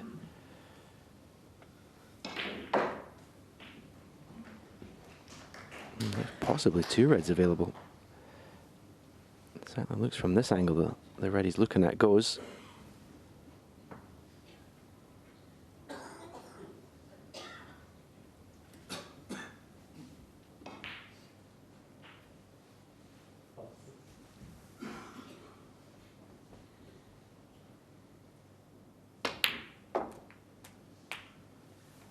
$40.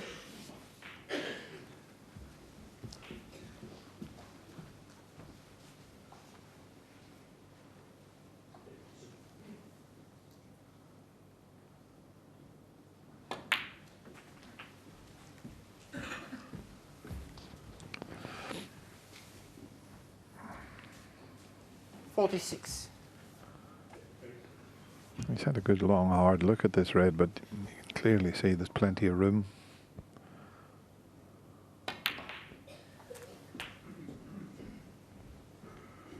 $47. Needs to pull up. He doesn't want to be absolutely straight on the pink. Well, if he is, he might have to hold the spot. Because if he could hold the spot, he'd be on the red to the right of the 3, and the pink would go on the blue spot. And that's exactly what he's tried to do, but he's okay even if the pink respots. Olivier Martin will just see if there's enough room there. Well, 53. I think he's just about okay.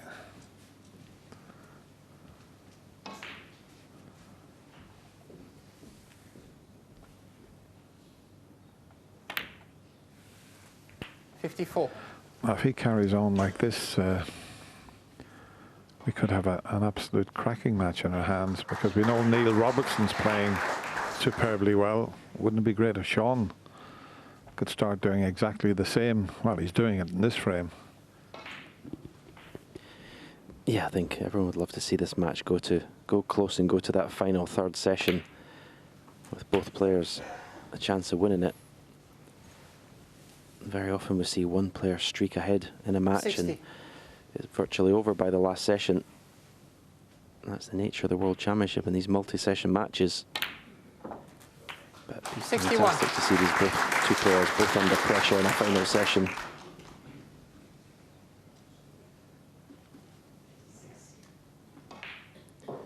Black to make sure. Yeah, great shot. Good performance this. He needed this, Sean Murphy. 68.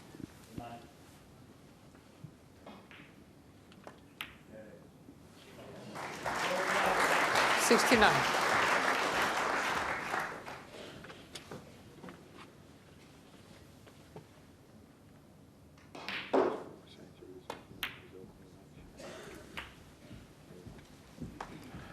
It's not going to be easy to compile a century break.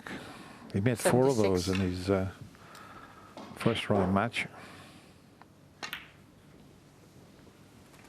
Thank you. 77. He made 483 in his career.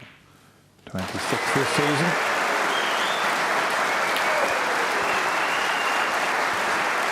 And that's not a bad little flick, because when he pots this, it'll clear the path for the other 84. red. 85. Now, might have a little exhibition shot around the angles in between the yellow and brown, drop on the red. There's the black, here comes the white. If it misses the yellow and brown, he's given himself a chance. A little bit harder would have been perfect. He's pretty good with the rest, though.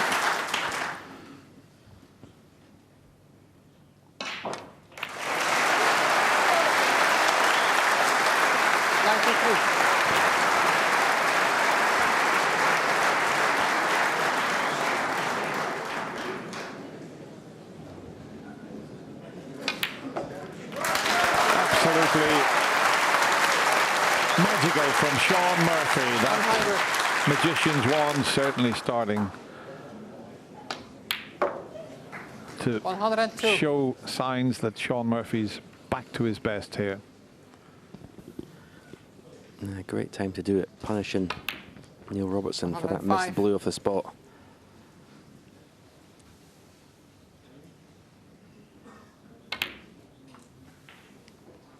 $109.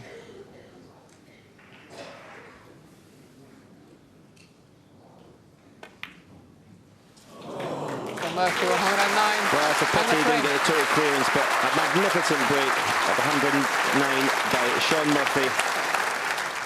And he was 1 frame back, but he still trails by 2 at 4-2.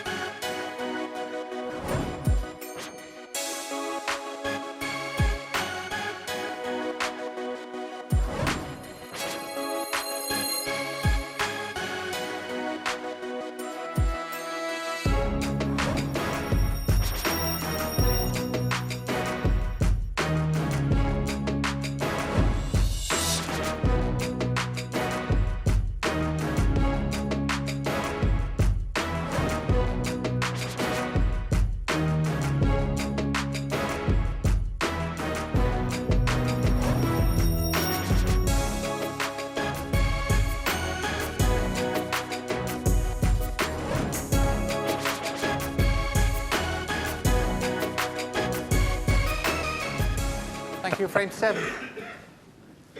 Neil Robertson to break.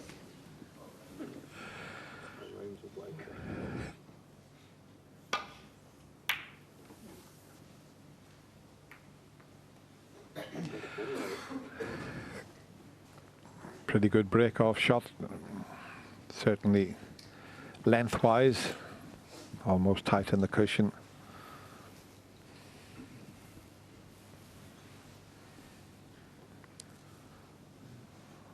We had a quick glance at the potting angle of the red.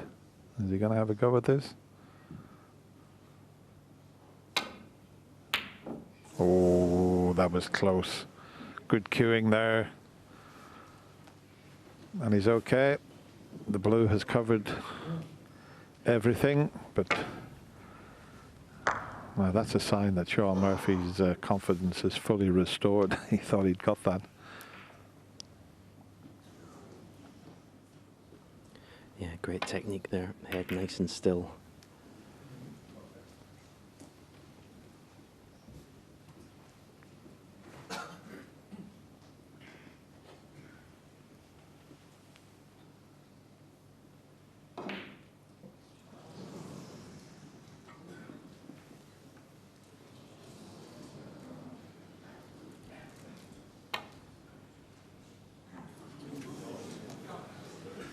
Foul. And a miss. Neil Robertson 4.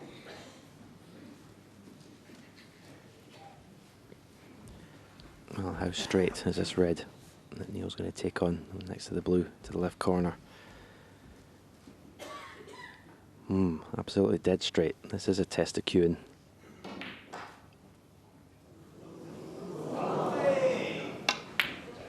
Yeah, wonderful. Wonderful.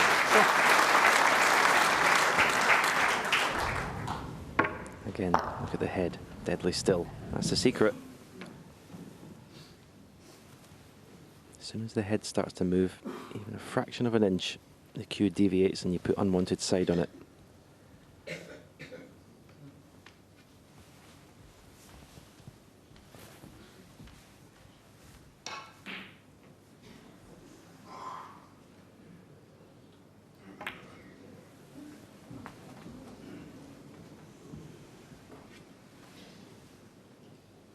6.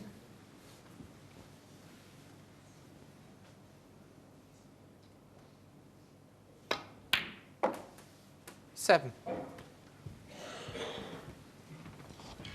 The black goes, the pink goes. Don't know if the red next to the black is available. If it is, he could pot the pink and then get on that. And he's not sure where the black spot is because of that red, but you can see clearly the red doesn't go at the moment.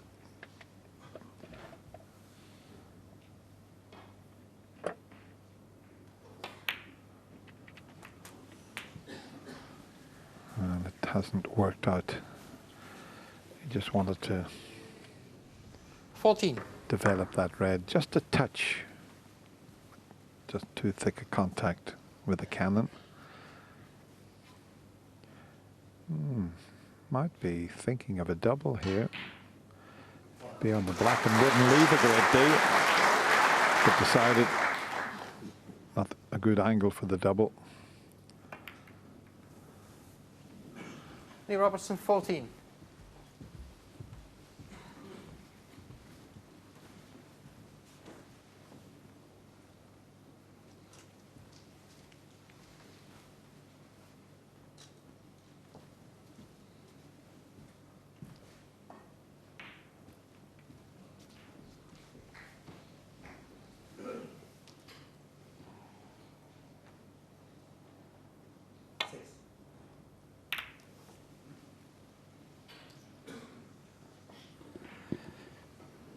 Needs something to come to his rescue here.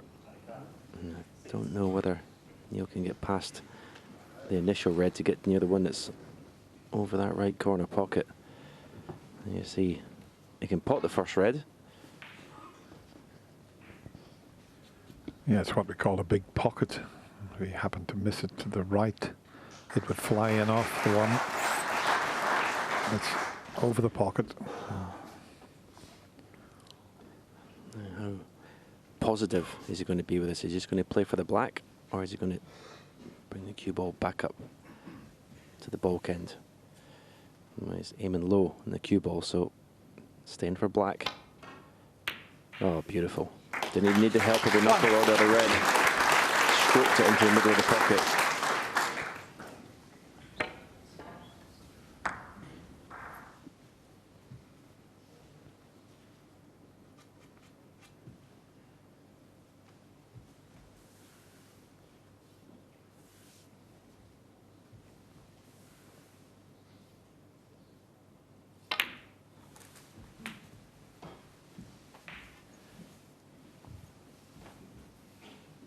Eight.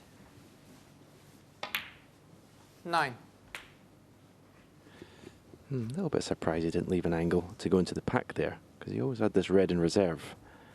I don't know where they did play that shot, but just didn't get low. It's still got enough angle to go into them to some extent, but couldn't get into the meat of the bunch, as it were. Disturbed a couple. You see, he's got to try and force an angle here, and it's hard to. You really want to be going to the packs like that with stun. This red that's over the right corner pocket, it's actually, it's not as easy as it looks to get good position from it. Yeah, he might have to go up for the blue. Oh, well, if he can cue between it, then he might be able to hold for the black. Well, it still goes up for the blue. 17. And there you see, he couldn't get away from the cushion. So again, it's one of those blues like the last frame that you just got to concentrate in the pot and let the cue ball take care of itself. The red on the left of the table should have that to the right middle.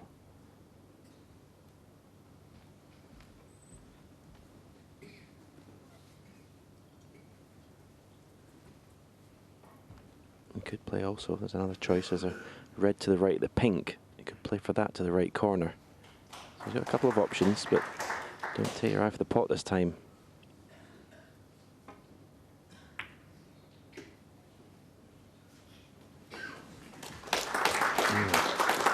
Didn't really play like that. That was a delicate little shot he played there. He's played it very well.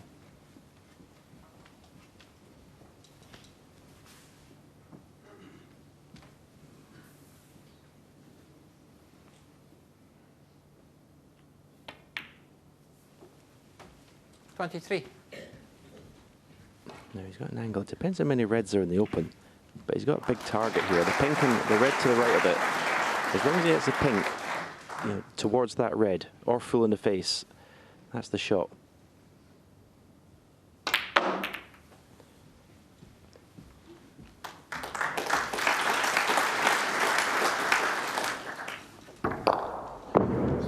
As long as he hit the pink on the right-hand side as we look. If he'd hit it on the left-hand side, he may have lost the cue ball.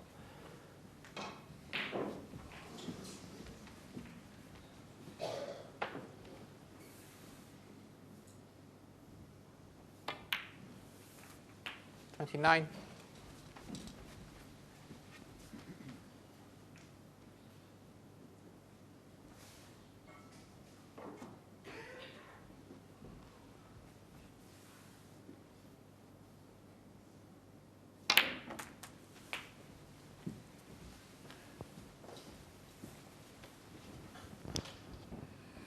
$36.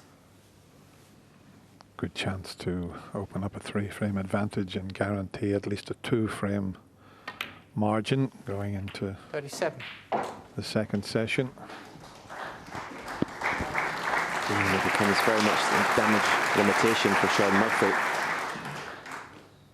Sometimes in these matches and over the course of a whole championship, if you go the distance, it's sessions that you can get out of instead of 5-3 down instead of 6-2. That 1 frame can make all the difference.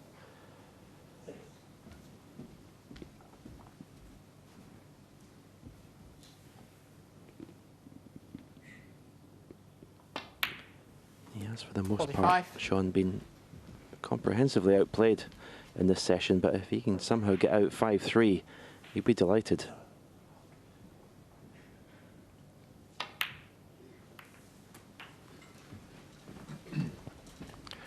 And that cannon, you would have to 52. say, seals this frame. Just needs the red.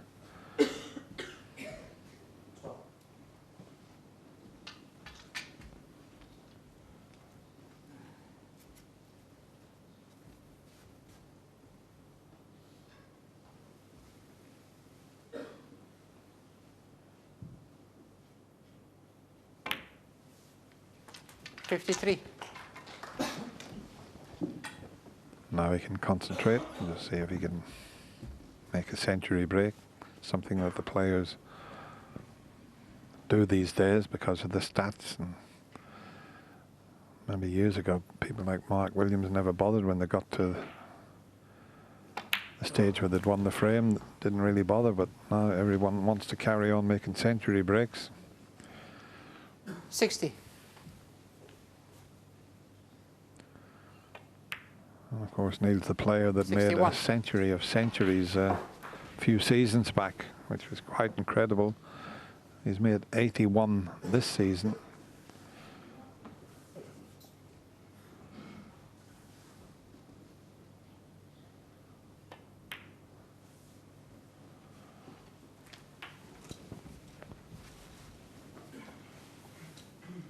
And he doesn't have to play a cannon onto the 3 reds, they'll clear each other.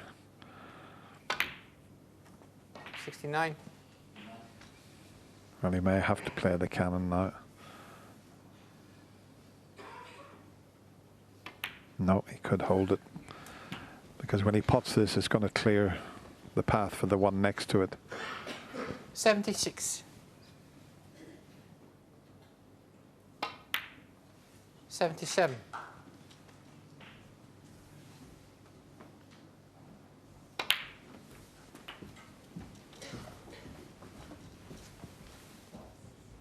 $84.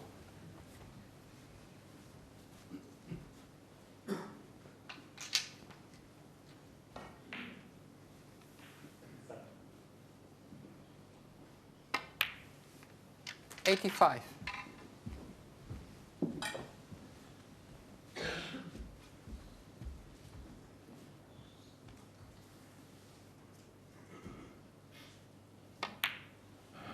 ...2015 and 2016 here at the Betfred World Championship. 92. He had 86 centuries. Just wondering if that could be beaten this year.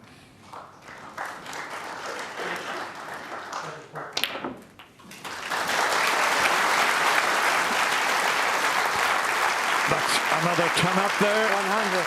The 35th in this year's championship. 102. It's been a very entertaining session, this. 105. 2 centuries from Neil Robertson and 1 from Sean Murphy.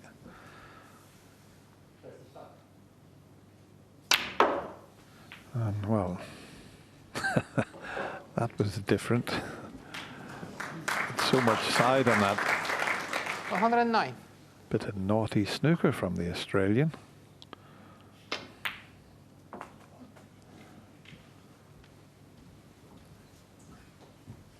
$114.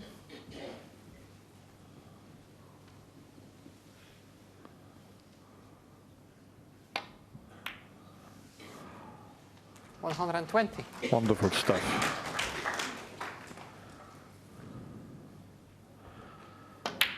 A magnificent break of 127 from Neil Robertson, and he extends his lead. It's now 5-2, and he's guaranteed an overnight lead. Yeah, second century of the match from Neil Robertson, third in total, because Murphy's also made one. Really high quality stuff, I'm sure you'll agree. This opening session of a potential 3 sessions now in second round matches. So we've got one more frame to play this afternoon in this opening session, and it's Murphy at the table.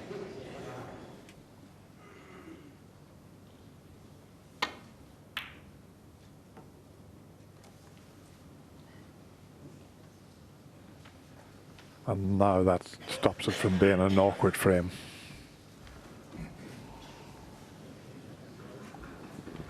Neil just coming around the table to look at the path. He's going to stun the cue ball across the face of the pink ball here for the black to the same pocket.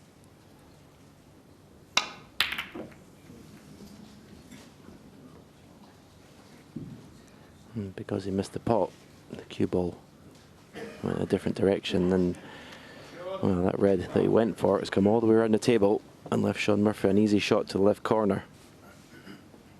Possibility of a plant to the right pocket maybe, but yeah, this is the one he's going to play.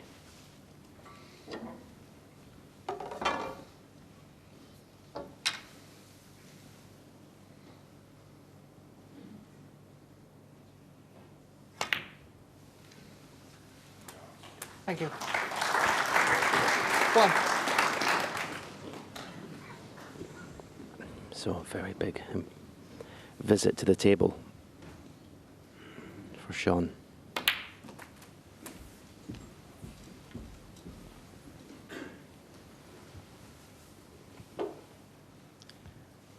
Eight.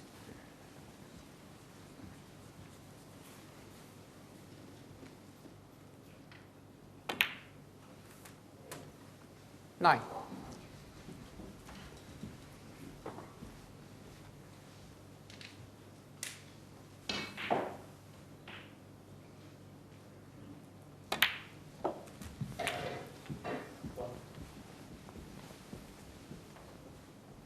$16.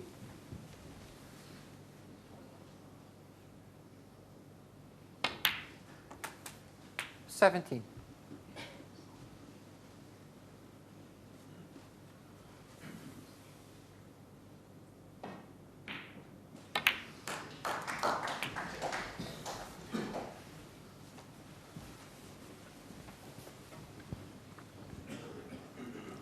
24.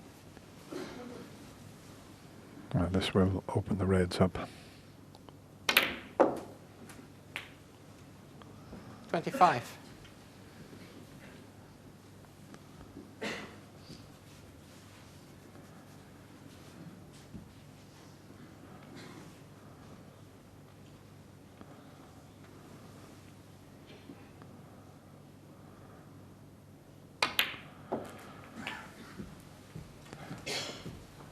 Now that's 4 reds and 4 blacks. Let's see how he plays the next shot. 32.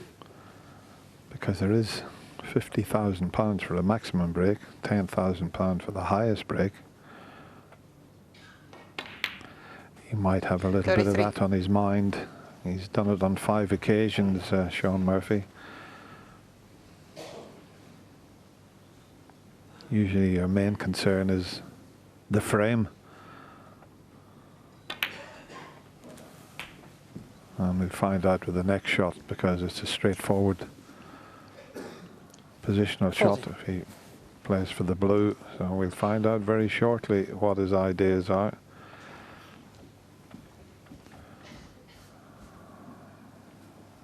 Yep, he's looking at the blue or pink, so because of the angle on the red, he's forgotten about the possibility of getting back onto the black. Or has he?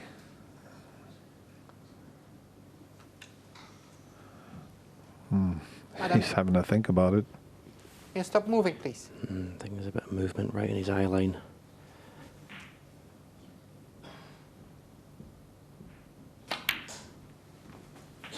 $41.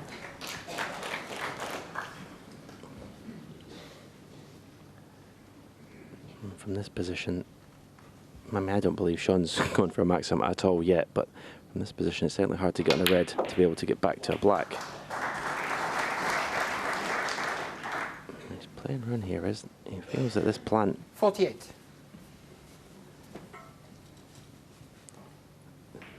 is definitely on to the right corner pocket. If it is, the angle he's on, he can definitely follow through of the cushion to stay on the black. Now you see it. Pretty much unmissable, you'd have to say, from there.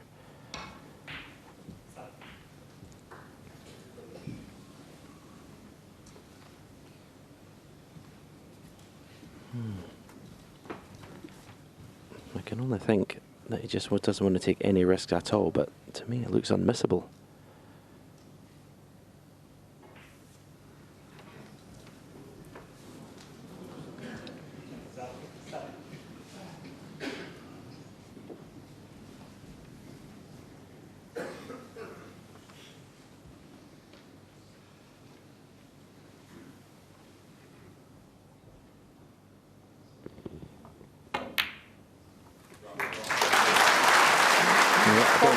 Really know what the delay was.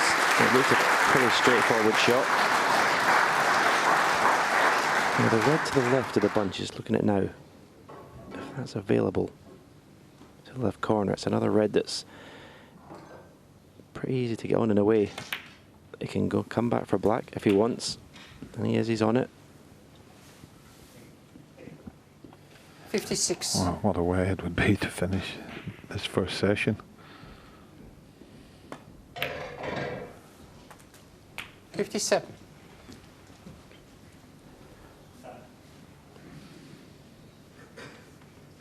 Oh, he's quite high in the black. I mean, ideally, I'd love to take the cue ball in a gap between the pink and the 5 reds. If he could find that gap, that would give him a choice of red to left, middle, or red to right corner.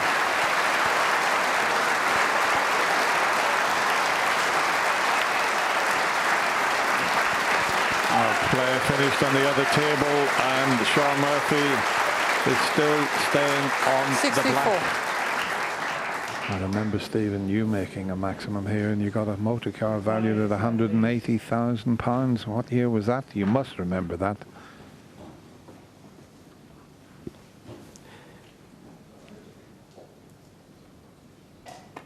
That was actually for winning the championship. 65. As a bonus from my sponsor at the time, which was very nicely appreciated. I remember the prize used to be £147,000, didn't it?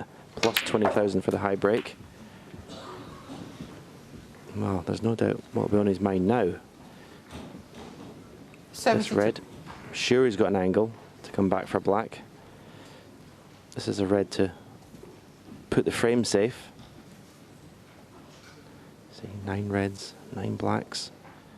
Needs an angle on the black here. He needs to develop something. 73. And it doesn't look like he's got it to me. That might be the end.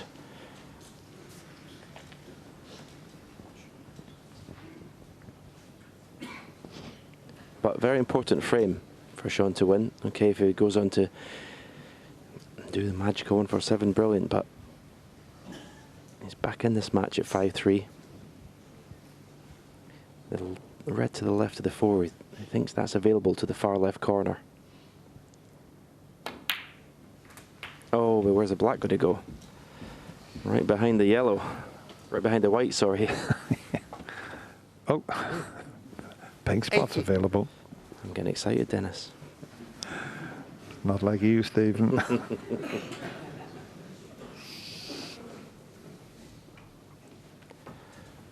What sort of angle? Looks pretty straight, which is what he wants. Get in there.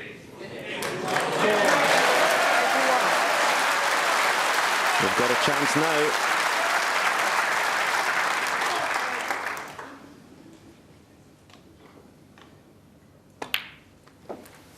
Oh, he's just followed through the cue ball too much here. This is not a nice angle. May have to go in and out of bulk in between yellow and brown.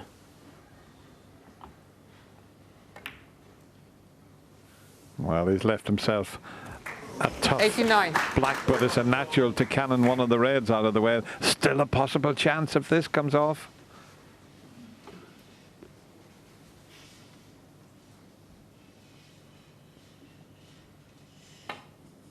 Beautiful shot. Beautiful shot. Wow, what a shot. Well, he'll be feeling it inside 96. now, Sean Murphy. What a buzz this is.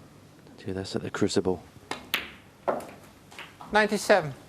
What a shot he played there when he developed those two reds. There's still that difficult one near the middle pocket, though. Yeah, not got a nice angle on this black again. He keeps on landing straight on this black. Hit that beautifully, though. I'm really tempted to flick the red in the middle. I think it's too acute an angle. He could just... 104. You want it now? Well, Sean wants him to lift the screen. Now that's unusual. I'll tell you what, every credit to Sean Murphy. Well, Will they lift it? Yeah. I don't know if I agree about this. You're just in the middle of a maximum and you've stopped yourself right in your tracks. It's a pause now to his concentration. He wants the people on the other side to see a possible maximum. Yeah, there's a lot of people over there that have never seen a maximum live. There's nobody there. There's nobody there. I'll go down and lift the screen for them. No. Sean, just make the maximum. Come on, get concentrating again. Thank you. Thank you. There's been 10 maximums made at the Crucible Theatre. 105. Didn't even look at that red there to the middle. I know it was an acute cut, but he would have automatically been back in the black should he have gone for it.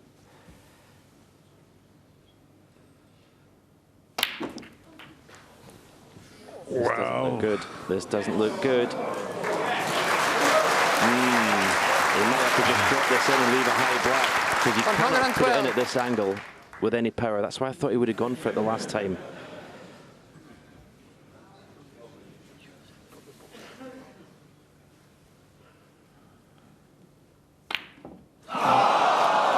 No, it was just too much to ask to put that in the middle pocket and screw back to the black, but what an effort. But more importantly, that the players have a little chat to themselves. What a session of snooker we've just witnessed. Sean Murphy 3-0 down, battles back, almost made a maximum. 5-3. The Crucible crowd loved that, as we did.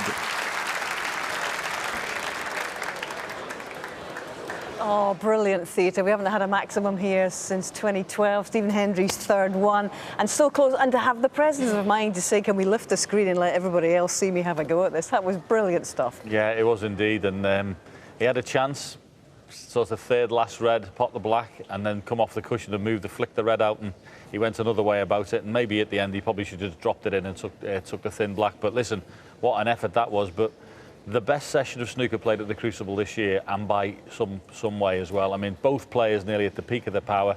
3-0 down, hadn't seen a ball, Murphy, and the way he struck the ball, 2 centuries each.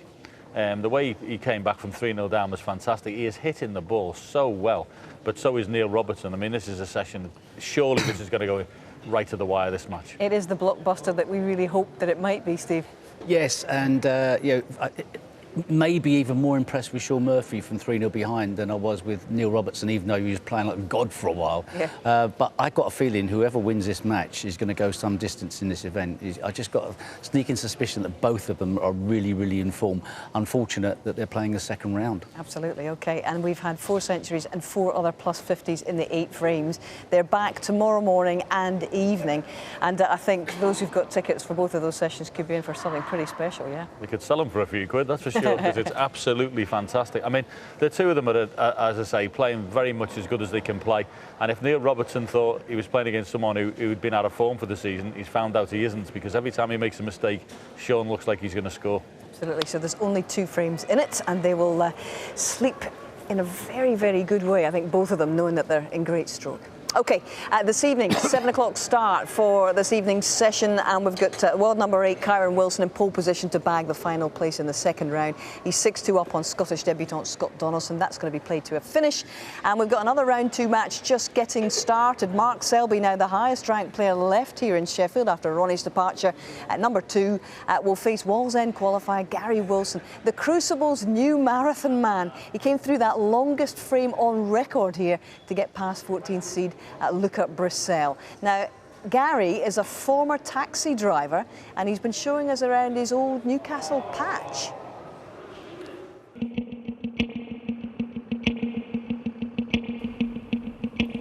Hello BBC Snooker, welcome to Wall's End. If you want to hop in the back, I'll give you a guided tour around Newcastle upon Tyne.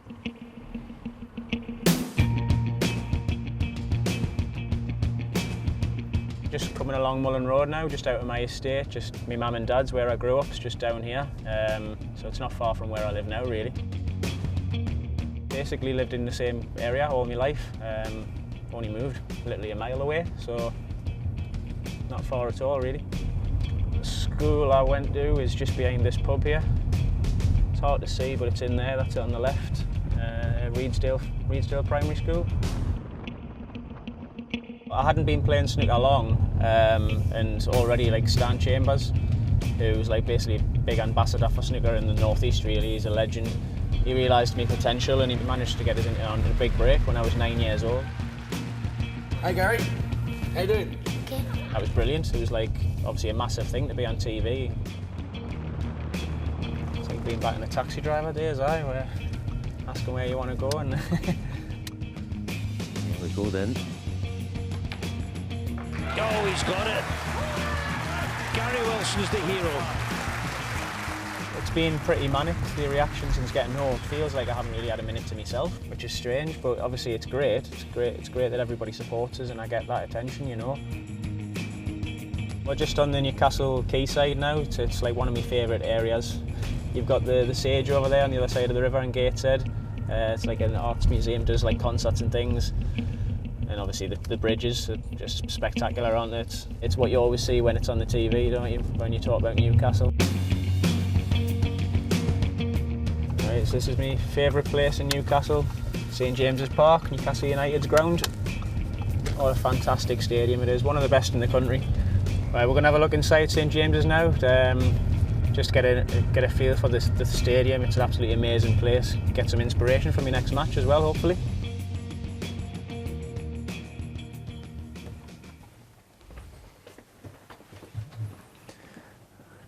Wow.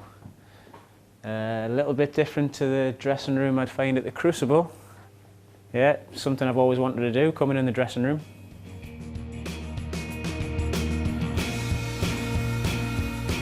Absolutely amazing. St James's Park, I haven't been here for a while, but it's unbelievable, just the size of it and the scale of it. The Crucible is an amazing atmosphere and a place to play snooker. But this is a different kind of theatre altogether. It's absolutely amazing. It just gives you all the inspiration in the world to do the best at what I do, which is snooker, and play in the biggest arena there. Oh, we'll be fired up after a visit to the ground. Fantastic stuff. And yes, the Crucible dressing rooms are considerably smaller, are they not? But I wonder how that amazing win over Luca Brissell has changed his standing in the game and even his own thoughts about his capabilities now, Steve. Well, I think it obviously gives you confidence that you can perform and actually produce when you have to. And the way he closed that match out was brilliant. His next round opponent is the equivalent of playing Liverpool, a tough opponent. But you know, he can go into that match. You know, not this thing about, you know, he's got nothing to lose. It's not like that. He can go into this match with full of confidence, and he could give Mark Selby some problems. You would think so, because you commentated on that 1 hour, 20-minute deciding frame, John. And Luca Brissell threw everything at him, didn't he? And he caught brilliantly with it. It was a brilliant frame of snooker. I don't think I've ever seen anybody snookered so many times in one frame of snooker. Gary Wilson, he kept coming to the table every time, and every time he was in trouble. And some of the escapes out today were just phenomenal. Even Alan McManus, who we call Angles, because he knows everything, he was going, well, I don't believe he got out of that one. I mean, it was incredible. And then to have the wherewithal at the end of it, after all that safety, to make the clearance that he made with the last two reds was just brilliant. It's one of the most amazing frames of snooker we've seen at the Crucible, and one of the reasons why snooker can produce some drama, a style of drama that very few sports can produce. You know, a slow frame, a 79 minutes, was it 79? 79 minutes, yeah. 79 minutes. You think, well, it was boring. It wasn't. It was riveting stuff. Yeah, it was indeed. Now, Selby, as the heavens, by the way, open, that's the noise you can hear. It's absolutely lashing down here in Sheffield. Selby really had to claw it back to get over the line. He was 5-1 down against Xiao Jintong and managed to do it. He said it was never in doubt. He was joking, obviously, but he's on the comeback trail as well. Yeah, he's an astonishing performer in his own right, and so therefore, even if you've got him on the back foot, you know you've not got him not dead and buried. He's an incredible animal. He is indeed. We're looking forward to that one, and you can watch it on the red button and, of course, online. And that will start at 7 o'clock. And don't forget that it's online as well for the end of the Kyron Wilson Scott Donaldson match. And alternatively, you can relax and you can catch up with everything in the highlights show with Seema at about 11:15 this evening. But we have had a very high-quality afternoon, gentlemen, have we not? We've seen 5 centuries today, and we've had high-quality punditry, as ever, from Steve and from John. Pity about the quizzing, but you can't have everything. Catch you again soon. Bye. It's a big silver-coloured thing with the ears. It's awesome. This is a nice piece of snooker history right here. It's cool to see that all the names are... Yes, since 26. Awesome. I think in about 20 years they're going to have a problem.